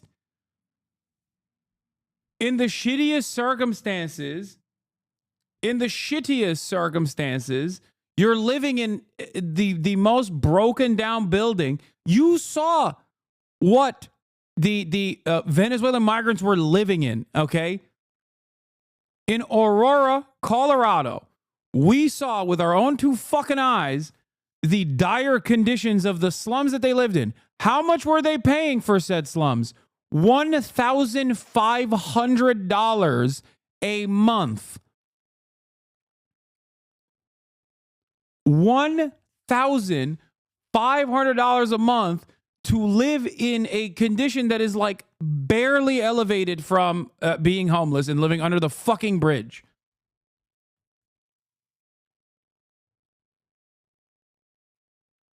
It is crazy. This country is on fucking crack cocaine, okay? If you want to know if you can get Chinese residency now, you can look up your ancestors with today's sponsor, who is MyHeritage, the #1 family history service. MyHeritage allows you to search the 33 billion plus historical documents they have to find records of your family members. And with instant discoveries, you can add an entire branch of your heritage to your family tree with a click of a button. For example, here is my family tree, and you can find out a lot of things. For example, here I found out that all the people who were related to me that were awarded medals in the Soviet Union for their service. There were a couple guys with big gold medals, some silver, and some bronze. Either way, I know that people related to me were not just sitting on their ass all day drinking, and we actually did good in fighting World War II, which was a pretty cool discovery. You can also use MyHeritage to repair, colorize, and even animate old photos of your ancestors, such as I am here with one of mine. And all in all, it's a pretty cool service for allowing you to discover your heritage along with a bunch of historical records just by searching up your last name, and also with the Instant Discoveries tab. You can sign up. It sucks because I can't even shit on Gatsu because he's Georgian. Like, by virtually every single metric, it is the one country, well, not the one country, but one of those countries that unironically is worse than the United States of America. You compare the United States of America to like Cuba on life expectancy. Cuban life expectancy is higher than the American life expectancy despite being a much poorer nation. Georgian life expectancy is like 70 fucking years old. So you can't even be like, well, at least your life expectancy or your literacy rates are higher. You can't say that. Georgia has an incredibly low rate of everything. No, I'm not talking about Atlanta. I don't know what Georgia beats out the United States on. I'm gonna be honest, okay? I guess their wonderful contribution to the world was a tiny man by the name of Stalin, and that's pretty much it. For a 14-day free trial and enjoy all the features MyHeritage has to offer. Wait, hold on. We're gonna find something. We're gonna fucking find something like Georgian statistics. We'll find something. Life expectancy 71.59. Oh, okay. America's like 77, so that's fucking cooked. Okay, so there's nothing there. All right. Georgian home ownership rate. Oh my God. Okay, never mind. Georgia cooks. Okay, we found it very quickly. Never mind. We found it very quickly. Okay. All right. It's 65%, which is still very low for post-Soviet countries. Okay, but at least it's higher. Wait, is this the Georgia state? Oh my God. Oh my God.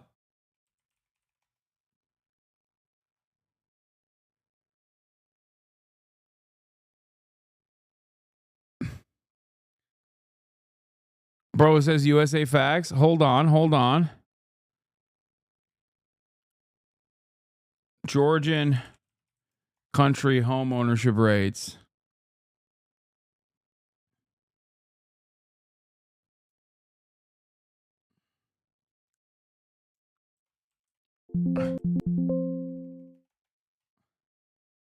Isn't U.S. home ownership like 60%? Yes, it is.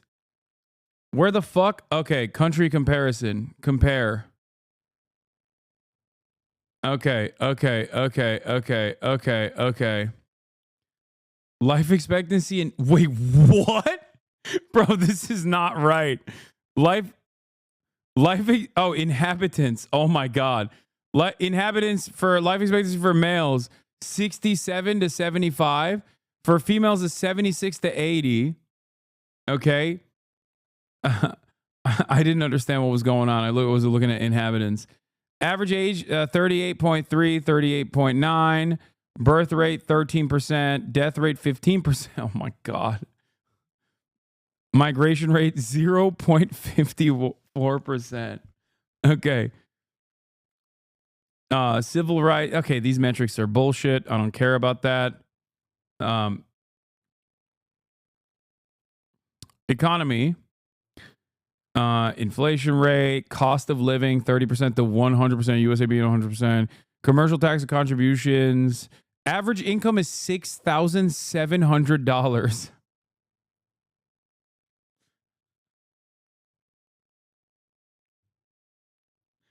Okay.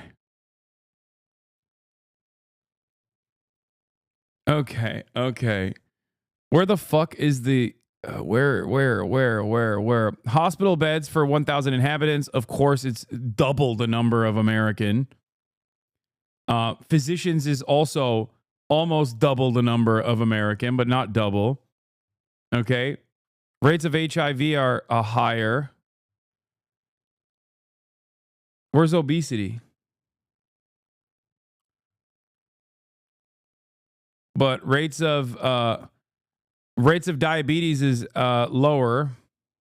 Smokers 31%.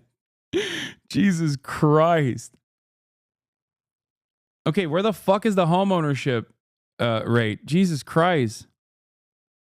Is it? Did I miss it?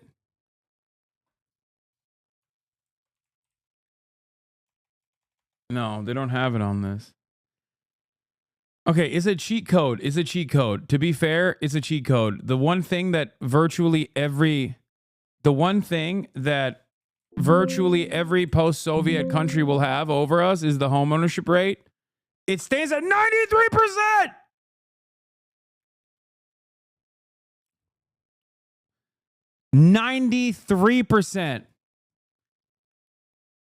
American homeownership rates are around 60, I think. U.S. homeownership rate is 65.6.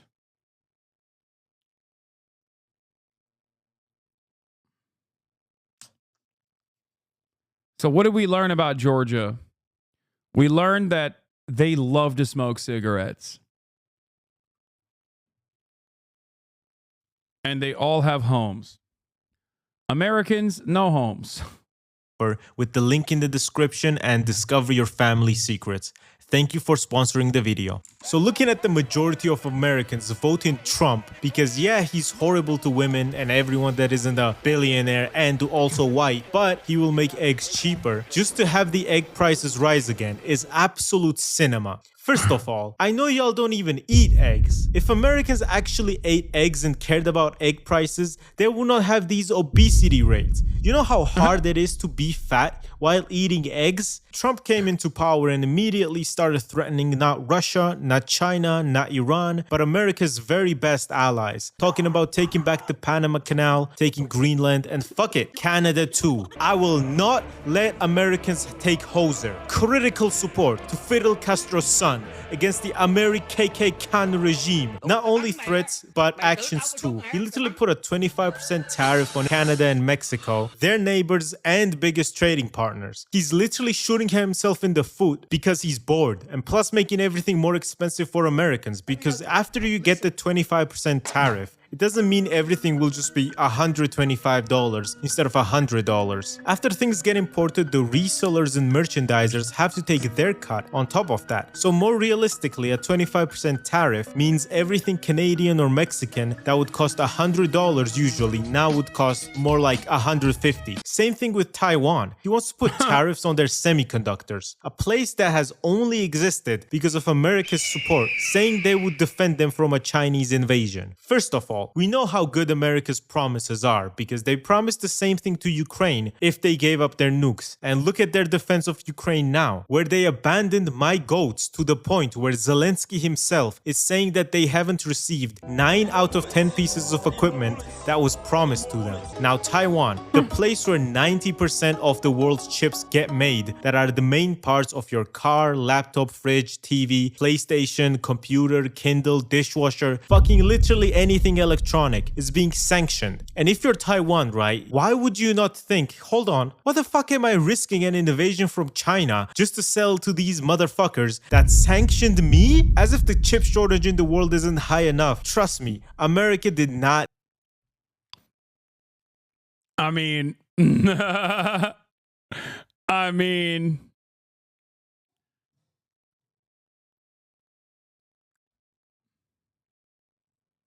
JD Pondon, dude. Yeah. I'd be running over being like, listen, one China. Everybody knows this. America says it all the time. One China, baby. China number one. Okay. China has always been number one. China number one. Taiwan also part of China. Chinese Taipei, I mean. Need this. So you're just shooting yourself in the foot for absolutely no reason. Probably because Trump is bored and also now wants to concentrate a lot of non-Americans into these camps. He wants to make concentration camps. And I'm pretty sure he will too. And guess what? With deporting immigrants. What percentage of your workers are not US born? Yeah, the difference between this and this, by the way, was quite literally that this is a re-education camp, completely unacceptable. They weren't being fucking deported.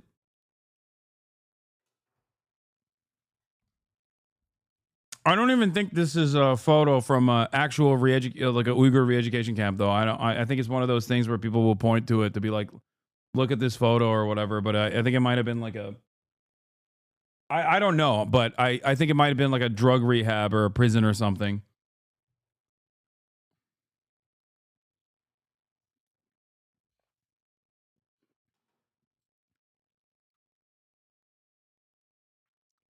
They also undoubtedly being less torture than a Texas prison. Yeah, the funniest thing about this, by the way, is that the funniest shit about like any photo from, I mean, they all look like Uyghurs, by the way, for sure. They don't look like Han Chinese at all, just so you know. But have you seen the inside of an American prison is my question. Okay? Because let me fucking tell you, this right here is the classic example of, oh, they have fucking gulags over there. But when we do slave labor that is constitutionally protected, that's actually good. I found the article, the photo. U.S. accuses China of committing genocide against Uyghurs in Xinjiang. I don't think this is, I think this might not be a re-education camp. It could be. They all do look like they're Uyghur. They don't look Han Chinese at all. But Western media is known to use whatever kind of photograph they find to basically, you know. Also, the re-education camps are completely unacceptable, and they existed 100%, just so you know. Having said that, the difference between me and many people that defend the United States of America, on the other hand, is that I think this is bad, and I think the American prison conditions are also bad. Many people on the other hand turn around and say, no, this is a specific kind of bad. You don't understand. It's very bad. American prisons, very good. We need to put more people. We need to put more people into our wonderful, cool prisons that are good. Anyway, let's continue. Immigrants. What percentage of your workers are not U.S. born? Probably half. About half? Yeah. If there were a mass roundup of undocumented migrants, that you might lose workers. You might not have enough workers. Well, the question I asked, how are they going to do that? Within 2 days? Like, it's kind of crazy when we're thinking about when we cherish and celebrate the El Salvadoran criminal structure, like the criminal justice structure, which is insane. where they're literally doing dragnets. 300 people in the same court process is just basically being permanently trapped in this insane facility, this torture facility. Okay, when we have people, undocumented migrants, that are being shipped off to Guantanamo Bay right now in a concentration camp. Okay, for no reason, like they're just claiming that they're violent criminals, not violent criminals. Okay. And we're over here being like, dude, but the Chinese, man, the way that they've done stuff, oh my God, they're fucking, it's so bad. I'll have you know, I know that we have shipped $7 billion worth of baby murder machines to the Israeli government so they can murder babies with it over the past 16 months. But I'll have you know, the Chinese Coast Guard actually sprayed water on a Filipino fishing boat. Did you fucking know? Can you think? Eyes on the prize. Think about the greater evil here. The Chinese Coast Guard sprayed water on a Filipino fishing boat, and you're over here fucking talking about Israeli genocide of the Palestinians. Which is worse? Of course, it's the Chinese Coast Guard spraying water on a Filipino fishing boat.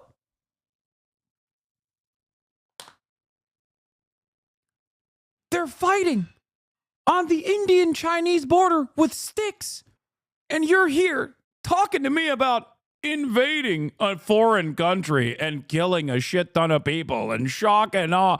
They're fighting. The fucking border patrol is fighting with sticks and stones. How dare you? How dare you compare what America has done, which is totally justifiable and good, and nowhere near as violent as the Indo-Chinese border conflict that is currently being fought with sticks and stones.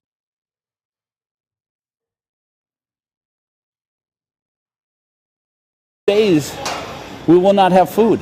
There will not be food anywhere. 2 days. Yes. So even in the most evil, Lorax, selfish way of thinking of, oh, Trump is evil, but at least he will make the egg prices go down. If the people that harvest these eggs are people that will actually be paid a normal salary instead of immigrants that were being exploited for cheap labor beforehand and being paid like shit, the egg prices are gonna go up. It doesn't take a fucking genius to understand this, does it? Same thing with home ownership. Ignoring the fact that the housing crisis in the US is caused by motherfuckers just hoarding homes and treating homes like a painting that will increase in value over time instead of a thing that people need, such as a roof over their heads. What do you think kicking all the construction workers who are mostly illegals are gonna do for you? Duvalishvili was an illegal immigrant and he became the UFC world champion. You know how much money he's generated for America? It's gonna increase the housing prices because the developers will only go on a profit of $5 million if they paid people well instead of their $10 million that they're used to. And what can you really do with 5 mils, you know? So they're gonna jack these prices up and go fuck yourself and your ex too, you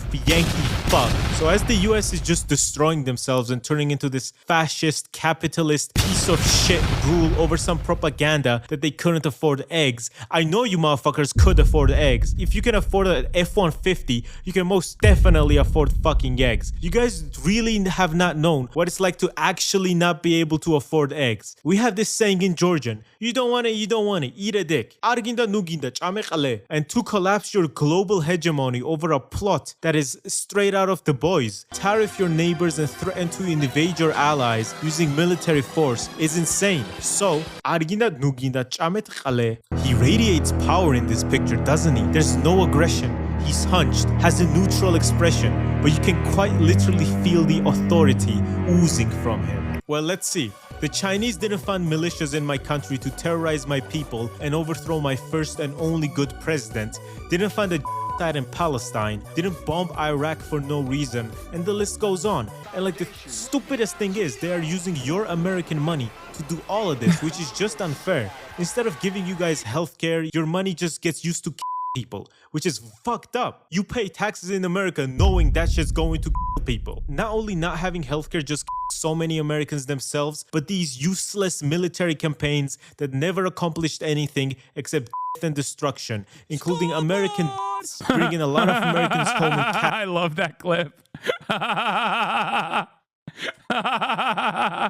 except and destruction, including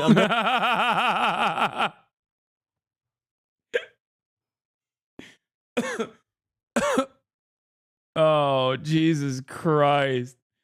Dude, that's... See, you can't do this any longer because of woke. American bringing a lot of Americans home in caskets with a couple of gunshots on their funeral as their service. This is fucked up, man. Yeah. Isn't that funny? That right there is like terrorism. Like that's pro-terrorism. Like you can't even fucking do that. Here. Monuments I read about in school. There's the Washington Monument. There's the Obama Monument. Oh, God. And there's the Vietnam War Memorial. Hey, check out that Vietnamese guy giving the business to those Vietnam vets. Scoreboard! Scoreboard! Oh, what happened to your friend? Hey, I know that guy. I kill him. He cried like a bitch. Vietnam undefeated.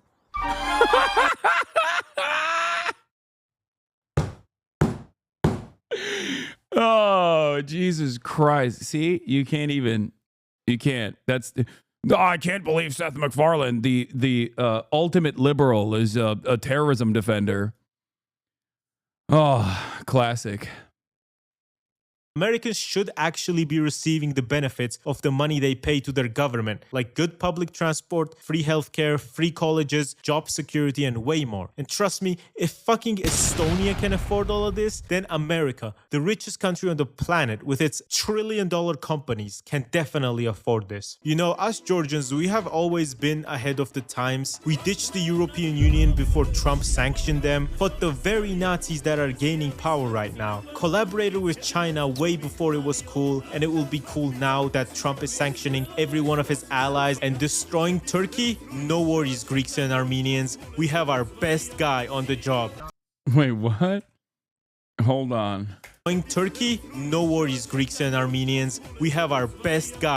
Restaurants sit half empty in Turkey this summer as inflation reaches 91%. Yeah, I mean, on the job. Turks piling into the dollar, gold, and stocks at 67% inflation. The wildest thing is still absolutely Trump just giving Taiwan to China, because semiconductors are literally the most important thing in the world right now. Way more important than oil, because at least a lot of countries have oil. Taiwan is the only place where I do think USA imperialism is going to power Chinese imperialism in a year or two. I see an invasion of Taiwan. If and only if I'm correct, would you feel that your take is just Ukraine 2.0, or would you accept that your geopolitical view is not accurate apart from the Middle East? Wait, what do you mean? What?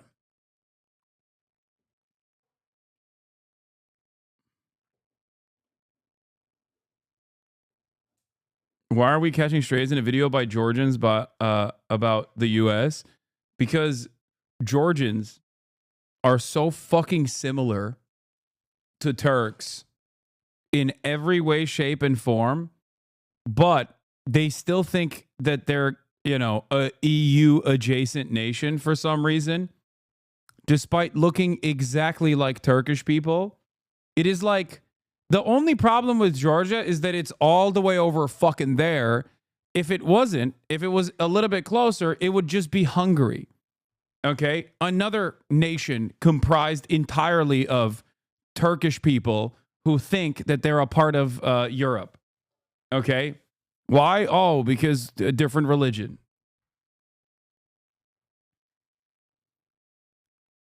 That's it. And no, I did not. I'm not saying that. I'm not saying that Hungary is Turkish. I would never say that. I would never offer them that dignity.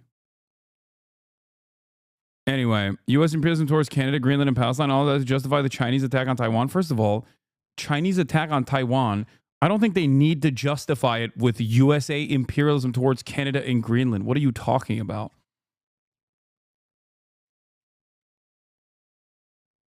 You'll make some Hungarians really mad with that statement? No, I know. And secondly,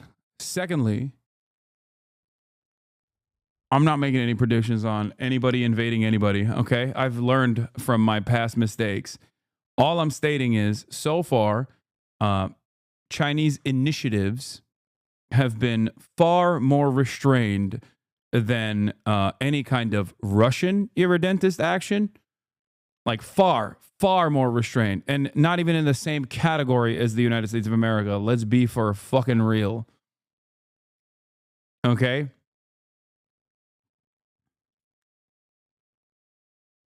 It's okay. I think Hungary just got electricity. They won't know.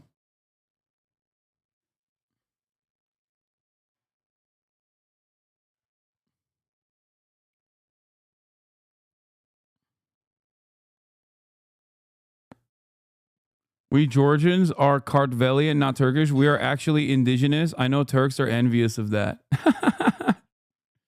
Yes, you're right. No, you are. You are a totally separate. Majaristan, totally separate type of country.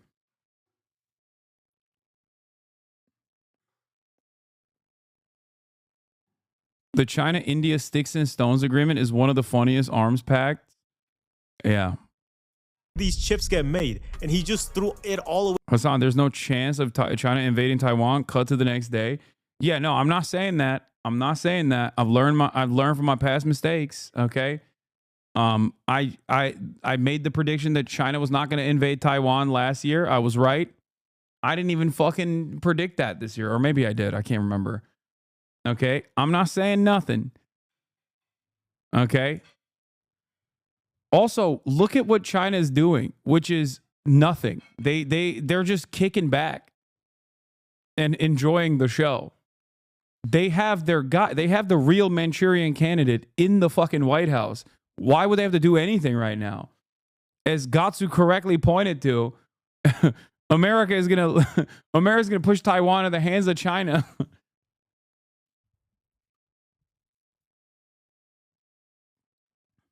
Chinese Taipei, Chinese reunification of Taiwan coming way faster than predicted.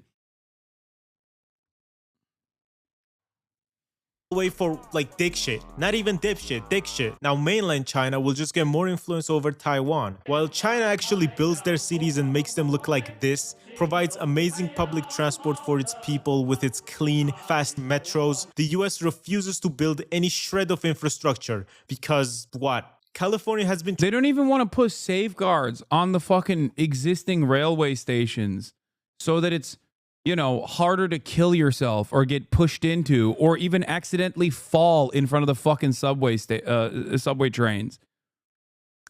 Why would we do that? Of course, that would require to spend a singular dollar on something that is good instead of a dollar that could go in the pocket of a police officer that's sitting there in the fucking corner playing Candy Crush. Oh my God. Trying to build a rail system for 16 years now, and nothing has been done. Not even the initial phase is complete, let alone the other ones. Only 57 miles of rail has been built in these 16 years. Elon Musk has also interfered with this project because he's Satan and because he wanted to make money off it, so he proposed stupid ideas, such as the Hyperloop in 2013. I got called the CCP show. Here's for California's high-speed rail system.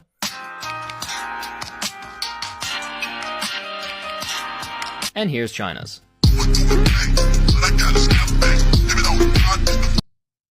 I don't want to even... This is hurting me, dog. I don't want to see it. Oh. Bro, they literally remove seats so homeless people won't sleep on them. Forget adding rails.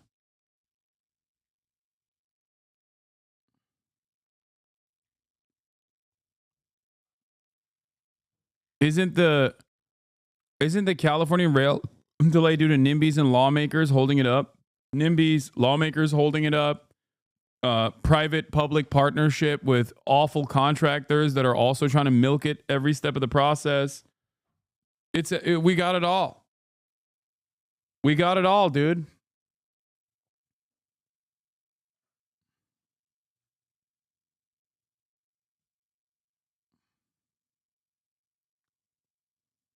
as an alternative, and the fucking Tesla tunnels to skew skepticism in the rail project and actually get people to be less hyped about it. Just anything to make people's lives worse and make himself more money. So yes, the Chinese century is here because of the US shooting themselves in the foot, but at least we'll get high quality trains that are on time. So, you know, you weigh this shit up yourself. Also, I haven't been to mainland China, but I have been to Hong Kong. Let me tell you guys, I saw the light. On God, when me and Geopold went to get a train, literally like 70-80% of the time, the train was already there, waiting for us to get in. Oh. I'm here. Yeah, what is this weird technology that they have? Chat, I'm confused. What is this weird technology that they have that almost partitions you from the train so you don't fall into the tracks? What is that called? Oh, you mean to tell me it was invented in like the 8th century? Oh, the concept of a gate? Wow. You mean to tell me that we've had this for thousands of years? Wow. Chinese innovation knows no bounds. That's crazy. What? What? Who could think of such a incredible, impressive feat of technology?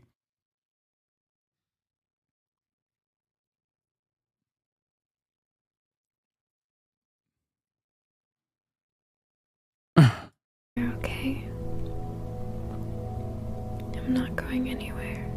And the other times that I had to wait for the metro, it was only 1 or 2 minutes. And the longest I've ever had to wait was 4 whole minutes for a train. And that was during Chinese New Year. So, you know, I always appreciate when a country does public transport well. Xi Jinping, I know you're watching this. I have a proposal. You know how Russia took away Outer Manchuria during the Chinese Century of Humiliation? Putin is weak now, Xi, and these territories are all historic Chinese land, you know. You have a better claim to it than Russia ever did. You have the biggest military in the world as well, so you know what to do. And seeing the global world power shift as you're growing up is an absolutely crazy thing to see, because while the US was waging wars in foreign countries and spending trillions on innocent people in tents, China was using money to actually build their own cities instead of destroying other people's cities. A lesson that Russia can learn from. Using their money to innovate and make better technologies and products than the West, beating them at their... By the way, this is literally why I say Chinese are OG Ameriboos, okay? Look at this fucking vehicle, dude. Like, the only thing that makes it gay and woke is that it's electric. Like, look at the size of this fucking thing. They love, I'm telling you, man, they love America. They're just beating us in our own game. They're beating us in capitalism. They're beating us in fucking trucks. You saw that Jim Farley story where he like got into a BYD car or whatever and was like, this is it. It's game over.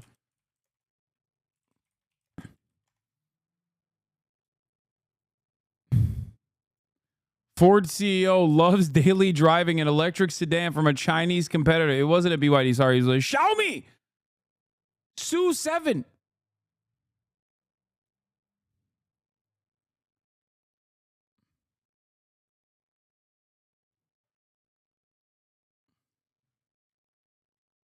It's crazy, man.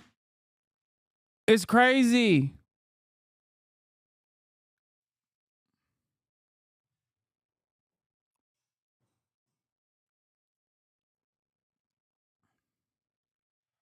Own game, because the Western companies were exploiting China for their cheap labor, moving all their companies there and basically laughing at the concept of China becoming a global power. Don't worry, baby. He's just a nerd. Beat it, chick. because they thought, oh, they're dumb. They can't make better cars or products than us. Just an inherently Western supremacist idea to have. A lot of how China reached this level of technological development is because when the Western companies were bringing their products to be manufactured in China for cheap labor, the Chinese people were making these products. So they learned how to make these products. And with a lot of investment and subsidies and cheap loans from the Chinese government, they learned how to make even better products. Which is how just a couple days ago, DeepSeek, a Chinese AI, dropped onto the world like a fucking dick on your face when you're sleeping. Wait, what? They make an even more tactical SUV EV? Dongfeng? Wait, isn't Dongfeng also... Aren't they also... Isn't that the name of a missile too? Or no, I guess not.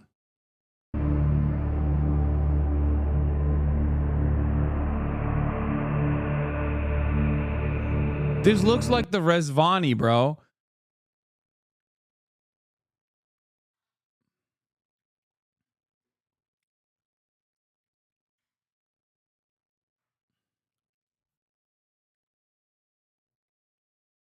Huawei makes cars too, and they're a worker co-op. Yeah, Dongfeng, East Wind, typically abbreviated as DF missiles, are a family of short, medium, intermediate range intercontinental ballistic missiles operated by the Chinese People's Liberation Army Rocket Force. Yeah.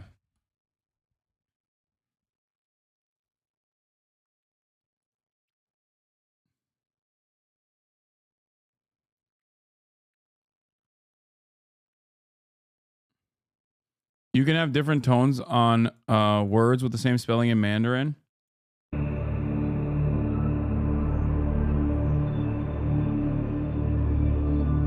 Not many people are buying this. Yeah, no shit. Why the fuck would you want to buy this monstrosity, dude? I feel like they made this specifically for the American market with the hopes that one day they could infiltrate it. This is just the Rezvani.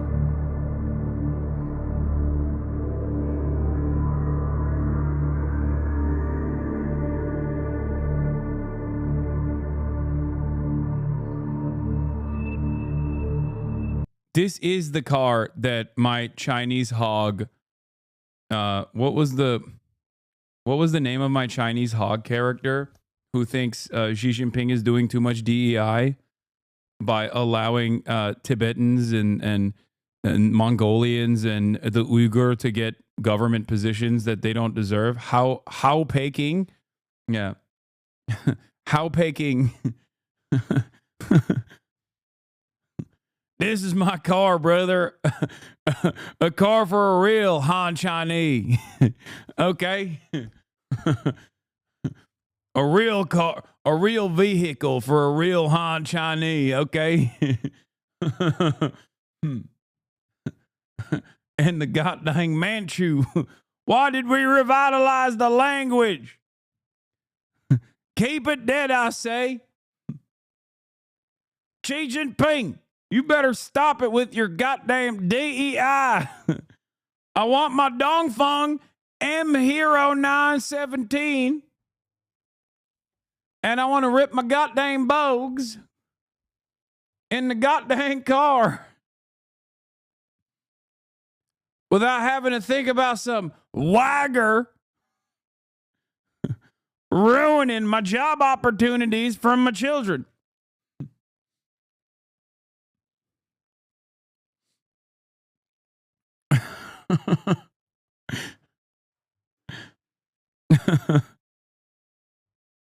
Every time I think about a Tibetan education initiative, I think to myself, they're getting too many good jobs in the Politburo.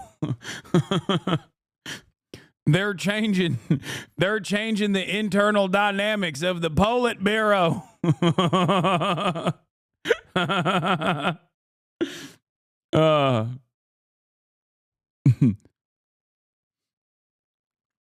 Okay, let's just keep going. They ain't even Han Chinese.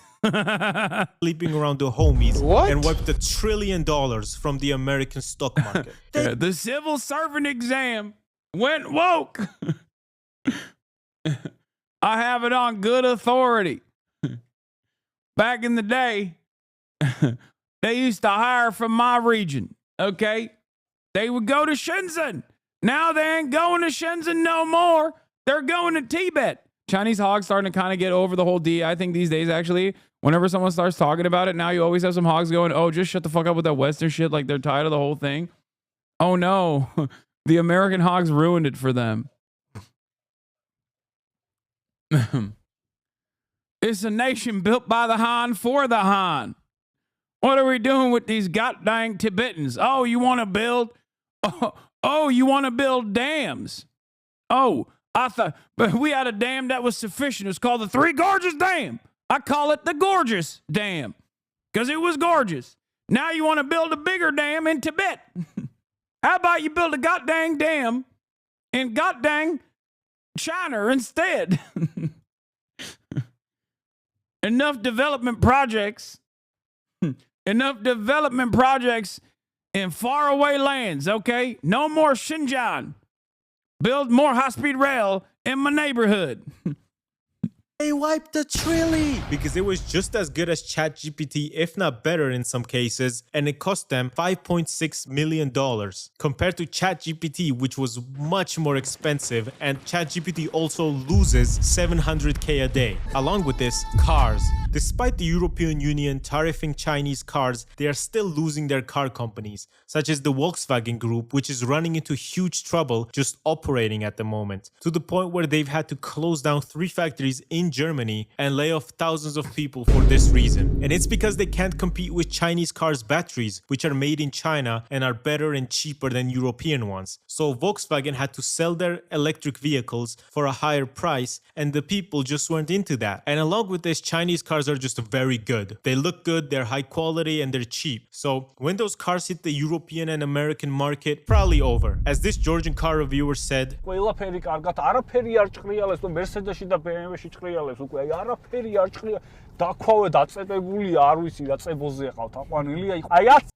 is this Georgian? I've never heard this language before.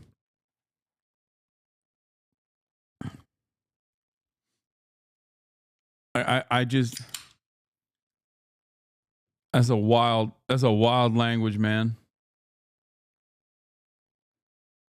წელიწადში თუ გაძლო ამ მანქანებმა 10 წელი ისე რომ აი არ დაიშალა და დედა არ ეტირა, მე რა შეგვიძლია პირდაპირ ვენოკები ვიყიდოთ და გავუგზავნოთ პირდაპირ აი ამ გერმანელებს, იტალიელებს და ამერიკელებს. And on top of this, they've made the most sold electric car brand in the world, outselling Tesla by more than 2 times. For trans and public transport, this isn't even a close call. China is literally just better in every single way, in trams, buses, trains, or whatever you can imagine, than Western countries. And I've been to a lot of countries in Europe. I've tried out all their metros. Let me tell you, bro, it is nothing compared to a single line in the Hong Kong metro. They even have gaming. China has literally overtaken every single industry and outdone the Western companies in their own game. Literally. League of Legends, 40% stake in Epic Games, which makes Fortnite and the Unreal Engine, where basically every game is developed now. Clash of Clans, Genshin Impact, PUBG Mobile, Black Myth Wukong, which broke records for selling 10 million copies in 3 days, and also having the most amount of people playing at the same time. Clash Royale, Call of Duty Mobile, and they're probably gonna buy Ubisoft now. I'm calling it. This year or next year. This is just genuinely surprising because they have become dominant. Okay, I can finally live out my dream of being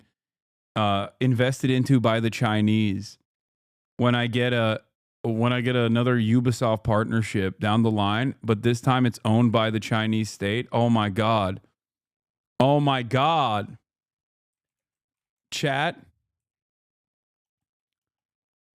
We're getting so close. We're getting so close to my dream. 我们一生注定是沧桑，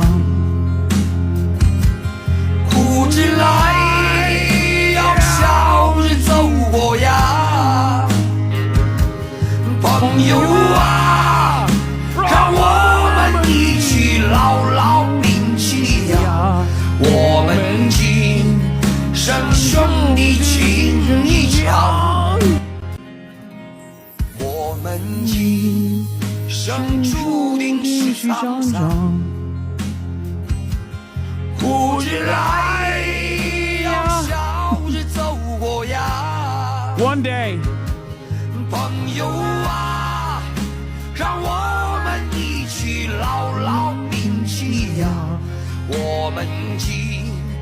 生兄弟情一场。 Anyway, living the dream, baby. Buddy, you just butchered the lyrics? Okay, shut up. My Mandarin is rusty, okay? Every night I whisper to myself, it's just one day closer to becoming Chinese. Dude, that was what Brace was talking about on Chapo, where he said he's the white Chinese. This is a real initiative, folks, okay? But a different kind, okay? It's just about white men in the Western world who are actually Chinese.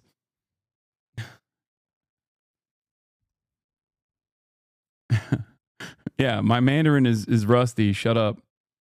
It's not rusty. It's non-existent. Shut up.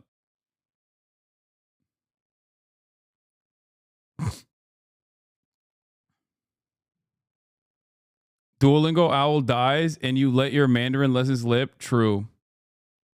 In every industry ever, even in fucking video games. Also, a couple days back, they made the fucking sun. That's right, they literally made the sun run for 18 minutes. It's basically used to generate clean energy with plasma or some shit. I'm not a scientist, but they made the sun, bro. How is that not mind-blowing? This was a major breakthrough and they did this and DeepSeek within the same week. What kind of buttons is she pressing? And regardless of what kind of beef you have with China, it is still amazing that this technology is now developed and that this clean energy will help us deal with climate change so California won't burn down in January anymore. And then the landlords increase the rent for no reason. They also do generate the most waste in the world, but they're also the leaders in renewable energy. Very weird dynamic here. In just a few years, China has built this world-class fusion research campus from scratch, while the US still lacks anything like it. Dude, what the fuck? They're pooping on us, dude. They're pooping on us. It's so embarrassing. It's just... It's also funny whenever people talk about like the waste produced by China, and it's like, yeah, I wonder if it's for their individual mega fridges that are in the home of an average American, or if it's because it's the manufacturing hub of the fucking planet. Let's see. Which industries are left? China is also the world's top country in just general construction, but mainly infrastructure. Nearly every road in Europe, Africa, and Asia is being built by China. While a lot of people have expressed concerns for this because of China's loans, Europe and America do the same exact thing with loans. No country is just going to forget if someone can't pay back a loan. Except, guess what? China does do that. You know, regarding actual construction, China literally has done that 17 times so far, or 23 times. So China has built literally everything in Africa. A bunch of railways, roads, schools, hospitals, you name it. And China has built it in Africa. Also 138 projects for clean energy such as solar, hydropower, and wind power projects. Also, this map already existed of the main trade partners of countries. But like after Trump's tariffs, it's literally just going to be a red wave. Is this the red wave that was coming that Trump was talking about? Is Trump a Maoist, and did we... What's the meme of Trump being like the shot fired? What was it? It was like the bullet grazed my ear, but I could still hear the spirit of Mao or something. I love that one. Japan's pop culture, our swag, and China's everything else. Let's combine countries. Who is with me? Yeah, good luck selling that to the Japanese population or the Chinese population. Okay? I can still hear the voice of the party. Yeah, the bullet grazed my ear, but I could still hear the voice of the party. Also, we did the Chairman Trump shit way before it was even fashionable. I think this meme came out like... I think this meme literally came out the day that Trump was shot, and it has become reality. JD Pandon is real. He's really doing the damn thing. Not know, like my man saw China making leaps and bounds in like medical research, and his solution to it was to abolish the Department of Education and also cut NIH funding. Like, I cannot understand. I cannot comprehend how, like, I just don't understand what the reason is. It's making me go crazy.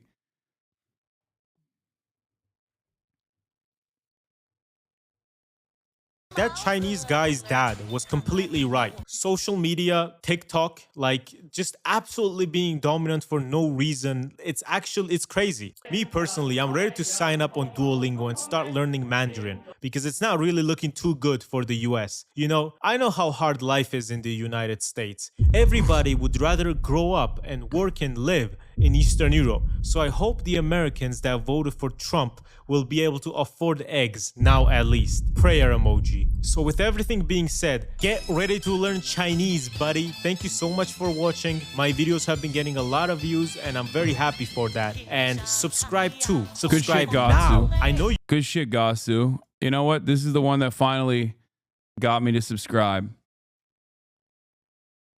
This level of China glazing.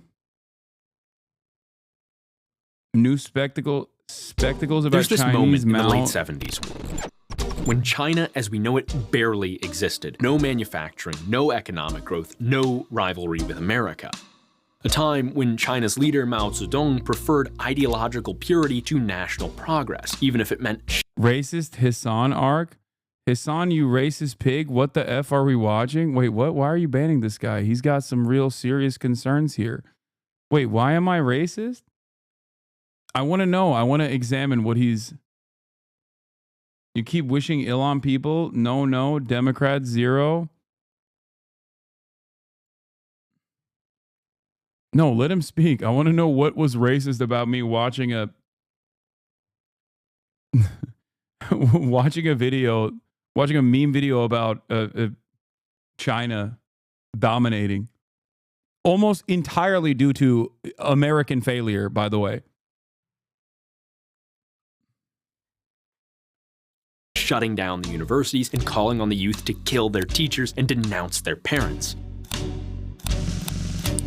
But all that was about to change, because Mao's successor didn't share his vision. Instead, Deng Xiaoping reopened the universities, studied European industrial practices, and set his sights on modernizing his country, even if it meant putting expertise before ideology.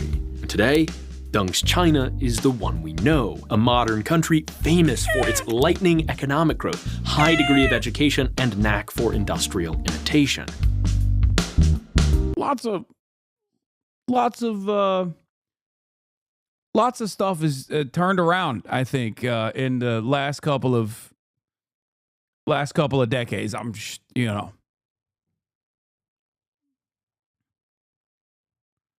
But obviously, Deng has a special place in my heart for this often misunderstood quote. Poverty is not socialism. To be rich is glorious. Anytime somebody says like, oh, dude, you're fucking... every time somebody talks about, I don't know how much money I spent on some shit, I'm just going to post this over and over again. Thinking it's purely because a Deng is a liberal ass interpretation of history? Yeah.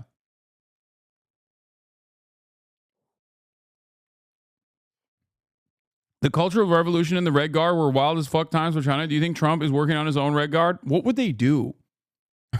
They'd beat your ass if you're not sufficiently anti-DEI. They put you up there on the fucking rafters. Be like, you better say science is gay right now. Oh, I heard you were reading some revolutionary science books.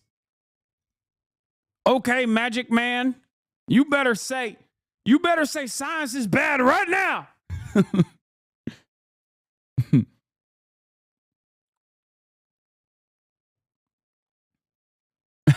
I caught you reading Ibram X. Kendi. Oh, Jesus.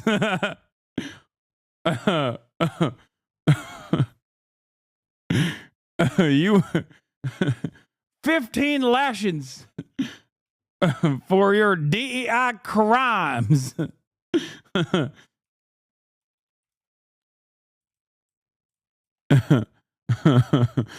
Anyway. We're already there, dog. Yeah.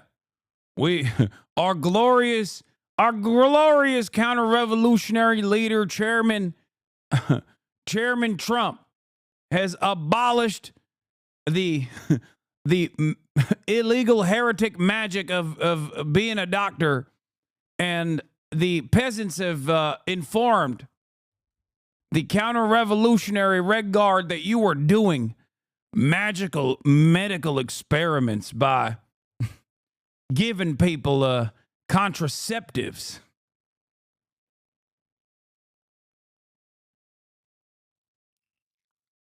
Anyway, it's time for the great leap backwards.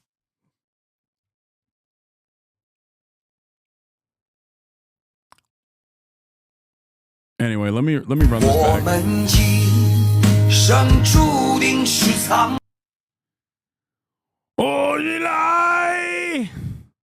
Sorry.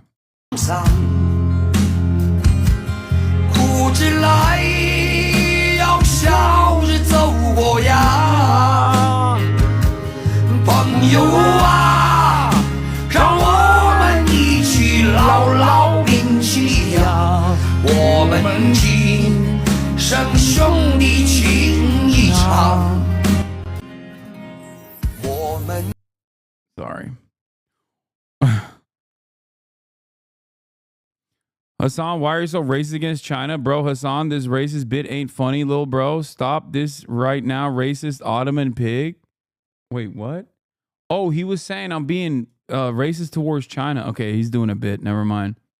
But this Chinese Renaissance didn't happen overnight, nor was its success guaranteed. There was a time when anything was possible. A time when Deng Xiaoping was exiled by his own party to the countryside, more likely to die in obscurity fixing a tractor than to return to Beijing and reshape the nation. The time when a gang of radicals sought to succeed Mao and carry on his perverse and destructive rule, when it seemed that Maoist ideological purity was destined to be the ruinous principle at the heart of China's government forever. Dude.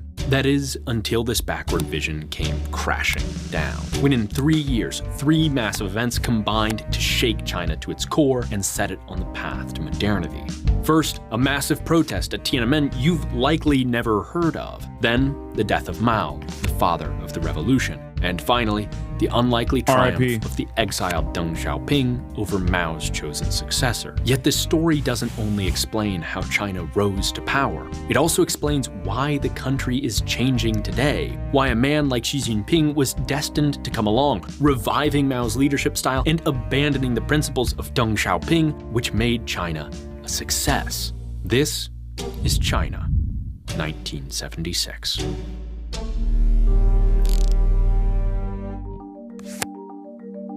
April 4th, 1976. It's a chilly spring morning in Tiananmen Square, a centuries-old plaza that sits at the core of political power in Beijing, overlooked by the old imperial palace complex and flanked by the headquarters of the communist government. Today is the Qingming Festival, a traditional Chinese celebration of the ancestors. It is, to be blunt, not the kind of thing generally liked by the communists. I think this is cool. This guy is like, skip this part. Yeah, hey, don't watch this. I think it's cool that there's a guy who's like this far in the tank for Deng. Like, normally I feel like guys that have this kind of position are just like across the board unimaginably anti-China. Am I wrong?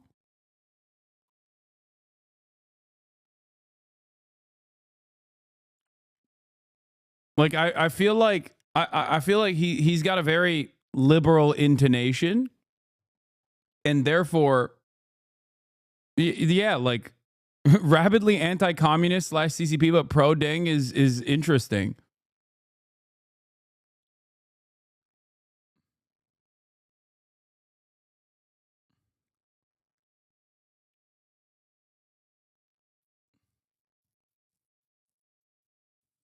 It's the libertarian wants a Chinese wife archetype, in my opinion. This This guy's liberal cope. I like it. Party, which has spent the last decade pursuing a so-called cultural revolution, a chaotic nationwide terror campaign meant to root out all vestiges of China's pre-communist culture and tradition, mobilizing radical youths to denounce their elders and the old ways. In turn, the party's old guard was ousted, schools and universities shuttered, all to elevate the power and cult of personality of the country's longtime leader, the now ailing Chairman Mao Zedong. Yet despite this political atmosphere, on this day, as many as 100,000 Chinese citizens occupied the vast square, refusing to leave, ignoring orders booming from nearby loudspeakers. Consider what an inhuman act this was, to bar people from honoring their ancestors because it could conflict with their fealty to the regime's ideology. Learning about those who've come before us can be richly rewarding and humbling. Luckily, what the fuck? Dude, what? This guy fucking, this is such a strange type of guy. What is going on? I don't know anything about this channel. I like this guy. He's like a dengist hardliner who is like, no, he was the liberal savior of China. Like what? Because every aspect, look, when I see a new type of guy that has like the Reddit tone, I assume he's not going to say anything positive about China at all.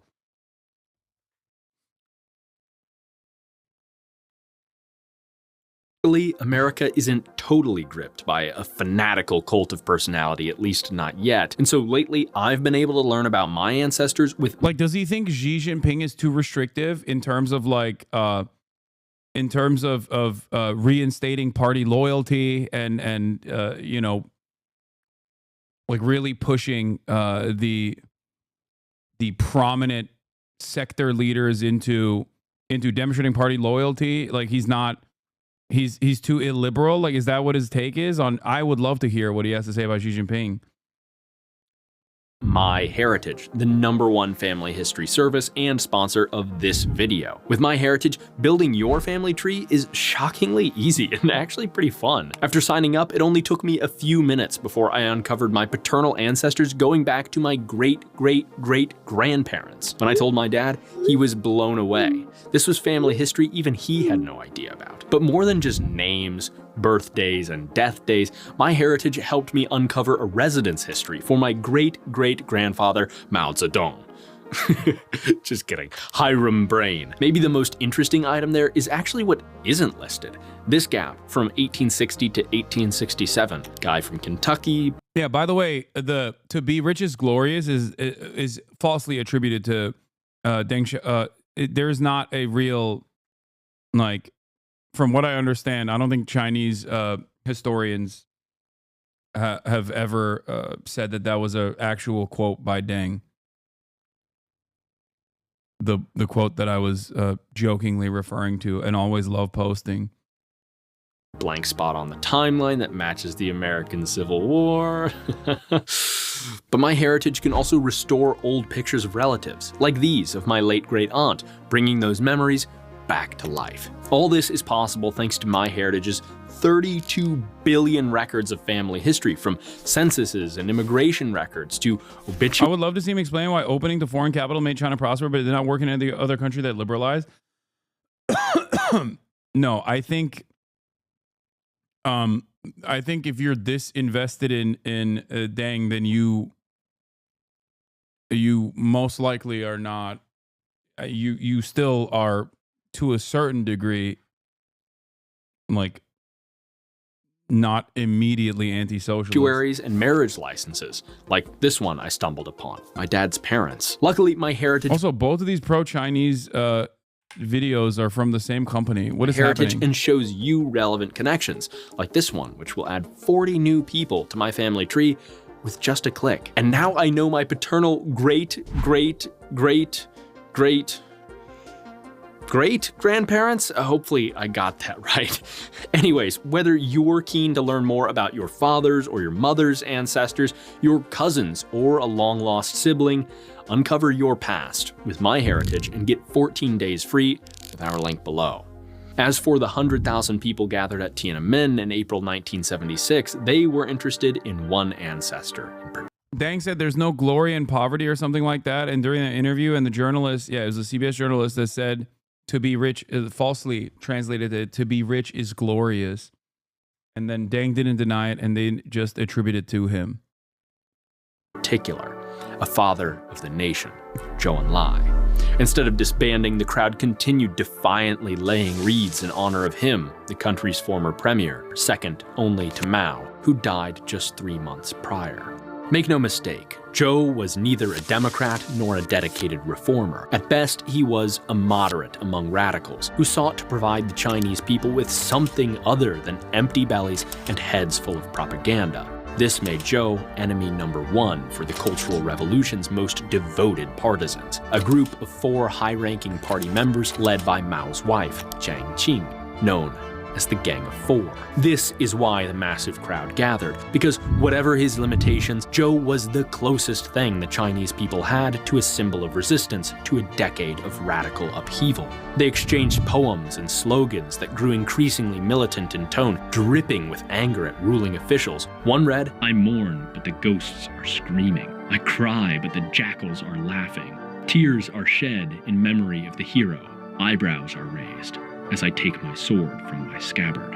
For the Communist Party, this was a problem. By the next day, protesters still refused to budge and seemed to be growing emboldened, even as militiamen armed with clubs surrounded the square. If someone was going to pull the trigger on a crackdown, it had to be Hua Guofeng, the man who had succeeded the revered Zhou Enlai as premier. Mao was too ill to be present, but he had picked Hua for the job because, unlike Zhou, Hua had no base of power. He could be trusted to follow Mao's line, and on April 5th, he didn't disappoint, as he ordered the militiamen into the square. But today, the crowds were disinclined to be cowed. They fought, a riot broke out, cars were set on fire and overturned. In the end, though, the militia won. In the aftermath, it was clear to party leaders that someone had to take the blame. Acknowledging that the protest had been spontaneous wouldn't do. It meant that the people were, in fact, deeply dissatisfied, which of course they couldn't possibly be. No, someone had to have misled them, lied to them, and seeded a false consciousness. To Mao, Hua, and the Gang of Four, the culprit was obvious: Deng Xiaoping. Deng was the party's vice premier. He'd been Yeah, clip channels, do not clip my reaction to this. This video is only a couple hours old, okay?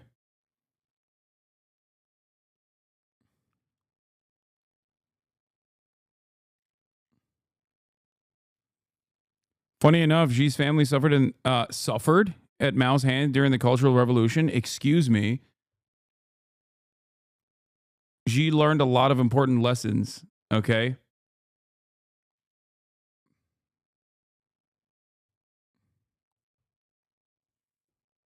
It made him the man he is today.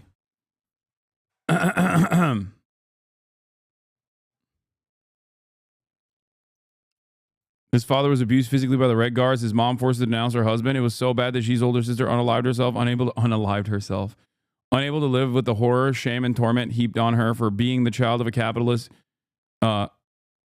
inroader. Xi himself was banished to the countryside for re-education, which involved hard labor, reciting Mao Zedong thoughts and self-criticisms of his capitalist tendencies. Yeah.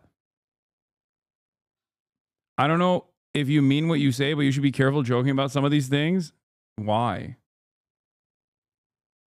No, I'm not going to be careful joking about these things.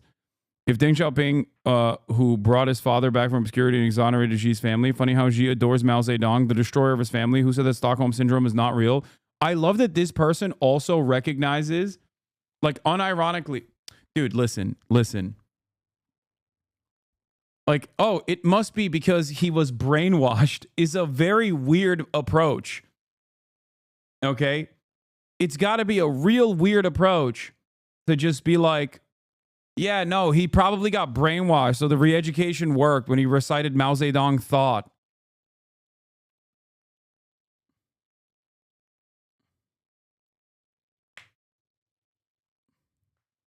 That's probably what happened. She also lived in the US for a time, Ohio. That's right. She was able to learn how the countryside operates in both the capitalist hellhole of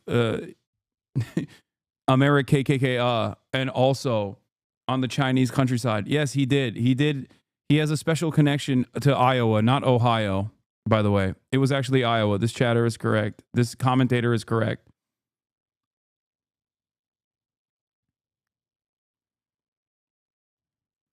He's spinning some careful, opportunistic lies. He probably knows, but once you're up on the top, all you can see are the myriad ways to fall down. So if dressing his rhetoric in the colors of his oppressors and stacking your admin with incompetent goons like he did keeps you up top, you'll do it for fear of the alternative. You can never not adore Mao in China. No one wants to make the Khrushchev mistake.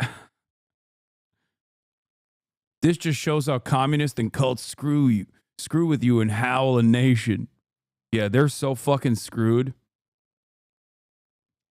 Goes second in command, and the two were personally and politically close. Deng had already been disgraced and cast out once before at the beginning of the Cultural Revolution, exiled to the countryside to repair tractors in obscurity. But after 6 years, Mao had begun to question the wisdom of this radicalism. You were joking about Xi's family suffering, but it was definitely very serious. Okay. Yes, and he also did get sent to the countryside. And he learned from that experience and made him the statesman that he is. As he sought a counterweight to Jiang and her radical gang, it was Zhou who convinced him to invite. Bro is offended for Xi. I know. Deng back. The two of them had always shared a reformist streak. Yet, even with Deng's return in 1973, the Cultural Revolution had by no means come to a stop. As one member of the Gang of Four put it in a 1975 article in China's leading communist journal, "On no account should we relax our vigilance just because we have won a great victory in the great proletarian cultural revolution. Today there are still many fortified villages held by the bourgeoisie. When one is destroyed, another will spring up. And even if all have been destroyed except one, it will not vanish of itself if the iron broom of the dictatorship of the proletariat does not reach it." In turn, they took this 1976 Tiananmen protest as proof of their beliefs. Even with Zhou dead, more enemies remained. So they zeroed in on Zhou's living avatar, the inheritor of his politics. But powerful as the gang was, they couldn't do anything to Deng Xiaoping. The order had to come from Mao.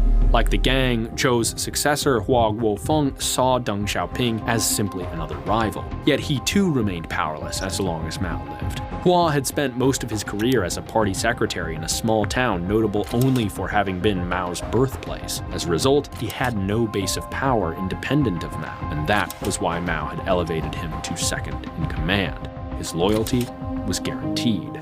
Indeed, this was the defining feature of Mao's China, only heightened over the course of the Cultural Revolution: loyalty to the communist line, formulated by Mao himself, and nothing else, which is why Mao too arrived at the same conclusion about Deng Xiaoping. After this display, he could pose a threat.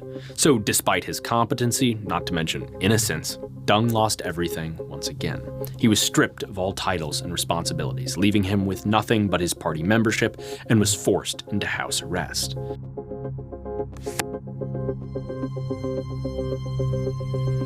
However, the time of Mao calling the shots was not to last. On September 9th, 1976, he was struck by a fourth heart attack in months. Unlike the others, this one he did not survive. Chairman Mao Zedong, father of the Chinese Revolution and master of the nation for more than 25 years, was dead. A mere 8 months since the Tiananmen incident, China was in stormy seas, and now without a helmsman.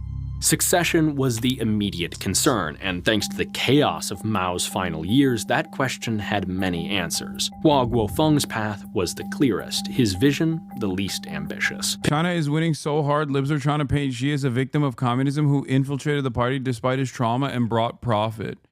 Yeah, I mean, I'll take it. Whatever the fuck people, whatever floats their boat. Yeah.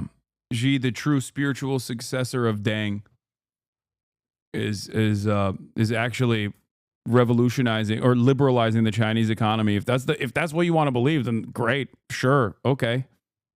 Yeah, I agree. Let's not go to war with China, please. Thank you. Picked by Mao as his vice chairman in the aftermath of the Tiananmen incident, Hua immediately rose to acting chairman upon Mao's death. However, he was not without challengers. The day after Mao's funeral, members of the Gang of Four demanded that Mao's papers be placed in the custody of his nephew, the group's ally, an obvious attempt to find or forge proof of Mao's will that his wife Jiang Qing should inherit his power. But Hua fended off the attempt and remained confident that as long as Chiang sought to carve out power from within the system, he was secure. Not only was he acting chairman, the gang was hardly popular with the rest of the communist elite, whom they'd hounded and intimidated during the Cultural Revolution. Yet Chiang and the gang had power of their own. Radical newspapers and radio stations across the country ready to mobilize the gang's fanatical youth militia. So on October 4th, when one of the gang's hardline papers published an editorial calling for just that, Hua's sense of security vanished. Within 2 days, he concocted a plan and called an impromptu session of the Politburo Standing Committee. Fearing that the gang might smell a plot, he set an agenda they couldn't resist: publication of the final volume of Mao's collected works, the final say in the chairman's legacy. It was so enticing that 3 of the 4 attended, everyone but Jiang Qing. Around 8 p.m. on October 6th, they began to arrive at the government headquarters at Zhongnanhai, near Tiananmen, and one by one, as they entered, they were seized upon by guards and hauled before Hua Guofeng. In the hall of Huajin, he rose and pronounced, "You have committed anti-party and anti-socialist crimes. The party center is placing you in confinement for investigation." At the same time, Hua sent a detachment to Jiang Qing's home. She didn't put up a fight.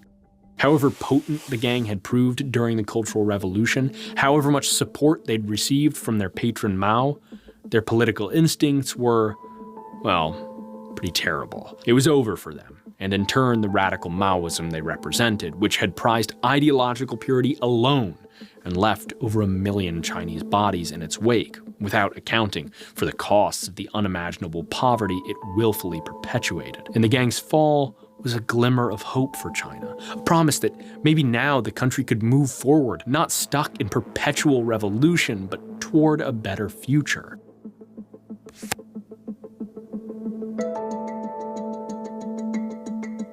To pull that off, though, Hua needed help from someone with sharp political instincts, deep support in the party, and a vision for the future. He needed Deng Xiaoping.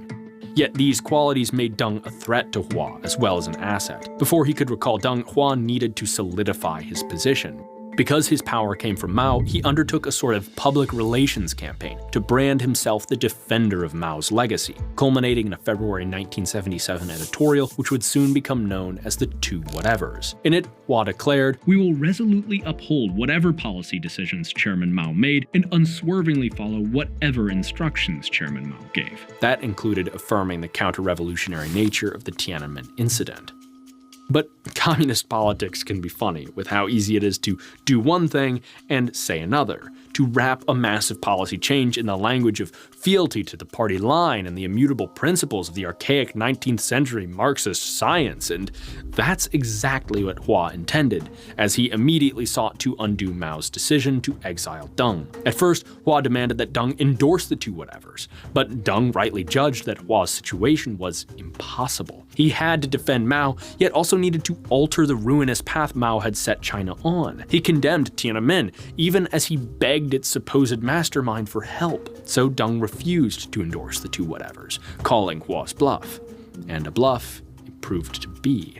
In June of 1977, not much more than a year after he'd been cast out, Deng Xiaoping was restored to all his old positions. A long list of titles at the highest levels of party, state, and military. Not bad for a man who days earlier had remained in exile. But Deng disdained the glamour and titles. Desiring rather, in his own words, to accomplish something, he requested responsibility for science and education policy. Bro really is a Dengist, dude. He's like a liberal. He's like a neo-lib Dengist. Here, Deng had an opportunity to differentiate himself from Mao, and by extension Hua, by cultivating talent instead of obsessing over ideological purity. In turn, he reopened China's long-shuttered universities and shockingly reintroduced the Gaokao, China's standardized exams. For the first time since the communists took power, school admissions would be based on merit, without consideration of class background. He went further, matter-of-factly debunking a key Mao policy of sending students to work in the countryside, saying, "Facts have shown that after a couple of years of labor, the students have forgotten half of what they learned at school.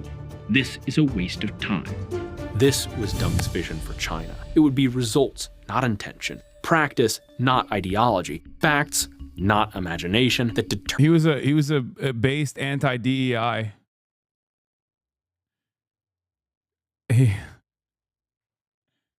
I'm kidding. He was not anti-DEI. China has seemingly had affirmative action around the time when America became a state. Determined policy. When officials returned from studying industrial practices in Europe, that is actually true. China had affirmative action before, basically around the same time America became a state. China had affirmative action.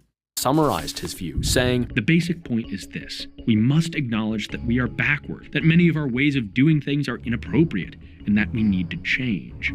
Yet Deng couldn't simply disown Mao and all he stood for, which was, in practice, mostly the opposite of those things. To survive in the party, he had to reconcile his vision with Mao Zedong thought, no matter how contorted the reconciliation. But where Mao was a talent... Also, like, the notion that, like, Chinese higher education was not up to snuff under Mao is, and that like Deng saved Chinese higher education is an insane thing to state, considering that, you know, it was a little bit of a period of instability if I were to criticize it gently. He did not say that. No, he said that Deng reopened the higher institutes of learning and that they weren't around before Deng.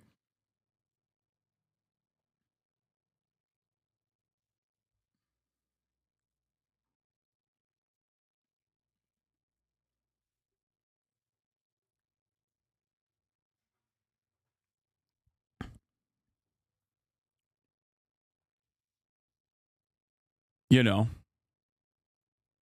considering that there was a fucking genocide before they were a colonial, before they were a colonial subject, and also a civil war against the nationalist factions, while simultaneously also being, once again, dominated by and being genocided by the Japanese.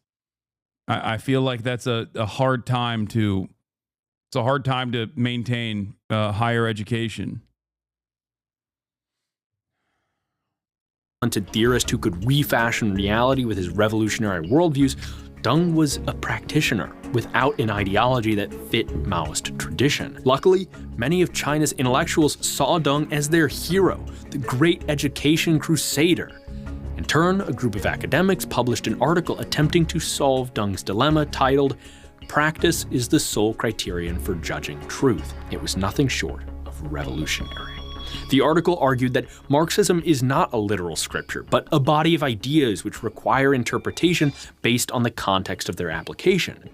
This was exactly what Deng needed. Armed with this new theory, Deng left the party's stronghold of Beijing and took to China's northeastern provinces, holding meetings with old allies and drumming up support for this new notion of practice over Hua's two whatevers. To Deng's delight, support was easy to find. Discontent, even rage, over Mao's abuse of party comrades was widespread among provincial officials, and they resented Hua's unwillingness to own Mao's or his own failures, particularly regarding Tiananmen. They were hungry for a break with the past. Deng was ready to make his play. By the time he returned to Beijing in November of 1978, the 11th Party Work Conference was already underway. It began, as all the worst corporate conferences do, with breakout sessions and small group discussions. These composed of provincial officials, divided by region. Bad news for Hua, because with Mao gone and discussions taking place amongst regional comrades, delegates felt freer to speak their mind than they had in decades. In turn, their conversations rapidly diverged from the official agenda and into grievance airing about the errors of Maoism and the need for reform. Hua sought to tame the flames. In speeches to the assembly, he disowned the excesses of the Cultural Revolution and endorsed opening up to foreign investment and modernization, concessions which surely sent the embalmed Mao spinning in his glass display case. Yet it wasn't enough. Hua continued to hold to the two whatevers and maintained that Tiananmen had been counter-revolutionary, a deep affront to many who identified with the protesters. Sensing Hua's conciliatory tone, members of the Beijing Party Committee spied an opportunity to defy the chairman directly. On November 13th, they published an announcement, unilaterally declaring Tiananmen entirely a revolutionary action and promising rehabilitation for all those persecuted. 5 days later, Hua pivoted and posed for press photos with a newly published book he'd personally titled, a collection of poems commemorating the Tiananmen demonstration. He was adapting. A week later, back at the conference, Hua gave another speech explaining that he was willing to serve the party and accept the prevailing views, even if they contradicted his own stated positions. It was too late. Hua had allowed himself to be defied by his subordinates. The speech was effectively a concession. Soon, delegates began issuing statements, officially declaring their allegiance to Deng's philosophy of practice over the two whatevers. Without any formal change of power or promotion, it was clear to all present that Deng's coup was complete. No longer fighting an uphill battle, Deng was confident and believed this was the time to take his vision one step further, beyond economic reform and into politics. Thus, in his closing speech of the conference, he declared, "Centralism can be correct only when there is a full measure of democracy. At present, we must lay particular stress on democracy because for quite some time, there was too little democracy. The masses should be encouraged to offer criticisms. The thing to be feared most is silence." For the party elite, this was a scandalous notion. For those on the outside, it couldn't have been more obvious. In fact, over the past couple months, on an avenue not far from Tiananmen Square, some posters had already begun to appear, criticizing Mao's legacy and the state of Chinese politics. By December 5th, after Hua's informal ousting, new posters began specifically calling for democracy as a crucial component of China's modernization. This was a direct invitation to Deng, the self-professed modernizer and democracy advocate, to put his money where his mouth was. 3 months later, Deng issued his response. On March 30th, 1979, he gave a speech outlining his 4 cardinal principles: socialism, the dictatorship of the proletariat, the leadership of the Communist Party, and Marxism-Leninism and Mao Zedong thought. In Deng's words, these were items beyond criticism. All that talk of democracy, Deng had meant democracy only intra-party, or within the party. Whatever Deng's boldness, it was now clear. His goal was to save totalitarianism, not transform it into something else. Democracy to him was just a useful tool to make sure the ruling party was running smoothly, not destroying itself under a misguided dictator like Mao. And in that respect, Deng succeeded. Within the party, he cultivated a less violent, more regularized set of procedures for policymaking and resolving disagreements among leadership, emphasizing democracy within the party, which resulted in rewards for— You don't understand, when Deng did it, it was for good reason. As opposed to when Mao did it and it was for bad reason.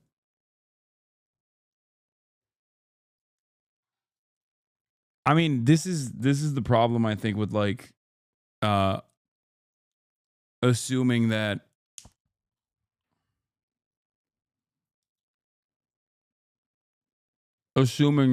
like one singular individual is capable of changing the course, changing the trajectory of this country.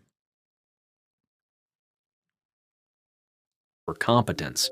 Crucially, though, the party's results-oriented culture, which Deng fostered, carried into policy, reshaping the nation for the better. No longer in a Maoist straitjacket, local officials were allowed to— Is this what you meant when you said you knew what best was entertaining? Because folks are leaving, I'm into it, but you get what I mean? I suggested Dick Wolf talking about Trump. Okay, take a day off.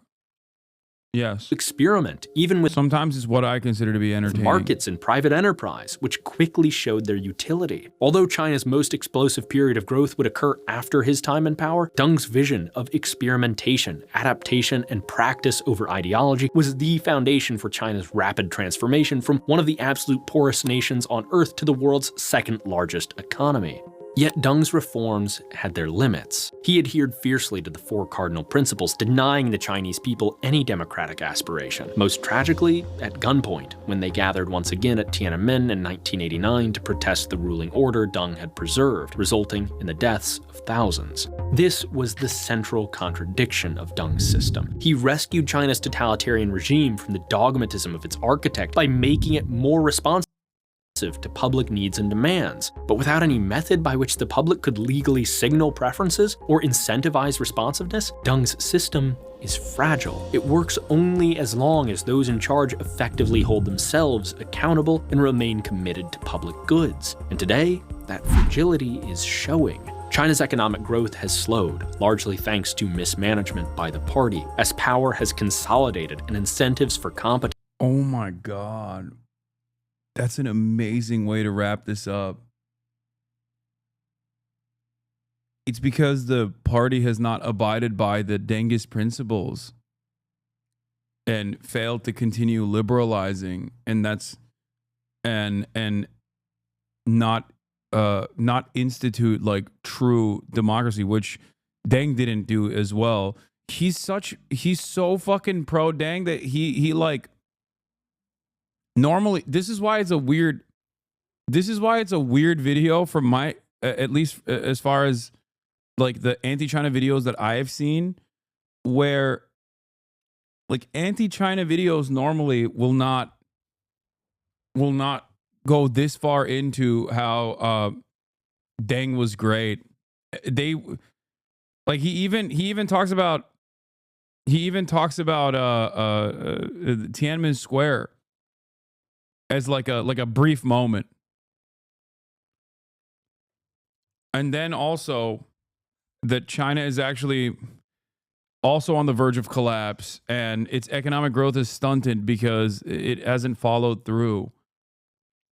It hasn't followed through on enough liberalization. Such as Deng's notion of intra-party democracy have eroded. Recently, Xi Jinping, China's leader, secured himself a third straight term as party chief, unprecedented since Mao's death, and followed it up with a mandatory public education campaign in Xi Jinping thought. Under him, loyalty rules once more, as his supporters have displaced competent but neutral figures across the ranks of top party leadership. This is not a prediction that Xi's China is about to collapse, that a crisis is... Shut up. I fucking love China, but your defense of Mao is just disgusting. This is just the guy who caused the Great Famine in China into the Cultural Revolution that destroys so much Chinese history and created generational trauma in the population. No, I see founding fathers in the exact same vein. They're slavers, but they also engaged in a just war against the British Empire. That's simply it. Like, that's it. It's also, does it not even remotely shock you or confuse you at all? The admiration that even modern Chinese society has towards Mao? Like, there are allowed criticisms of Mao, Cultural Revolution being one of them, as you also mentioned.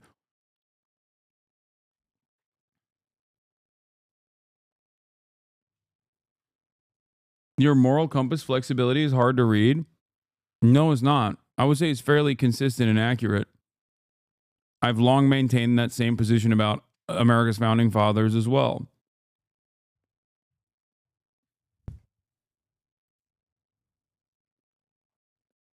I've said similar things about Stalin in terms of his actions during World War II. Like, every leader, regardless of their ideological predisposition, will do a shit ton of awful things.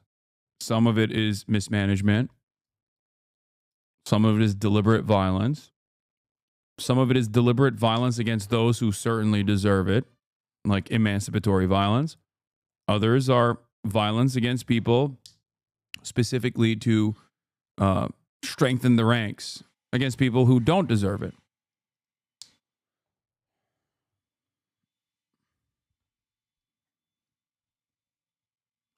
But the reason why China is the way it is right now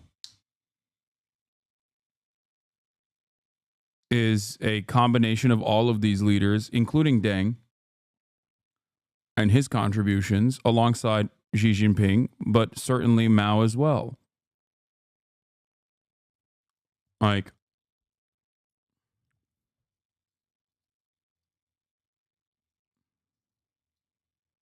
It's not apples to oranges to justify my messaging.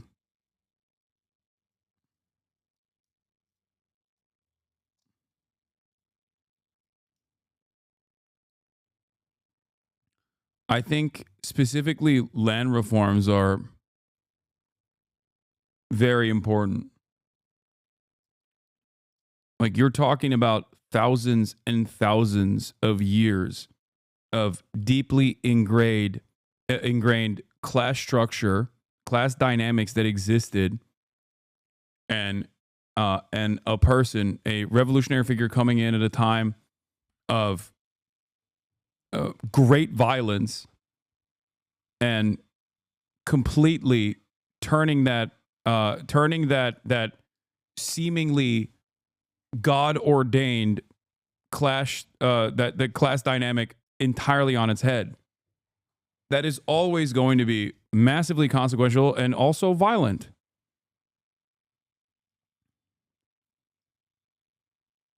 But without that, I don't think China would be what it is today. China without the Cultural Revolution would be like India today. France had its own Cultural Revolution to get liberalism. Anyone who disagrees with this is just ignorant. I mean, I think that there's definitely aspects of the Cultural Revolution that went way too far. For sure.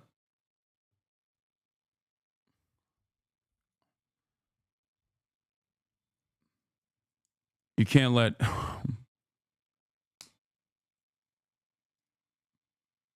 You can't let the students run wild.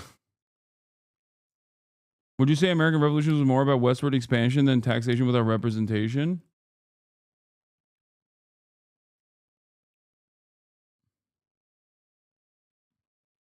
Would you say Trump is trying to do a cultural revolution right now? No, he's not. I mean, I think it's closer to say that Trump is doing a reverse FDR.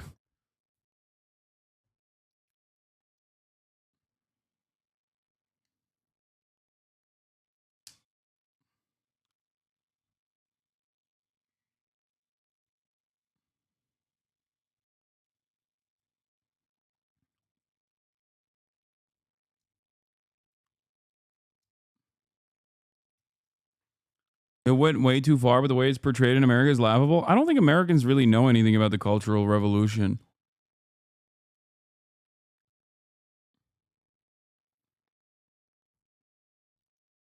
You can't compare slavery to what Mao did. Owning humans is beyond. Yeah, also it was a fucking much longer time frame ago. Like, I'm not engaging in cultural relativism here, but like, come on. Like, I understand what you're saying, but I'm simply stating that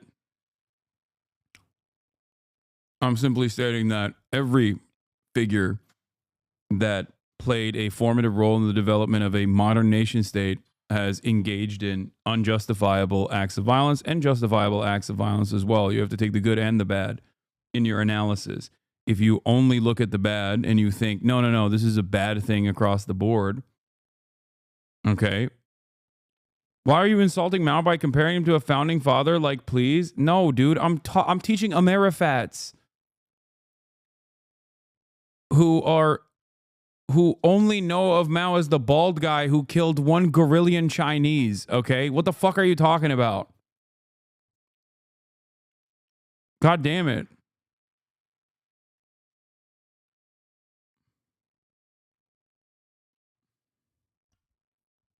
What do you guys think is happening here? Just around the corner. We'll leave that to the less responsible commentators out there. Rather, it's an attempt to look to the past to help explain the present. The story I like that he shit on the Chinese collapse is imminent, guys, but like kind of did his own version of this. China is about to collapse, that a crisis is just around the corner.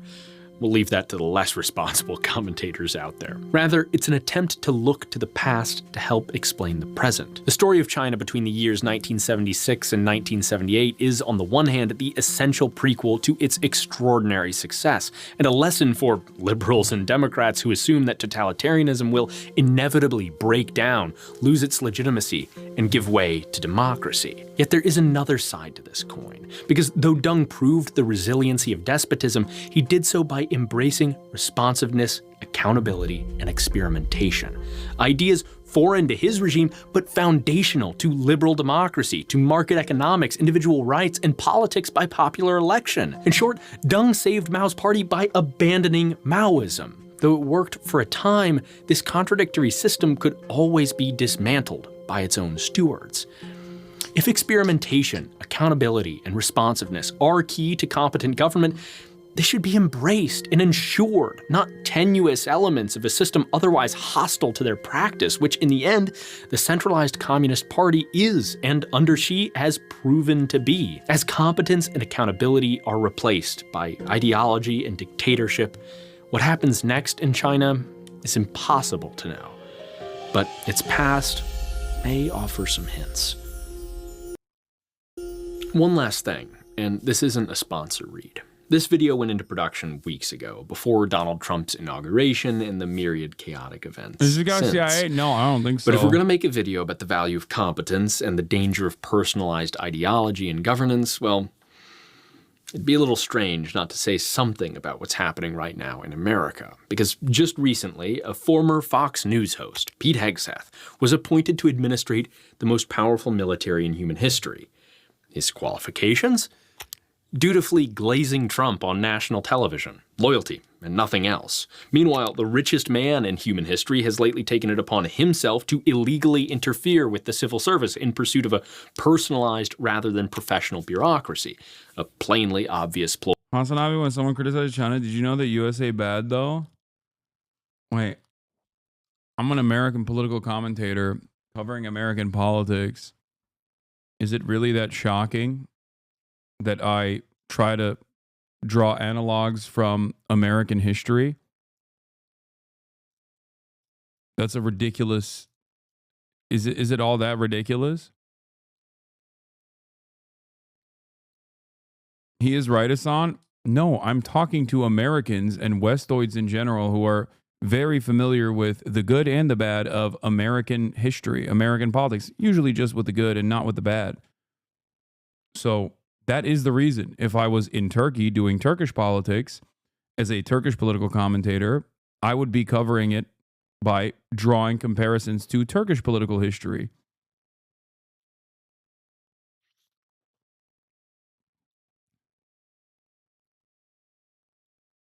That's what I don't understand about people whenever they talk about like my coverage.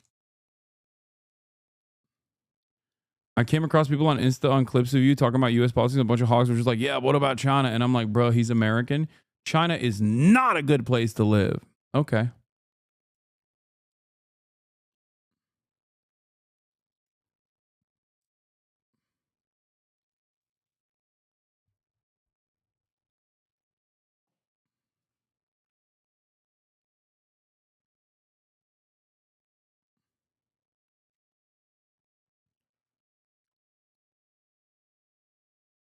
When did you say the USA bad? You literally just spoke about the good things and the founding fathers did. Well, it's because any association or any comparison with a foreign adversary or historical comparison to a foreign adversary automatically implies that I'm actually criticizing the American government. That's what it is. Because at the end of the day, I think a lot of people are very simple in their understanding of history and politics in general, where they think my country good, other countries bad. They might not ever openly say it out loud like that, but I think they still see it as such, which is why they reflexively defend a position that I'm not maintaining.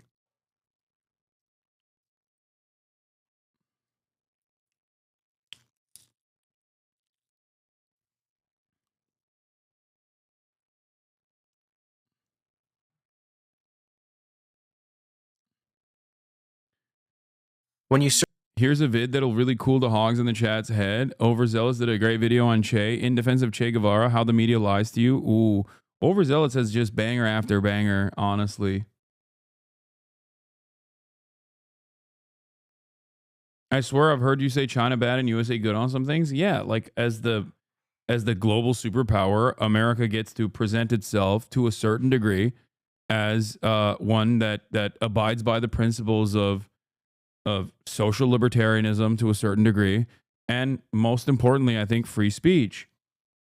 when you are not the global hegemonic superpower, you punish people for silly things that would be considered silly here, things that would be considered unspeakable in the United States of America. Okay? I lived in China for just 1 week and got pantsed 117 times. This is what communism does.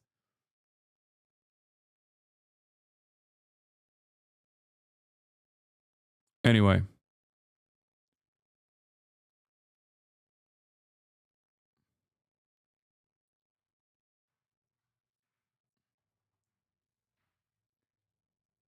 Now, of course, you're seeing America, you are seeing that America has never fully abided by the principles of free speech, whether it be the Red Scare, McCarthyist trials, or the assassination of revolutionary black leaders during the civil rights era, or even today, whenever there's a whistleblower, a real whistleblower, not like a fake one, but a real whistleblower, you see how America treats them. God forbid you whistleblow against a corporation like Boeing or any number of different corporations, or even, or even criticize our unlimited loyalty to the state of Israel. Clearly, when you do stuff like that, America gets very censorious very quick. And that, I suspect, is going to get worse and worse. I don't want it to, because I do think that some semblance of free speech is good.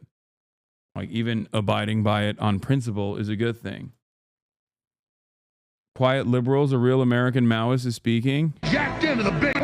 And let me tell you, I've been taken up to the third heaven. I've been jacked into the big plan. I've seen it. I can't even compute all of it. It's so fantastical. You've not seen nothing. You ain't heard nothing. You ain't smelled nothing like this. I don't have words to tell you. But I tell you, anybody tries to get in the way of the incredible plan the big guys got for us has got me pissed, and I'm just begging to stay on the team, man. Just put me in the game, coach. Whatever you say, coach. I know I'm weak. I know I'm pathetic. Man, you're amazing. I'm so lucky you made me. What do I do, Bob? Like a hunting dog, man. Just take me out of the house. Just turn me on them. Just tell me what I got to do. Tell me what. Tell me how I serve you. Tell me what I can do for you right now. Woo! And let me tell you, I've been taken up to the third heaven. He's right. Mao Zedong also received the mandate of heaven. You don't understand.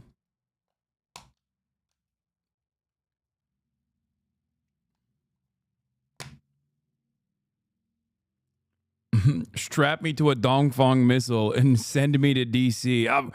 Strap me to a Dongfeng missile and send me to the heavenly send me to where the residential neighborhoods are in Washington, D.C., where all the politicians live while Congress is in session. Put me in the back of a Dongfeng missile and unleash me on the suburbs. Dear Leader Chairman Xi Jinping. When you get to heaven and it's Chinese.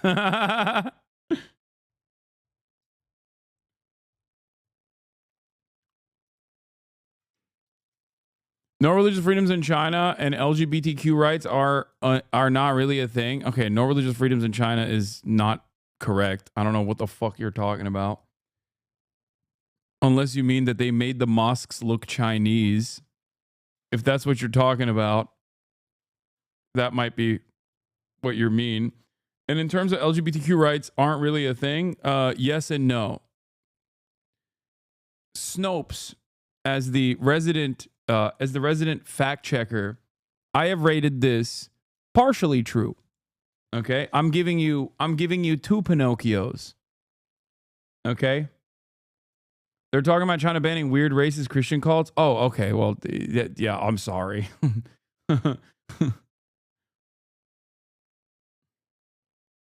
Yeah, I thought he was talking about like you're not allowed to be Muslim or something, which is not true.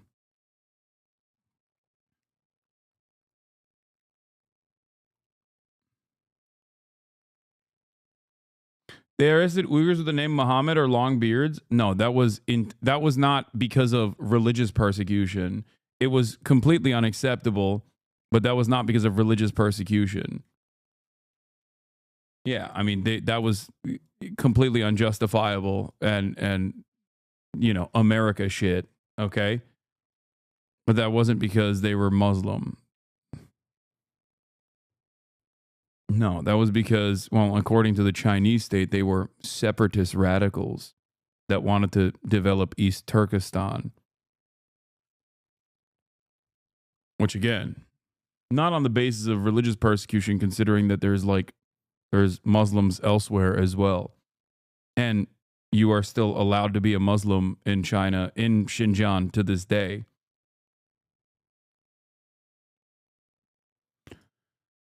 But yeah, as far as LGBT stuff goes, yeah, it's not. There's definitely a lot more room for reform there for sure.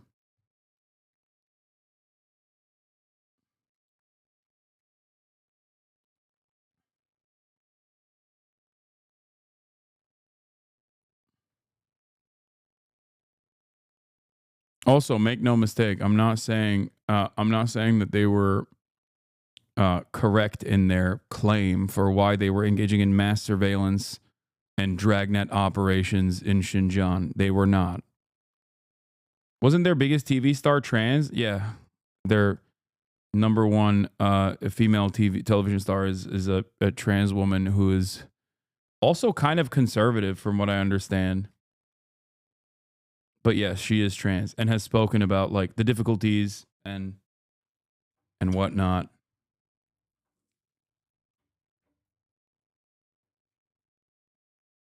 No, not like Caitlyn Jenner, but she is definitely a big. I mean, you can't be a big TV star and not be a regime person anyway. So what was the real reason? No, the reason is because they didn't want any sort of separatist movement to exist. But their approach is completely incorrect and heavy-handed.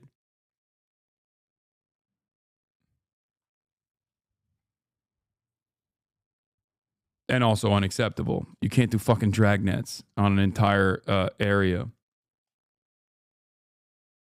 I understand their critique in good faith, but listening to Americans lose their shit about country overreacting to a terrorist attack is something else, Lamau. Okay, but to be fair, I also do a whole lot of criticism of Americans and their overreaction, and a lot more criticism, to be fair, to American overreaction to 9/11.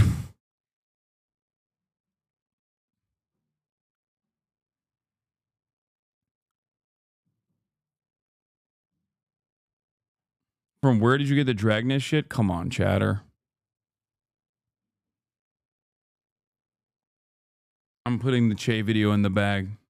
Search Che Guevara on YouTube. You'll be greeted with an overwhelming amount of videos calling him a murderer, psychopath, homophobe, racist, and so on. You're wearing a mass murderer t-shirt. He personally murdered or had murdered thousands of Cuban citizens. It's like walking around, again, with a Stalin t-shirt. There exists. I don't want to simp too hard for China. Human violations are a serious issue, but do you really think that separatism is something that you can deal with just improving social conditions? Not just improving social conditions, but if someone actually engages in an act of terror, then you prosecute them for the crimes that they've committed. My point is, under no circumstances can you go after virtually the entirety of an ethnic minority and place them under mass surveillance and then send numerous members of said ethnic minority into re-education camps because you want to completely eviscerate the separatist threat. That is my approach and issue with this process.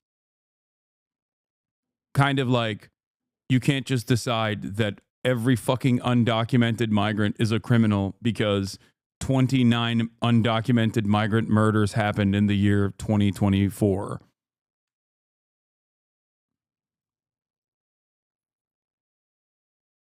Yeah, that's it. And I think that's a fair assessment. That's a fair assessment.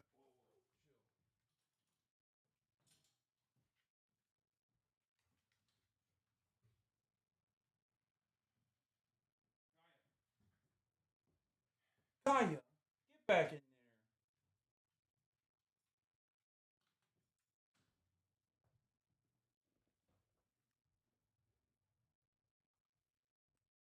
Anyway, let's watch.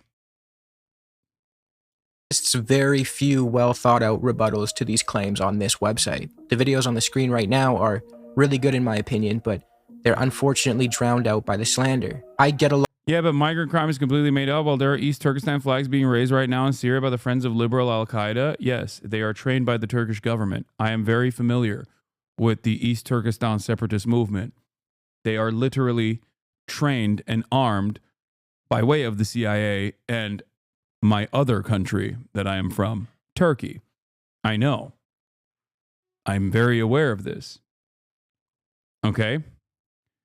Once again, that is not a reason or an ample justification for mass surveillance, dragnet operations, and also, re-education camps. It's pre-crime. There's no justification for pre-crime. That's it.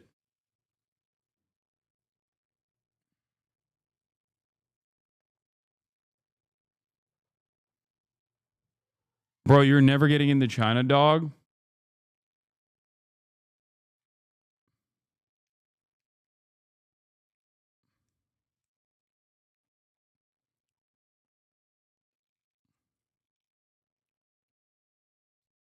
Same shit Palestinians go through? No.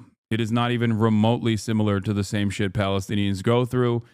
I've long maintained the position that if Israel did what China did to Xinjiang, if Israel dealt with the Palestinian problem in the same way, they would be hailed as champions of international human rights in perpetuity.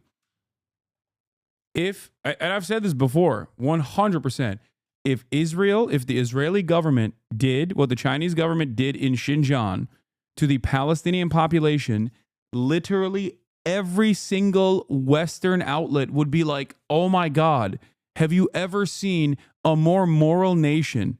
Have you ever seen, this is the most moral nation on the planet. No one has ever been more moral than the Israeli government.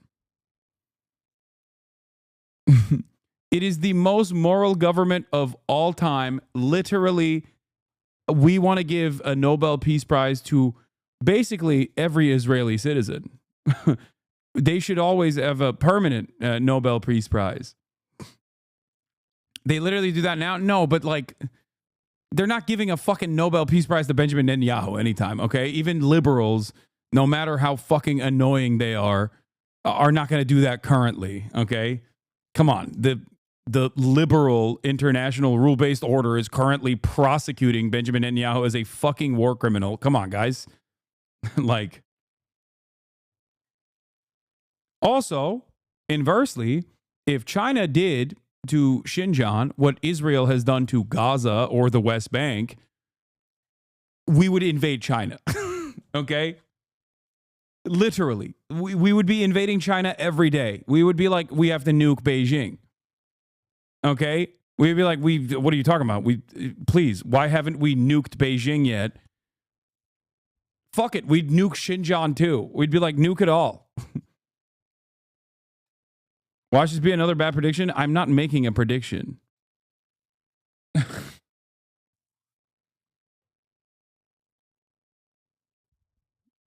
So just understand how this double standard certainly exists in that process. A lot of comments from people who are curious as to why I keep a portrait of a supposed tyrannical mass murdering bigot in my living room, especially since I emphasize democracy so much in my videos, and that's because he's not a mass murderer. Why aren't you mentioning how funny it is that West always act like they care about Muslims to begin with? Yeah. Wasn't that like some Chinese foreign minister who was like, Westerners don't care about Westerners, from what I've seen so far, don't particularly like the Chinese very much, and they don't particularly like the Muslims very much. But goddamn, they always talk about the Chinese Muslims. It's true. In fact, you'd be hard-pressed to find a single verifiable instance of him killing even one innocent person. The lack of knowledge when it comes to Che Guevara is evident. There are countless YouTube historians who can't even get the dude's birthday right, yet somehow feel the need to fill you in on the truth about Che Guevara. Ernesto Che Guevara was born June 14th, 1928 in And he was a racist baby. Look at how racist his face is. I will not be looking into what he did for the second half of his life. Okay? That seems like a racist, violent baby. Rosario, Argentina. Yes, although Wikipedia will tell you that his birthday was June 14th, his actual birthday was a month earlier, on May 14th. We know this because the most acclaimed biography on Che, written by John Lee Anderson, explains how Che's own mother admitted this fact to an astrologer on the literal first page of the book. If you're gonna make a truth about Che Guevara video, don't you think you should at least skim what is considered to be one of the most significant pieces written about the man? I don't bring this up to be pedantic. Anderson is such an important journalist on the topic of Guevara that he is credited with literally helping to find Che's remains after 30 years. He might be worth the read. This may seem like a small detail I'm obsessing over, but it's emblematic of the greater lack of respect for this topic. So, in this video, I'll take the 3 big accusations levied against Guevara, that he was a mass murderer, racist, and a homophobe, and refute each claim. Was Che Guevara a murderer? Well, the good folks over at PragerU sure seem to think so. They also like to draw Che as though he was a brown person for some reason, even though he was a white dude with Irish and Spanish ancestry. I guess drawing the guy with a darker complexion while trying to paint him as a terrorist plays well with their conservative base. Anyway, for those unfamiliar with Guevara's story, he was born into a well-off family in Argentina with a fucking rich socialist. God damn it, dude. Fucking. Thank God my goat Engels was never actually would do the crime of being a wealthy person. A bad case of asthma. He was very fucking fake socialist. God damn it. Piece of shit. Hypocrite. Fuck. Bright, and he studied to become a doctor. When he was in his early 20s, he and his friend decided to go on a trip from Argentina all the way up to North America so they could experience the world around them. On this trip, Che saw the immense suffering and poverty in Latin America, and he understood the culprit to be US corporations and imperialism that looted the lands and marginalized the indigenous peoples. He even witnessed the US-led overthrow of democratic... Yeah, I'm fucking... Hopefully Castro didn't have like wealthy parents or anything, because that would be really... That would make me extra mad about these fucking hypocritical socialists. Elected Guatemalan president Jacobo Arbenz because American corporations wanted to continue expropriating Guatemalan land and fruit. This trip radicalized Che and ultimately led to his involvement in the overthrow of the US-backed Cuban dictator Fulgencio Batista in 1959. A good guy. He's going to say he's a good guy, right? Batista, he's our guy. He was our good guy. I sure hope he does an accurate depiction of events here. He played a pivotal role in the Cuban Revolution alongside Fidel Castro and the rest of his rebel army. Now, before I go any further, this video is not about Fidel. A lot of people like to conflate the two men when discussing Che's record and argue that since they perceive Fidel to be a terrible, evil man, then it must follow that Che was too. Apart from the fact that Fidel's story is nuanced and shouldn't be touched on as a side note, Che and Fidel were very different people. Fidel wasn't even a communist at the time of the revolution. He actually stacked his new government with relatively conservative people in the attempt to placate the hostile USA. Yes, many mistakes were made by Fidel in the years that followed the revolution, and yes, a lot of them were in response to the US invasion, bombing, and embargo of his country. But for the sake of brevity, this video will focus on Che. Similarly, there are bad faith actors who like to conflate Che with the Cuban state itself and attribute any wrongdoing committed by the state to Che. Every country has its own flawed history in some way. We're not going to blame Guevara for Cuba's unless he was directly involved. Back to this very well done and totally not dishonest PragerU video. As you can see, they are kind enough to link us to a source document which I happily clicked through in the hopes of finding some new and damning information on Che. As I dealt with the source material and tried to... I love PragerU taking the time out of like 17 videos about how black people ain't shit, black people deserve less, and that if you think black people, deserve equal rights, you also ain't shit, to turn around and be like, Che Guevara, I'll have you know, had some really famous choice words about the laziness of black people, which we agree with, by the way, all the time right now in 2025, even though please don't look into what Che Guevara did for the remainder of his life, okay, post-revolution.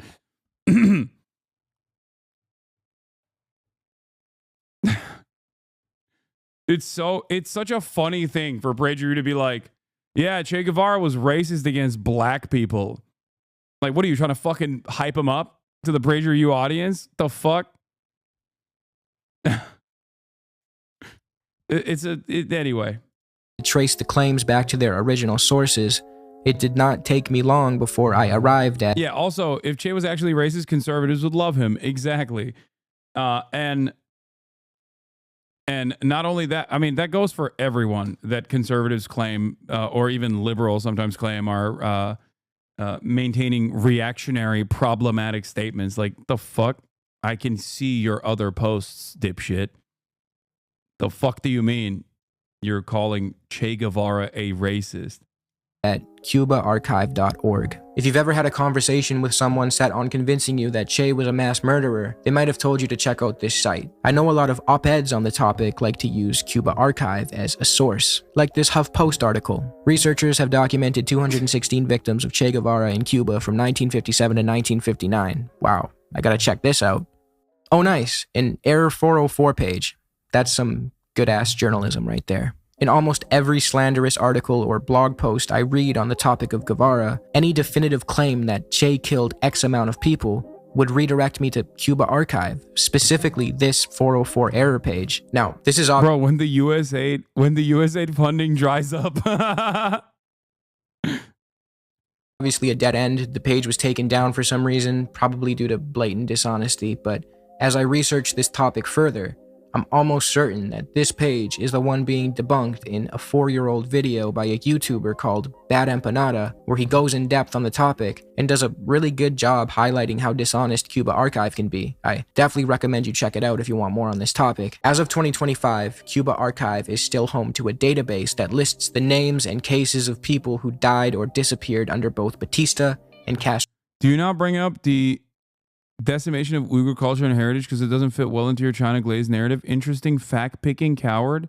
Go back and watch any number of different videos that I've covered on this subject matter from many years ago, and you will hear that I have talked about it, which is why I think it's appropriate to consider it a cultural genocide, as they basically commodified and turned Uyghur culture into a tourism destination.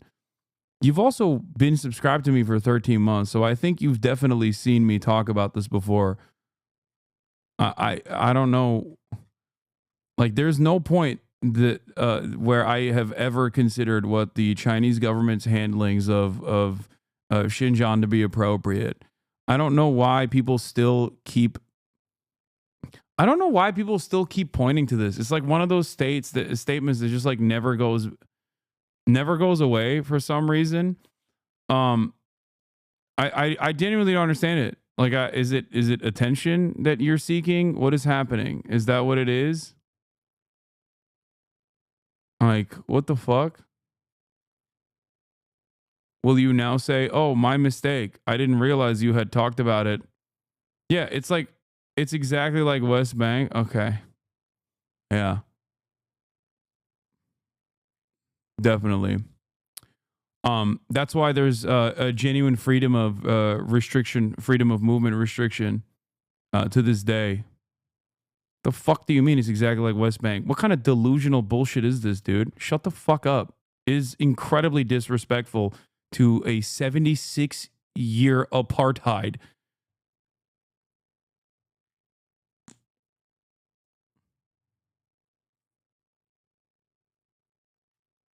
Like, what are you saying? What the fuck are you saying?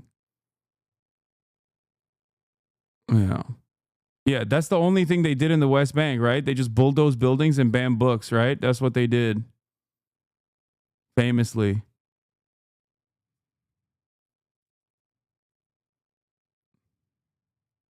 Why are you downplaying what is happening under the first of all, I've literally had people press me IRL in the exact way Chatter is pressing you for saying China good. I'm not even saying China good. I'm just saying there's good things that China has done. But goddamn.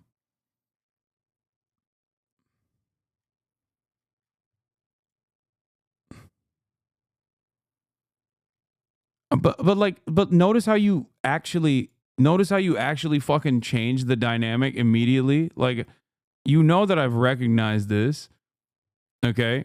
But there's a limit to that recognition when it reaches beyond the point of when it reaches to the point of just like undermining what's going on in the West Bank.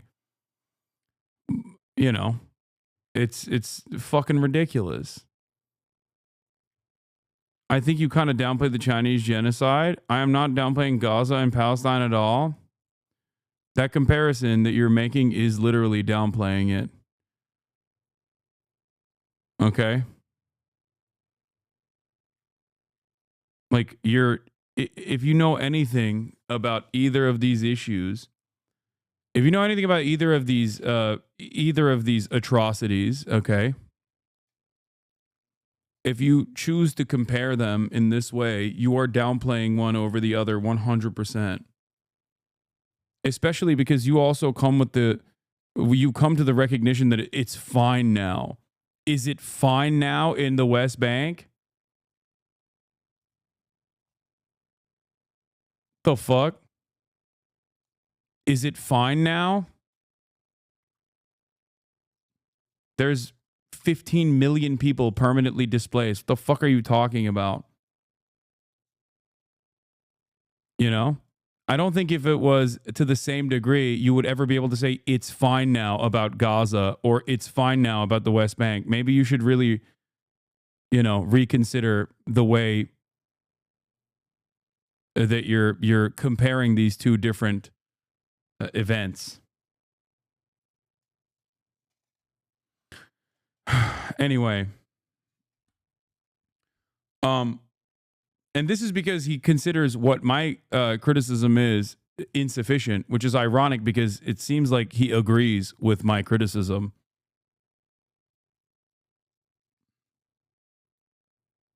How many times have you said that if Israel did Xinjiang and the West Bank, Israel be considered the greatest peacemakers, diplomats of all time? Exactly. Because it's true. It's literally true. If you could say it's fine now, Palestinians have complete fucking freedom of movement and a say in the process of their own local governance, for example. Yes, it would be considered the greatest peacekeeping achievement of all time by every Western superpower. They would never shut the fuck up about it. Anyway.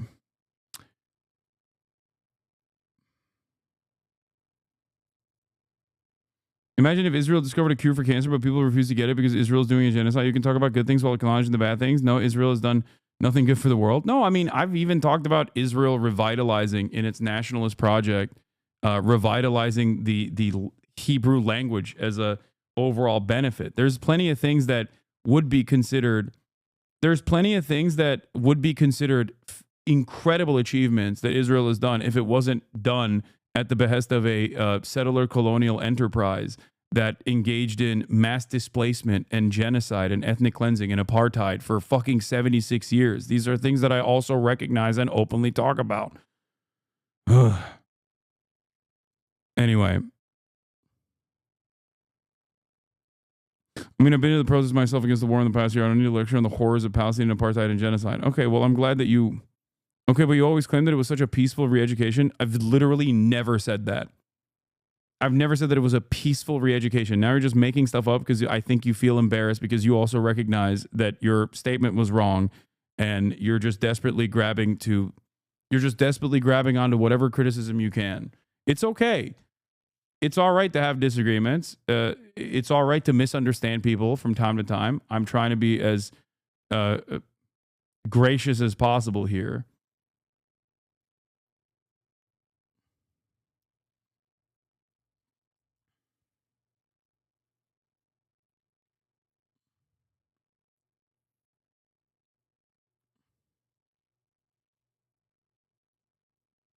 So what the fuck's going on here? I think chatters wish you would denounce the Chinese as strongly as you do the Israelis, since they're just as bad.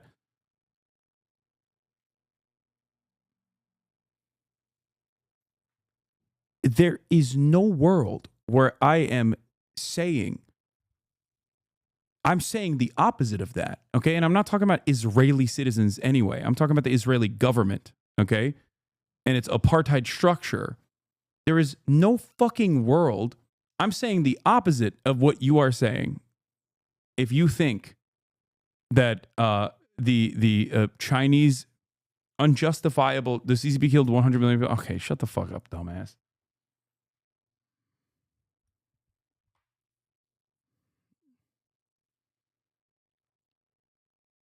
Ridiculous.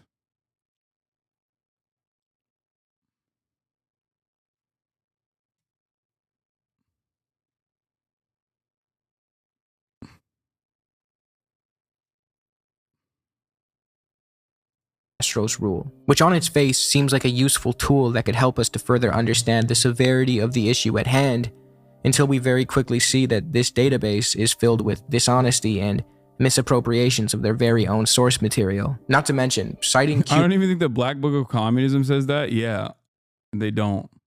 Cuba Archive, a database that covers deaths and disappearances committed by the Cuban state since 1952, doesn't necessarily fill you in on whether or not Che Guevara was the culprit. But to illustrate my point about the misinformation prevalent on this website, let's look at the case of a man who we know for certain Che personally killed because he wrote about it in his diaries. Killed, not murdered. There is a difference, and it's an important one, and we'll get into the distinction in a bit. This is a case that is often used when... You know what's really funny? Okay, this is the last note I'm going to mention here, okay?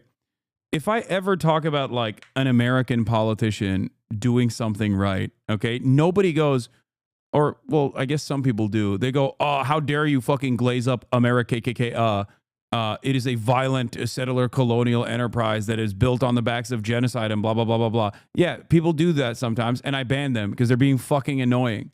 Okay, but every mention of China has to be prefaced with, like, the, 100 bullet point of all the wrong that China is doing right now to you individually. It's like fucking ridiculous. Shut the fuck up. Jesus Christ.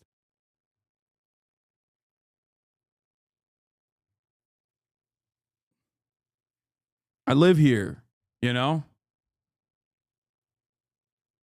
Like, can you imagine? Let's say I'm defending the National Institute of Health for its funding grants, and like chatters are coming in here to be like, how dare you defend the American genocidal enterprise and the fucking, innovative the grants that work to innovate the field of medicine. It is still done at the behest of capital, you fucking Ameripig.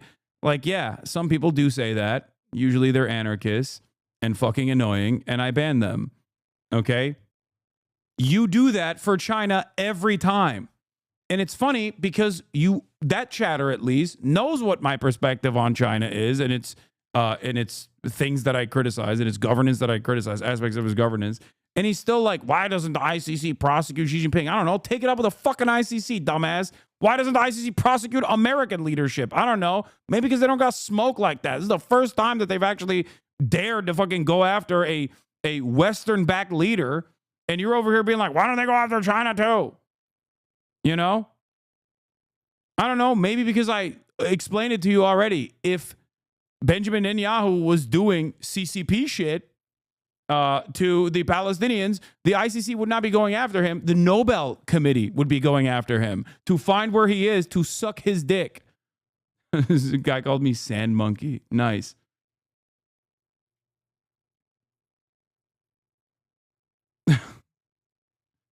Nice. I remember when this was a left-leaning Democrat broadcast. Yeah.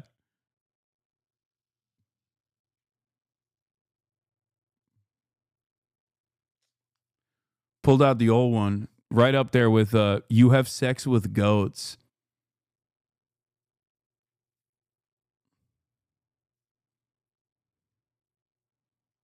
You sand monkey, don't you know?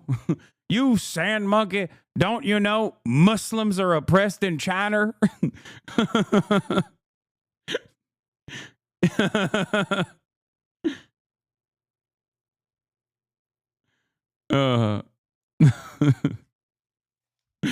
Guess you don't care about your own kind of goat fuckers when they're in China. Yeah, that's right. Remember the prophet? Anyway, woke racism.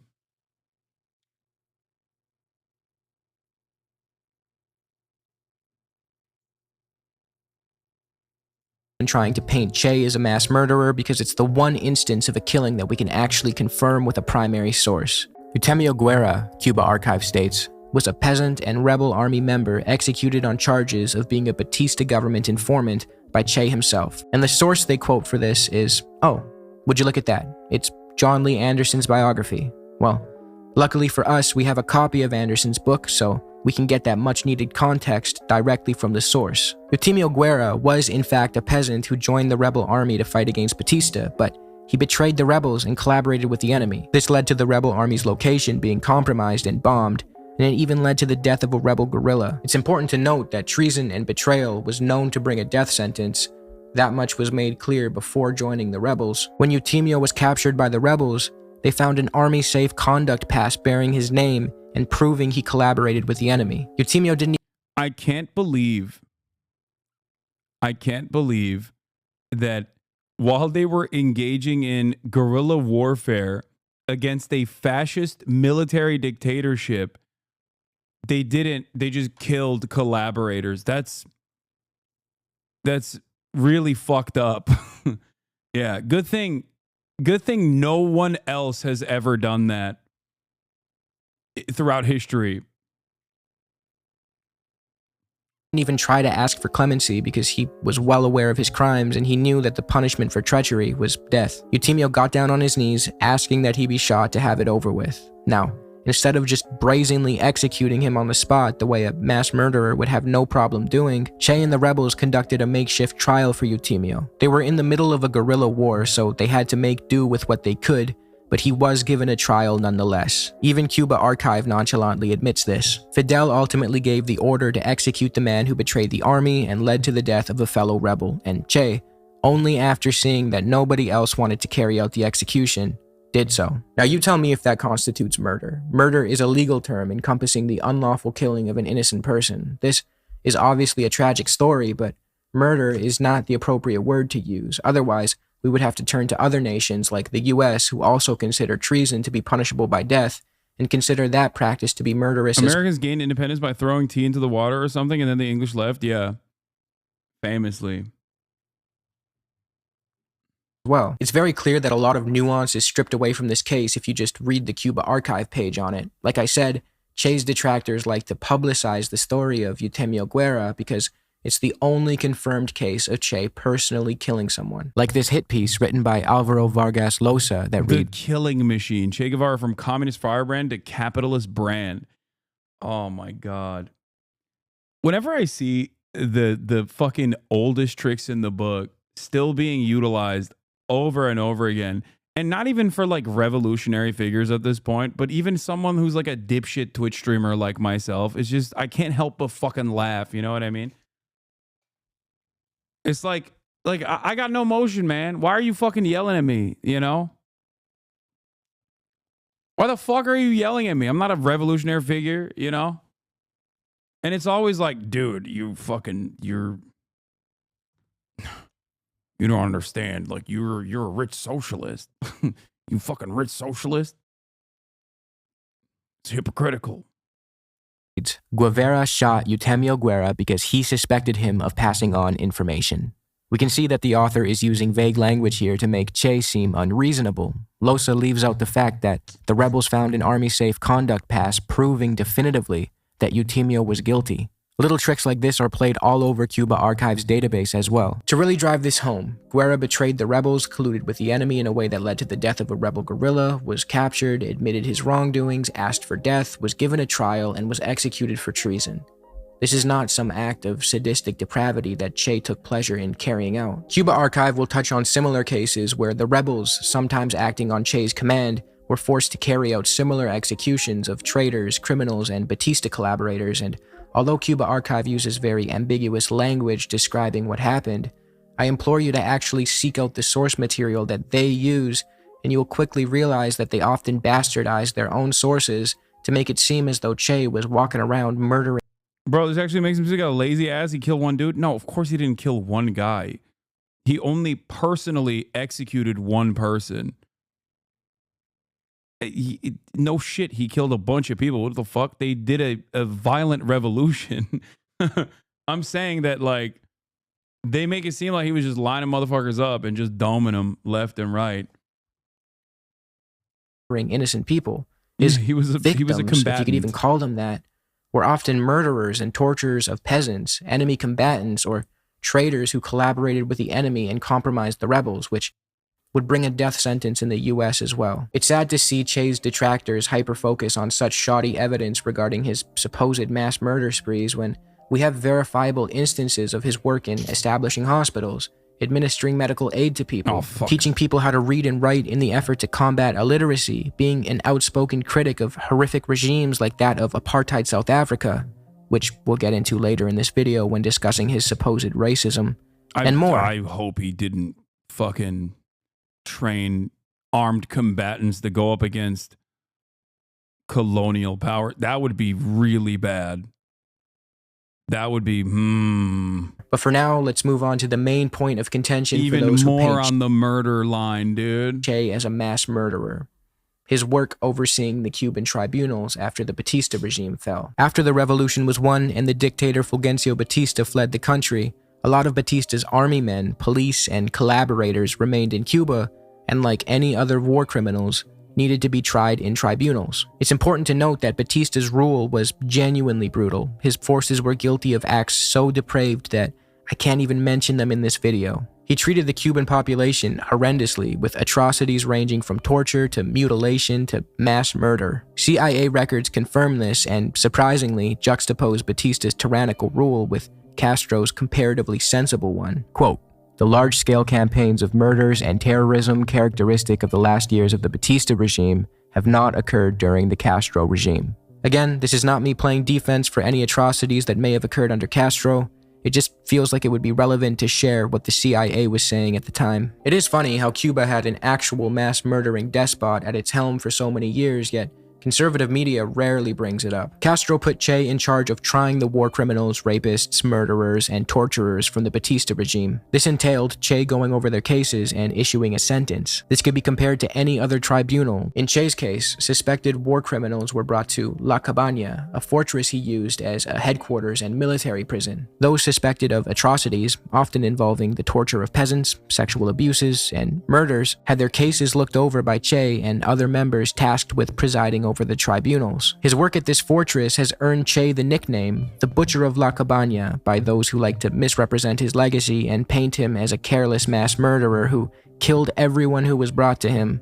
But the historical record begs to differ. Orlando Borrego, the accountant who administered La Cabana's finances and fellow tribunal president, had this to say about the trials. "Our paramount concern was to ensure that revolutionary morality and justice prevailed." Che was very careful. Nobody was shot for hitting a prisoner, but if there was extreme torture and killings and death, then yes, they were condemned to death. The whole case was analyzed, all the witnesses seen, and the relatives of the dead or tortured person came, or the tortured person himself. In addition to this, Anderson reports that Che never attended the trials or met with defendants himself as to not jeopardize the legal process and intertwine personal vendettas with justice. He just went over the cases with his fellow judges and reached a verdict on the basis of evidence alone. Borrego also mentioned that Che took great care in selecting the judges and prosecutors, and that the rebels who were mistreated— American liberals, without even a shred of irony, will be like, they should have killed more slavers, okay, during the Civil War. And then we'll turn around and be like, Che is a horrifying mass murderer, a butcher, okay? American liberals, maybe even if they're, crazy enough, if they're goated enough, they're based enough, will say like the tribunal should have killed more Nazis after World War II. And then we'll then turn around without a shred of irony, be like, Che Guevara was a bloody mass murderer. It is so completely unacceptable what he did. What is going on? Like what is the, like, what doesn't make sense in your mind?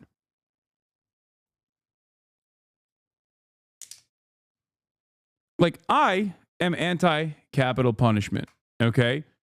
But if we're looking at historical events, whether it was revolution in Cuba, or whether it was revolution in Haiti, or whether it was a just war against the Nazi scourge, okay, or whether it was a just war against the rising South filled to the brim with slavers, I understand why people did the things that they did, okay? I'm not going to sit here and be like, nah, I would have gone about it different, okay? I would have worked on making sure that we were doing reform, okay? Making sure that we were doing some rehab, okay? Like, I feel like this is a wholly unproductive conversation, oftentimes had by liberals with inconsistent standards of violence.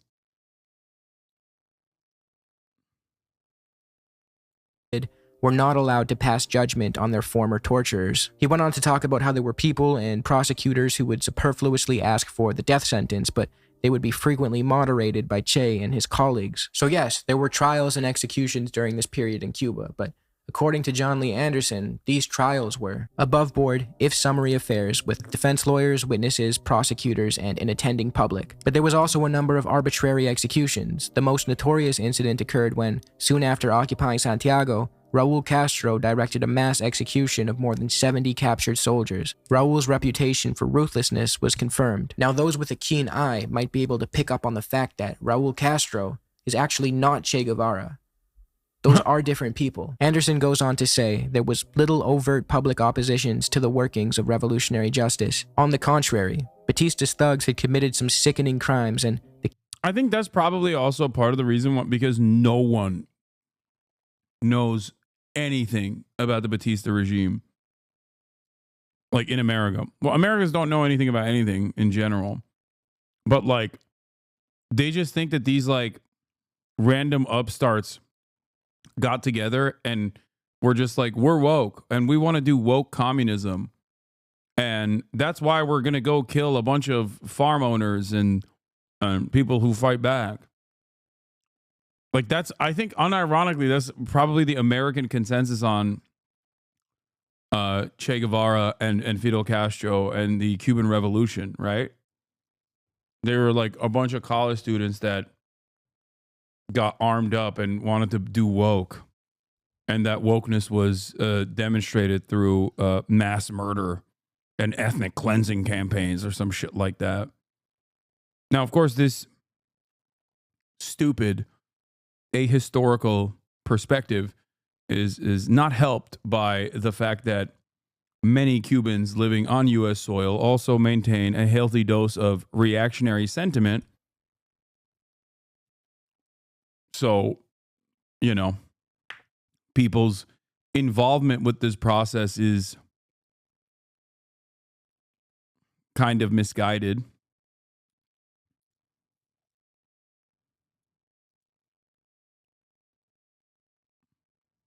But you know, the Cuban public was in a lynching mood. Che warned his judges to be scrupulous about weighing the evidence in each case so as not to give the revolution's enemies additional ammunition, but the trials had to continue if Cuba's revolution was to be secure. In a book by Paco Ignacio Taibo called Guevara, also known as Che, Taibo says this about the trials. Without a doubt, Che was in favor of the summary trials, but the tales woven by Cuban exiles, in which he was the butcher of La Cabana presiding over most of the shootings in Havana, are flights of fantasy. Revolutionary Tribunals number 1 and number 2 did sit at La Cabana, the first trying policemen and soldiers, the second, which did not pass death sentences, trying civilians. I really want to emphasize that the tribunals tasked with dishing out civilian sentences did not condemn non-combatants to death. Sheikh sent many people, even the innocent, to their deaths. Now, before you accuse me of using evil Marxist sources, Taibo's book was cited as a source on that Cuba archive entry on Guero that we covered earlier. I'm using the same sources used by a website dead set on framing Che as the devil. To add to this, in a forum with PBS, John Lee Anderson said, "I have yet to find a single credible source pointing to the case where Che executed an innocent. Those persons executed by Guevara or on his orders were condemned for the usual crimes punishable by death." I'm a first-gen Cuban American, and for years I grew up listening to older family, friends, and coworkers that would claim witnessing atrocities Che committed.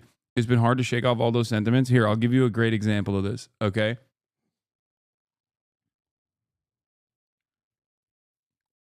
Robert Menendez, also known as New Jersey Senator Robert Menendez,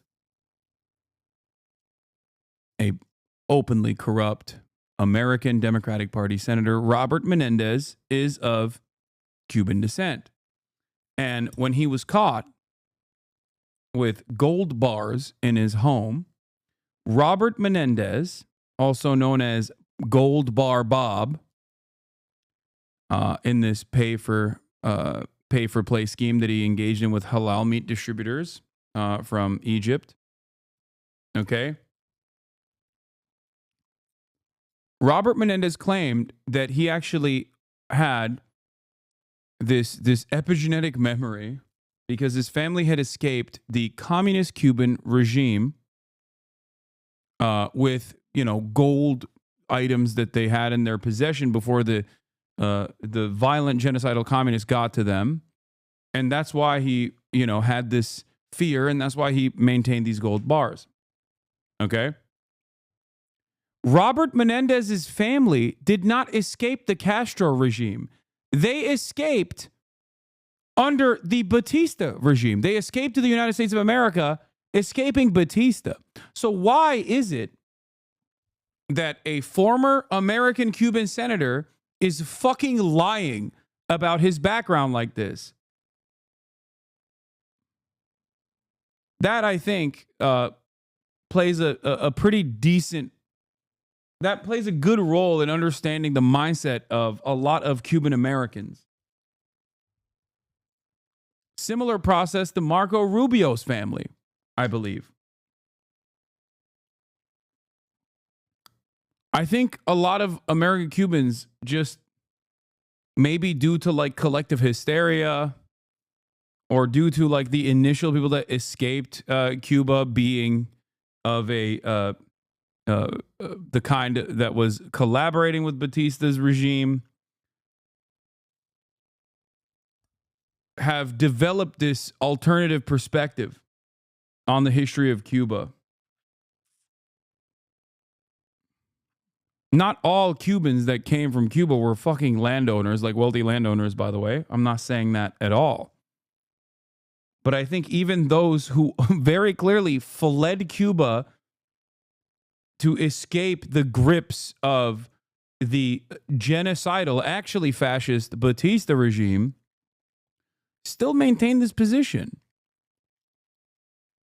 Because of, I don't know, maybe collective hysteria, maybe wanting to feel a sense of belonging. You know what I mean? I don't know what it is. But understand that if you're first generation, second generation, third generation Vietnamese, okay? Or first generation, second generation, third generation Chinese, or Afghan even. Well, it's a little different right now because the war on terror is still going on. War on terror. Understand that a lot of your Iranian diaspora, a lot of your immediate family members, many of them came to the United States of America because they agreed with the United States of America's actions. Okay? That's it. And the same goes for Cubans, and the same goes for Venezuelans. A lot of people that come here often come here because they were collaborating with the people here. Not every single one, but a big chunk of people are coming here on that tip.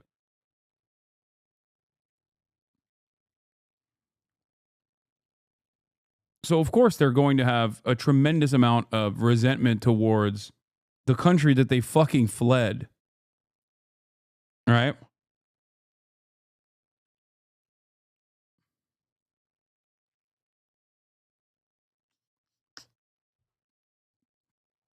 Now, once again, and I repeat, not every single person is like this. I'm just saying that that's why there is oftentimes in diaspora populations this like cultural attitude that does not reflect the broader popular sentiment of the country that they're speaking about.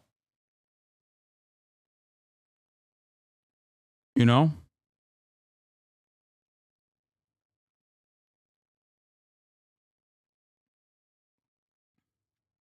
That's it. Death at times of war or in its aftermath. Desertion, treason. Yeah, there's also shame, reading the room, wanting to fit in, wanting to not be victim to hate crimes, you know, and playing ball. Exactly. They knew that they couldn't just shout out about how they had to leave because they were collaborating with a heinous government or.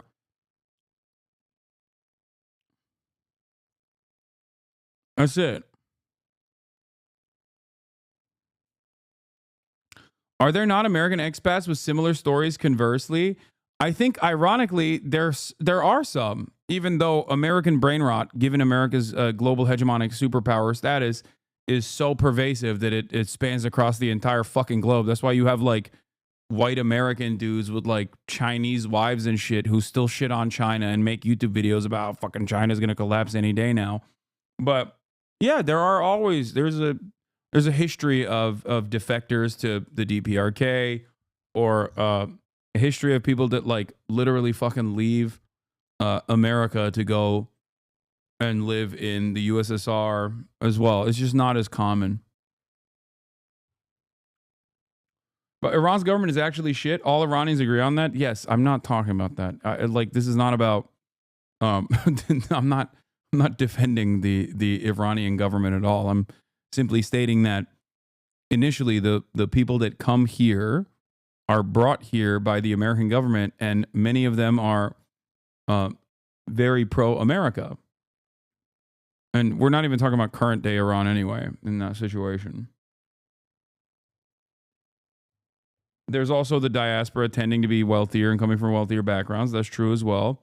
I mean, I myself am literally a fucking living, breathing example of this. When you meet people in the United States of America that come from especially like a poor country, how the fuck do you think they got here? You know how rich you got to be able to leave a poor country and come to the United States of America legally? Are you kidding me? You think this fucking stupid ass, racist ass country allows you to enter it if you're not guapped up, if you're not fucking caked up? Let me tell you, that's not the case, okay? Or crimes such as rape.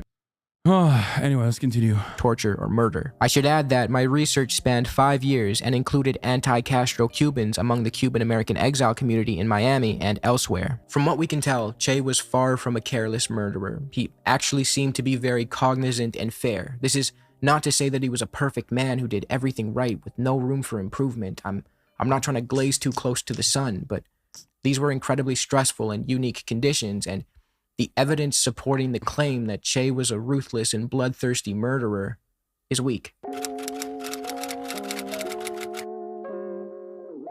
Was Che racist? Another claim that is often levied against Che is that he was a bigot. This is often used as a gotcha by conservatives who like to point out what they perceive to be the hypocrisy of left-leaning people celebrating a supposed bigot.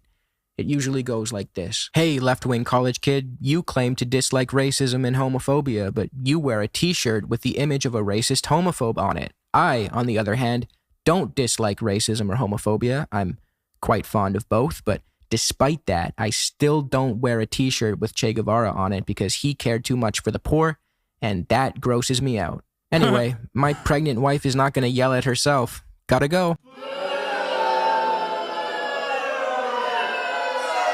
In all seriousness, there are some accusations of bigotry that can be fixed. Lamau, this is giving Palestinians a homophobe. Palestinians are too homophobic. That's cringe shit. Yeah, I know. It's so fucking stupid. Fairly levied at Che. So let's take a closer look. starting with the accusation that he was a racist. There are many fake quotes that are wrongfully attributed to Che in the attempt to paint him as a racist, one of which goes, "We're going to do for black people exactly what they did for the revolution," by which I mean nothing. This quote, while damning and definitely racist, can't be definitively traced back to Guevara. It's circulated heavily by Cuban-American conservatives like Humberto Fontava, holy fuck, I killed that pronunciation, I think, who regularly spews outright falsehoods like Che helped to herd gay people into forced labor camps, which we will debunk later in this video. And Fontava is the source of this banger of a quote. There's nothing funnier than like anyone who is anywhere near American leadership for decades shitting on the homophobia of the Cuban revolutionaries, which is hilarious only because Fidel Castro literally apologized for it. Cuba is literally more pro-LGBTQ than the United States of America right now. Is constitutionally enshrined and protected. And also, Fidel Castro apologized for it like years before America even decided that gay people could get fucking married or get legal recognition. That's why it's so funny when Americans are like, dude, you don't understand. They were doing so much. They were doing twerk camps. The lily-white Che Guevara and Fidel Castro overthrew the mixed-raced Batista. Is bro trying to imply that Batista's mass murder campaigns were okay because he was mixed race? He's woke. What kind of identity politics? DEI. He's a DEI dictator. What bullshit is this? I refer you back to the CIA document about Batista's brutality. Also, I have a hard time believing that Fontava gives any semblance of a fuck about racism, considering he collaborated with Bill O'Reilly, who made a litany of unsavory comments regarding race. Fontava also authored a book about Che, and it's genuinely insane. It's just a really bitter, incoherent polemic that author Rolf Potts referred to as slightly schizophrenic. The Fox article from which I pulled these Fontava quotes also can't make up its mind on whether or not Che was a racist. Right here it says, many of the people Che was sending to the firing squad were members of Batista's army, and these disproportionately tended to be black and mixed race. Batista himself was mixed race. And then literally 3 lines later it says, Guevara also at times, however, called for more black people to be represented in institutions and had black fighters under his command. That's also bad, because he was doing DEI. I'm going to hit it from every angle, okay? Yeah, Che Guevara, bad because he's racist, but also I'm a racist. So now I think Che Guevara is, I don't want to think too kindly of him. So I'm going to say, no, he was also doing DEI because he called for black people to be represented in institutions. Yeah, saying the Cuban Revolution was also racist is hilarious, but that's besides the point. What are we doing here, guys? However, there is a genuinely racist quote that was written by Che, and it is worth talking about. True. Remember how I mentioned that Che was born in a well-off... Okay, I'm just going to say one thing, okay, before we get to this quote, because I know what it is, okay? Your Honor, my client, Che Guevara, is Argentinian.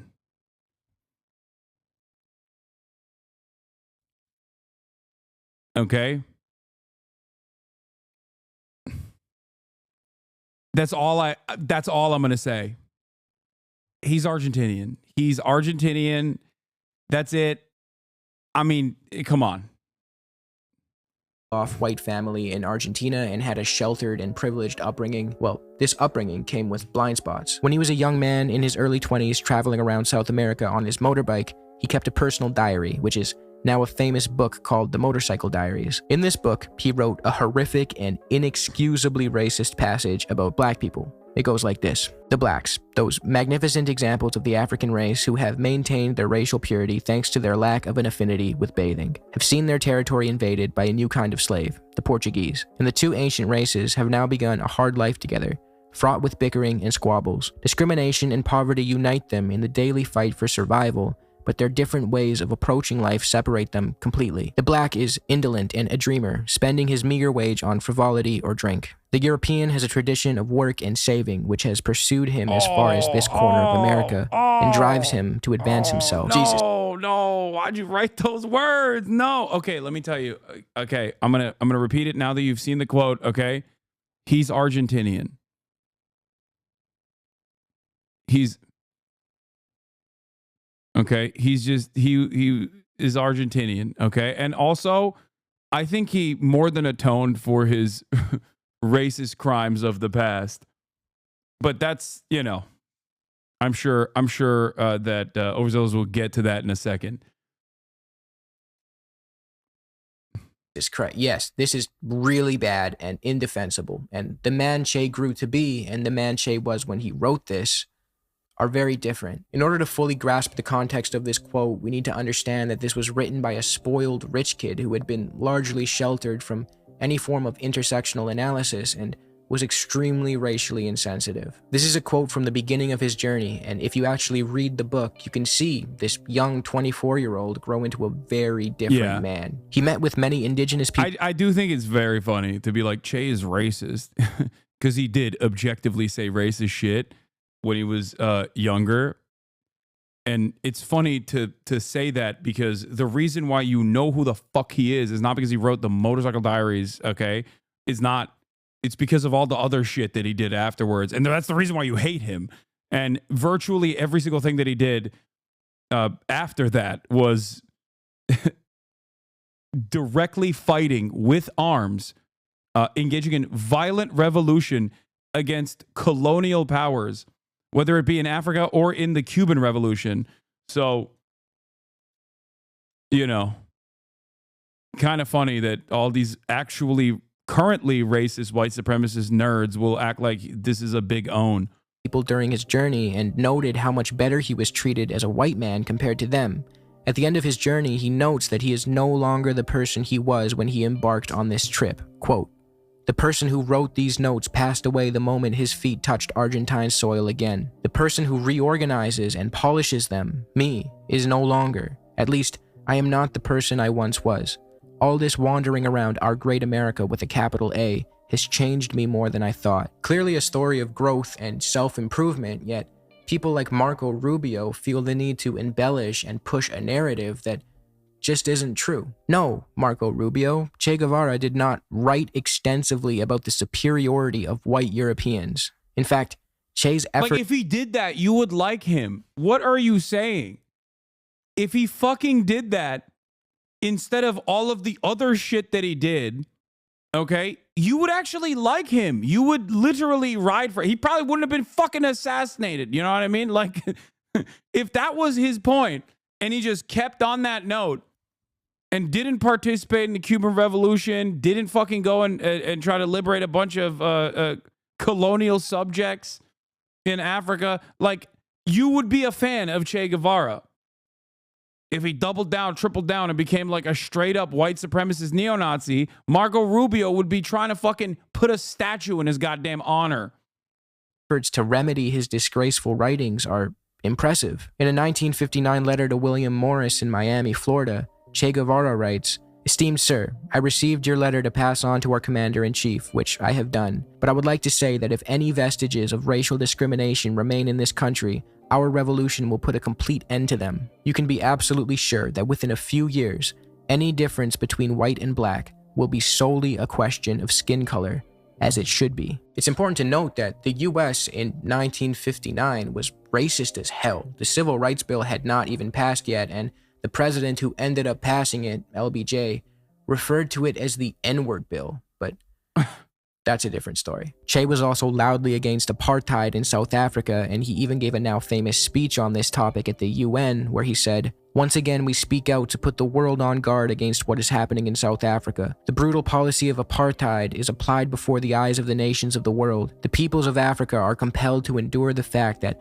on the African continent, the superiority of one race over another remains official policy, and that in the name of this racial superiority, murder is committed with impunity. Can the United Nations do nothing to stop this?" He then, in the same speech, went on to detail the crisis inflicted upon the people of Congo and the role of imperialism in the appropriation of their land and resources. He actually cared so much about Congo that he left his post in Cuba, relinquished his Cuban citizenship and all creature comforts that came with it, so he could personally go to the DRC and try to spur revolution. This is not just some guy who overthrew a dictator and then bathed in the glory and lived a comfortable hedonistic life. For a guy who supposedly wrote extensively about the superiority of white people, as Marco Rubio claims, Everything he wrote and did as an adult seems to directly contradict that claim.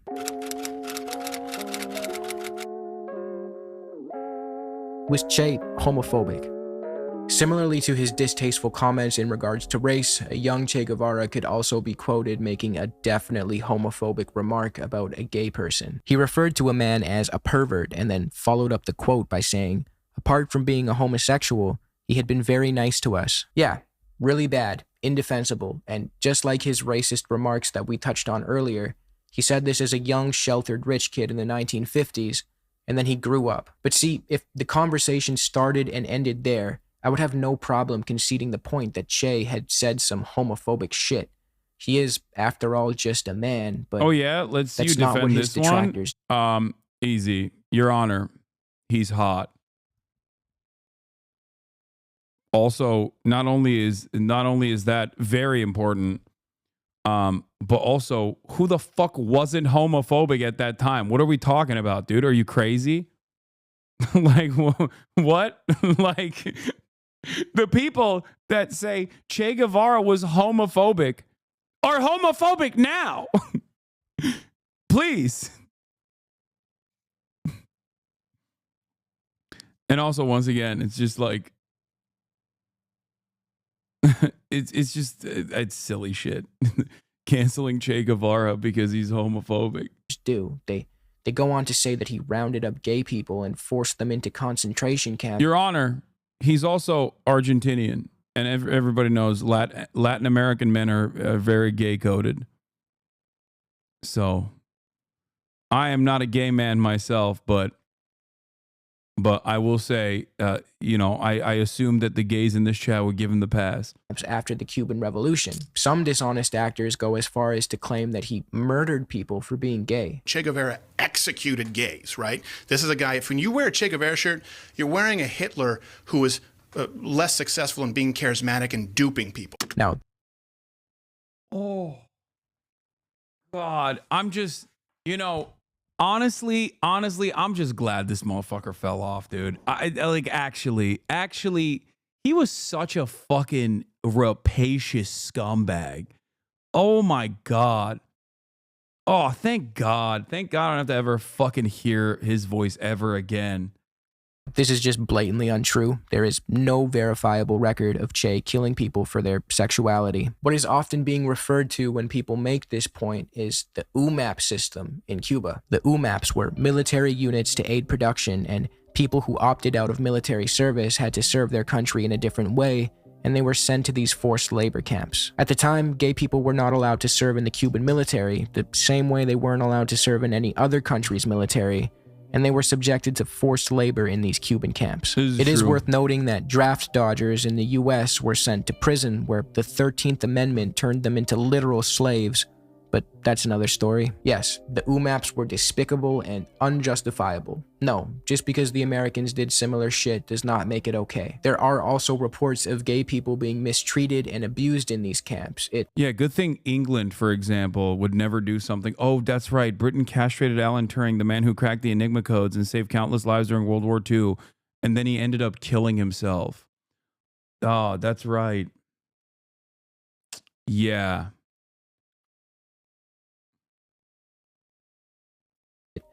Undoubtedly was really inexcusable. That's why it's fucking ridiculous when people are like, oh, dude, these guys were so homophobic. Like, yeah, they were, okay? And so was your fucking grandparents, all right?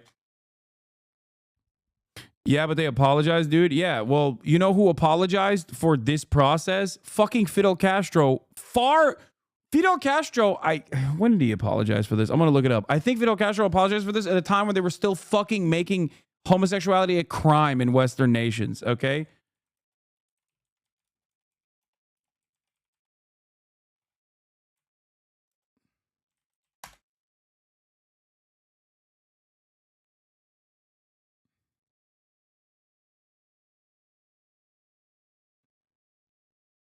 Before Fidel Castro apologized for it when gay marriage was still illegal in America.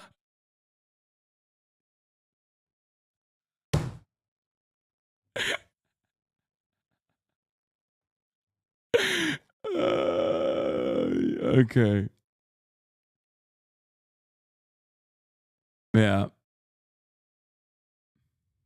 Also, to this day, to this fucking day, for the record, just so you understand, Cuba has a better constitutional protections for LGBTQ people than we do.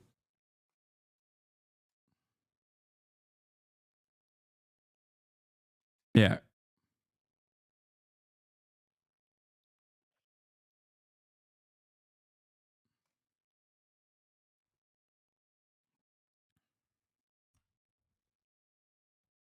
Fidel Castro took blame for a wave of homophobia launched by his revolutionary government in the 1960s, but said it happened because he was distracted by other problems in an interview published on Tuesday in a Mexican newspaper.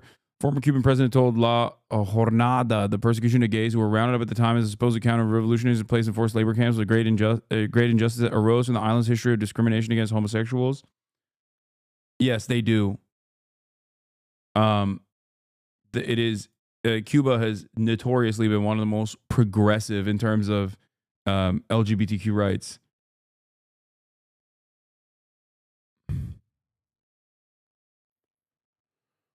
There was a 2022 Cuban Family Code referendum. There's legal recognition to the right of marriage.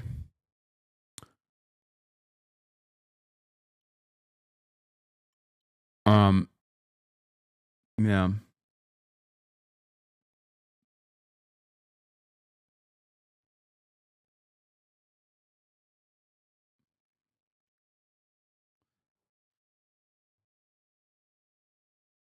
On Monday, what is this? Oh, it skips other shit. In those moments, I was not able to deal with the matter of homosexuals. I found myself immersed principally in the crisis of October, Cuban Missile Crisis, and the war. And policy questions, official persecution of gays continued in the 1970s before homosexual acts were decriminalized in 1979. Today, Cuba's medical service provides free sex change operations. This article is from 2010. Fidel Castro publicly apologized for it in, I think, like 2008 or something. Okay? And they fucking had sex change operations. I don't know exactly when.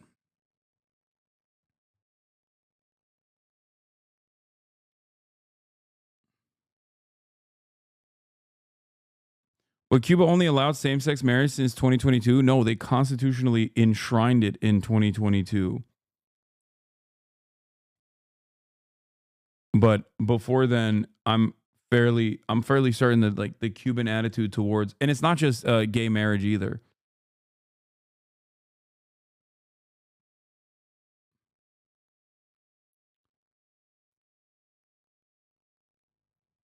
Also, we're having a conversation right now in 2025 where American politicians are salivating about how more creative ways of killing trans people. So, you know. Are you pro-sex operations is so dangerous regardless of your views? Pro-sex operations.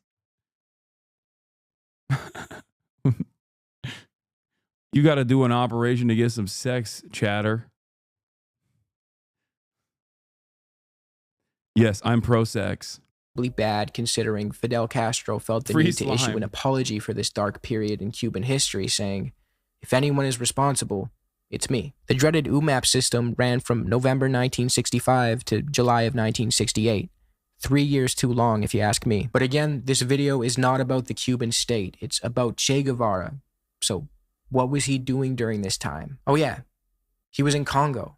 In April of 1965, Che... You need to adjust your mic sensitivity because we can hear you beefing out your crusted gamer hole. What the fuck are you saying? What does that even mean? Relinquished his Cuban citizenship and left the country to spread revolution abroad.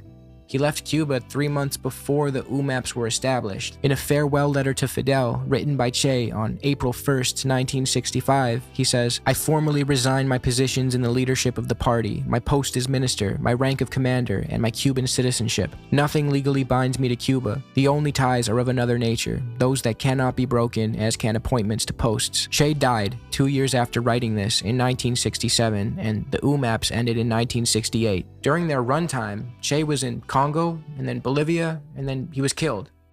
He had nothing to do with them. Now, could Che have done more to stick up for LGBT rights in Cuba, especially during a period of machismo and ignorance towards gay people? Yeah, I'm sure he could have, and that would have been cool as fuck. But again, this was the 1960s. That doesn't make it right. Homophobia was never right, but apart from a single homophobic passage written when he was in his early 20s, he was 24, Che was not this raging homophobe who rounded up gay people and threw them into camps or killed them. That just isn't true. In summary, in his youth, Che wrote racist and homophobic. This is a really important lesson. Okay? This is a really important lesson in never posting, especially if you're a leftist, because anything you ever fucking say, they clip chimp motherfuckers, dude. They clip chimp motherfuckers in perpetuity. Okay? They'll do this to you literally like half of a century later. They'll still be like running the hits. It is so crazy. To this day, this dude is getting clip chimped for his old takes. It's wild, man. What have we learned today? We learned that the biggest crime of all time is being a leftist, okay? That's it. That's the number one crime. Nothing else. Nothing else comes anywhere near that crime. And it is the absolute worst crime of all, okay? You still get clipped for America Deserved? I know. And when they don't have anything, okay? When they can't even find anything, they just make shit up. Okay? They just make shit up about you. They'll just be like, oh, well, he said something homophobic, so he genocided the gays. Oh, okay. Got it. Things. We know he grew out of his racism, as his later actions showed. We can't say for certain whether or not he grew out of his homophobia, but we could infer that as he matured and became a Marxist, he rid himself of these bigoted ideas and focused on solidarity.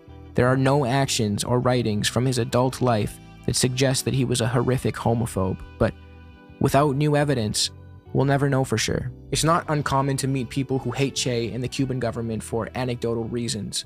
I have people close to me who lived in Cuba under Fidel, and they really loved him. You can be a communist without being woke and defend homophobe Castro?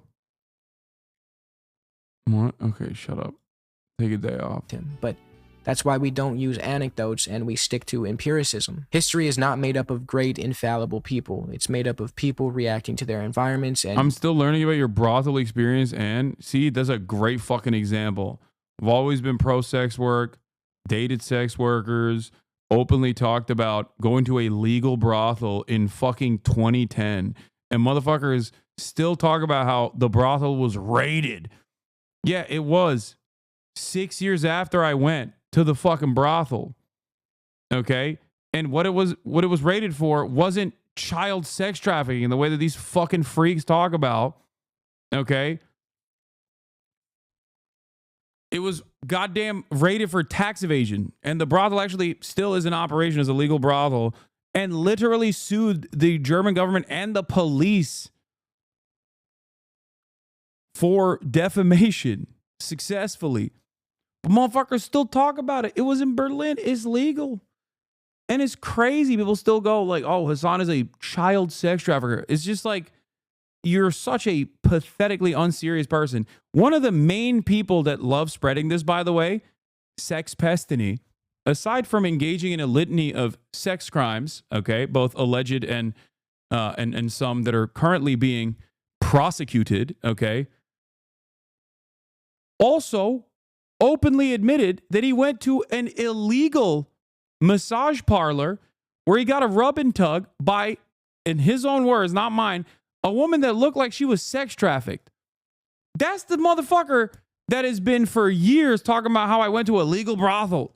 How crazy is that shit? And the dumbass fucking radfems that run along with that still go along with this narrative. Oh my Lord. Go find a fucking new villain, dude. Anyway, plenty of them out there.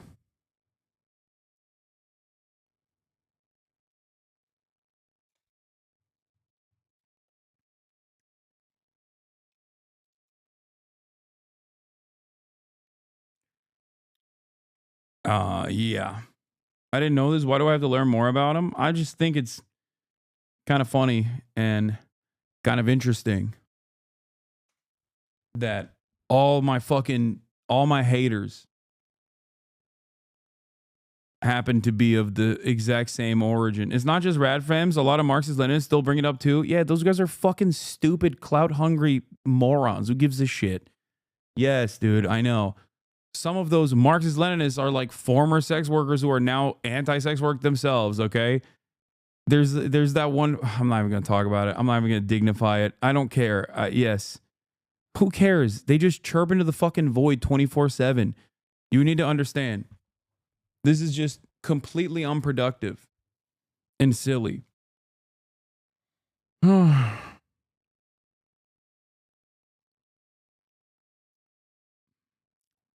Remember, judge me by my enemies. Okay? That's all I'm going to say.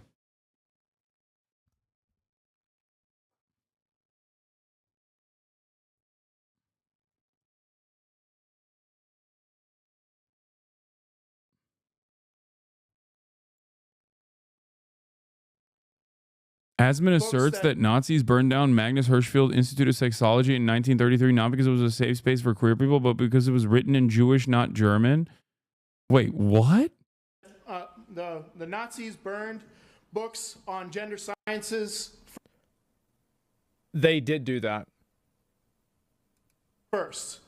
Now the administration has villainized and marginalized migrant workers, trans. It's a bit of a miss. Like, my understanding is that they burned them not because it was gender stuff, but because it was written in Jewish and not German.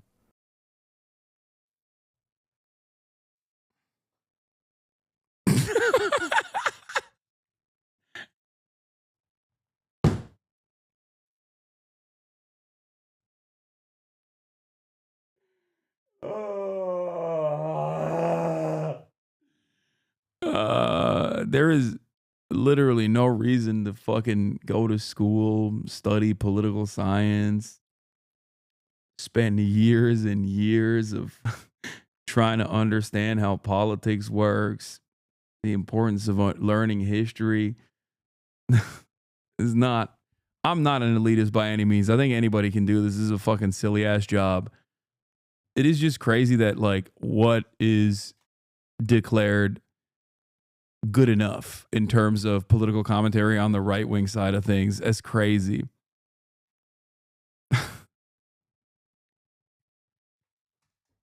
Hey, congratulations to the DigiGears, okay? DigiGears, you did it. #1 political commentator on the platform. Still going, by the way. All the DigiGears. You did it. You did it. You wanted someone to have a different perspective reflected on the platform for diversity of opinion. I hope you're happy with that.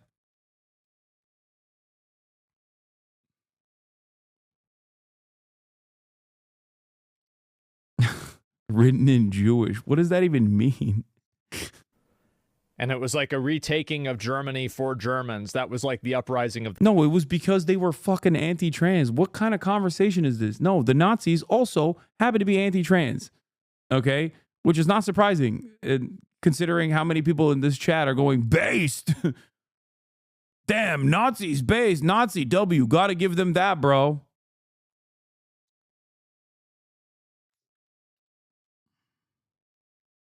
The Nazis. So it was like, yeah, they were. No, the books were written in German. Okay, I don't think they were written in Jewish, which I don't know what he means by that. Does he mean like Hebrew or Yiddish? Because it definitely wasn't Hebrew. I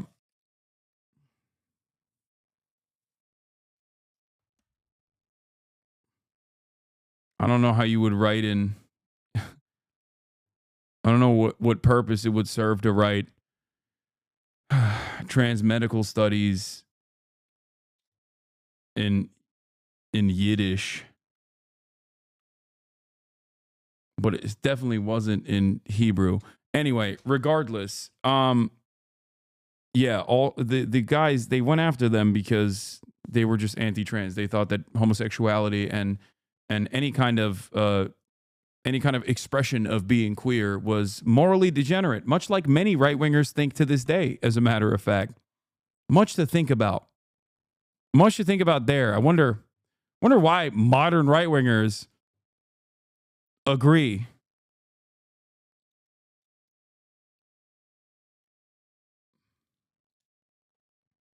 I think it probably might be both in some circumstances, but like it was categorical for it not being written in German. They also burned porn. Yeah, they burned a lot of stuff. It was both, yeah. And no, a lot. And I wish people like this. It's disappointing that you can't have genuine conversations because people try to just like kind of, like. Here's the page directly talking about the first book burnings. Yeah. Magnus Hirschfeld's Institute for Sexualwissenschaft, Institute of Sex Research. The library included many thousands of volumes on sexuality and other matters relating to its work. The Institute also had a substantial collection of objects, photographs, documents, research, biographies, and patient records. Estimates of total sizes vary. It was, I think, at the time, one of the largest collection of like research, medical research for queer people, trans people in general, gay people. The looted materials was witnessed by the international press being loaded onto a truck, and on the 10th of May, it was taken to the Bebelplatz Square at the State Opera and burned them along with volumes from elsewhere. A total of over 25,000 volumes of un-German books were burned, thereby ushering in an era of uncompromising state censorship. In many university towns, national students marched in torches lit parades against the un-German spirit. The scripted rituals of this night were called for high Nazi officials, professors, rectors, and student leaders to address the participants and spectators. At the meeting places, students threw the pillaged banned books into the bonfires in a great, joyous ceremony. Joseph Goebbels said, "The era of extreme Jewish intellectualism is now at an end. The breakthrough of the German Revolution has again cleared the way on the German path. The future German man will not just be a man of books, but a man of character. It is to this end that we want to educate you as a young person to already have the courage to face the pitiless glare, to overcome the fear of death, and to regain respect for death. This is the task of this young generation." Is blah, blah, blah, blah, blah. Moral degeneracy is bad. Anyone that is fucking, anyone that's queer in any way, shape, or form, any sort of queer expression is un-German and also morally degenerate.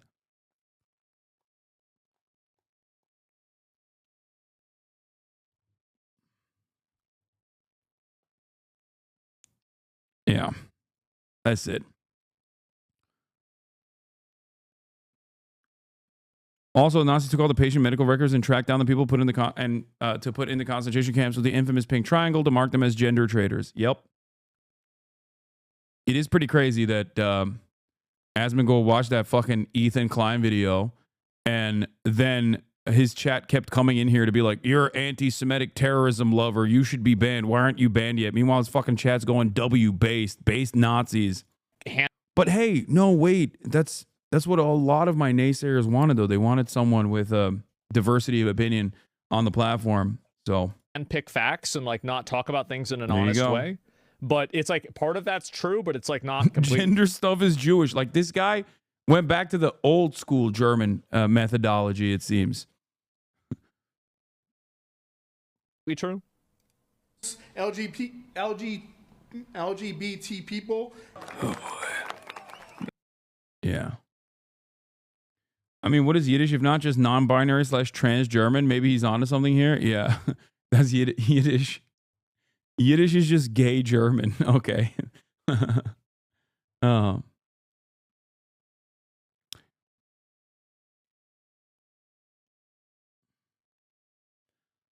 Anyway, just, yeah. Remember, when someone says that I am anti-Semitic, it's not because they truly believe that I'm anti-Semitic. As a matter of fact, they know I'm not. I'm a far greater threat to the Israeli project and the defense of the Israeli project because I'm not anti-Semitic. Okay? Remember that. Think about how much time ADL spends going after actual anti-Semites, even anti-Semites who come out and say that they're anti-Israel. They rarely do that. The reason for why they rarely do that is because when an overtly anti-Semitic person is engaging in anti-Israel sentiment, that's an easy one to just point to and say, see, he hates Israel because he's a Nazi. When someone who has spent a great bit of time combating anti-Semitism and is actually tackling the apartheid regime from the perspective of human rights and morality, that's how you actually create real problems. Why? Because this is a safe space for Jews. That's why. God forbid Jonathan Greenblatt's immediate relatives under the age of 35 happen to frequent this broadcast and, develop a different attitude towards Israel. Now that's real scary.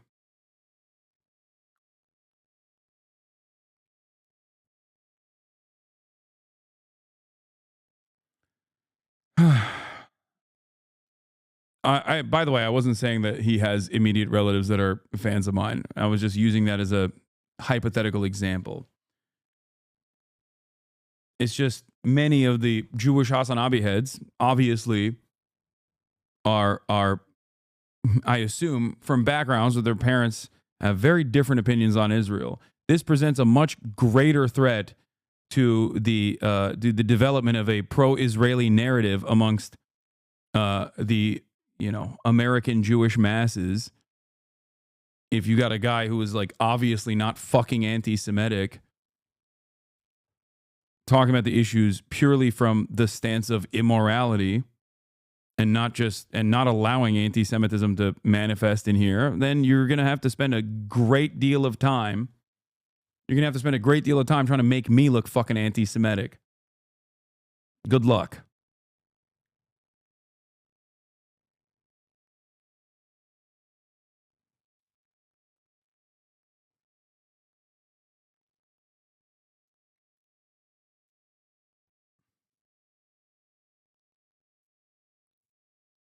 Anyway.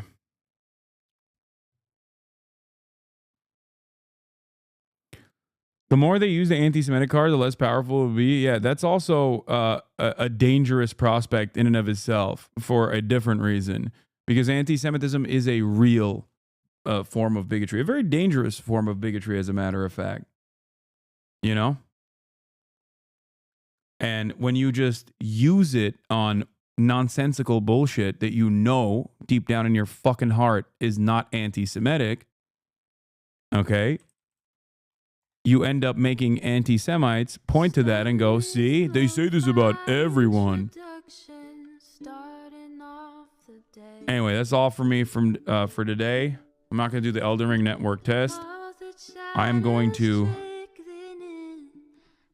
go on a Palentine's date with a buddy of mine who does not have a Valentine.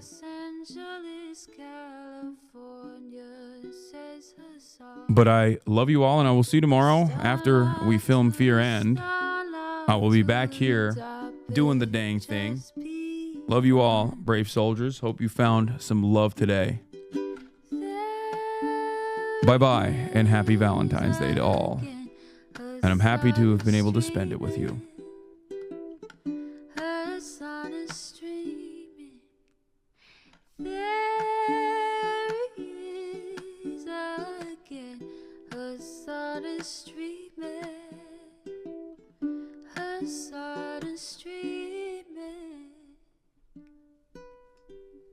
Reviewing the P.O. box, Uncle Uger's face. Sudden discord agitprop, great names take embrace.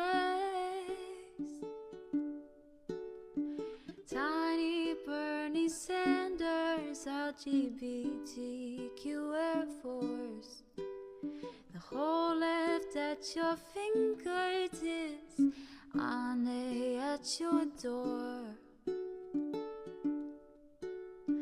The H3 crowded debate, the Young Turks online show. 3 full fucking years of this, plenty more to go.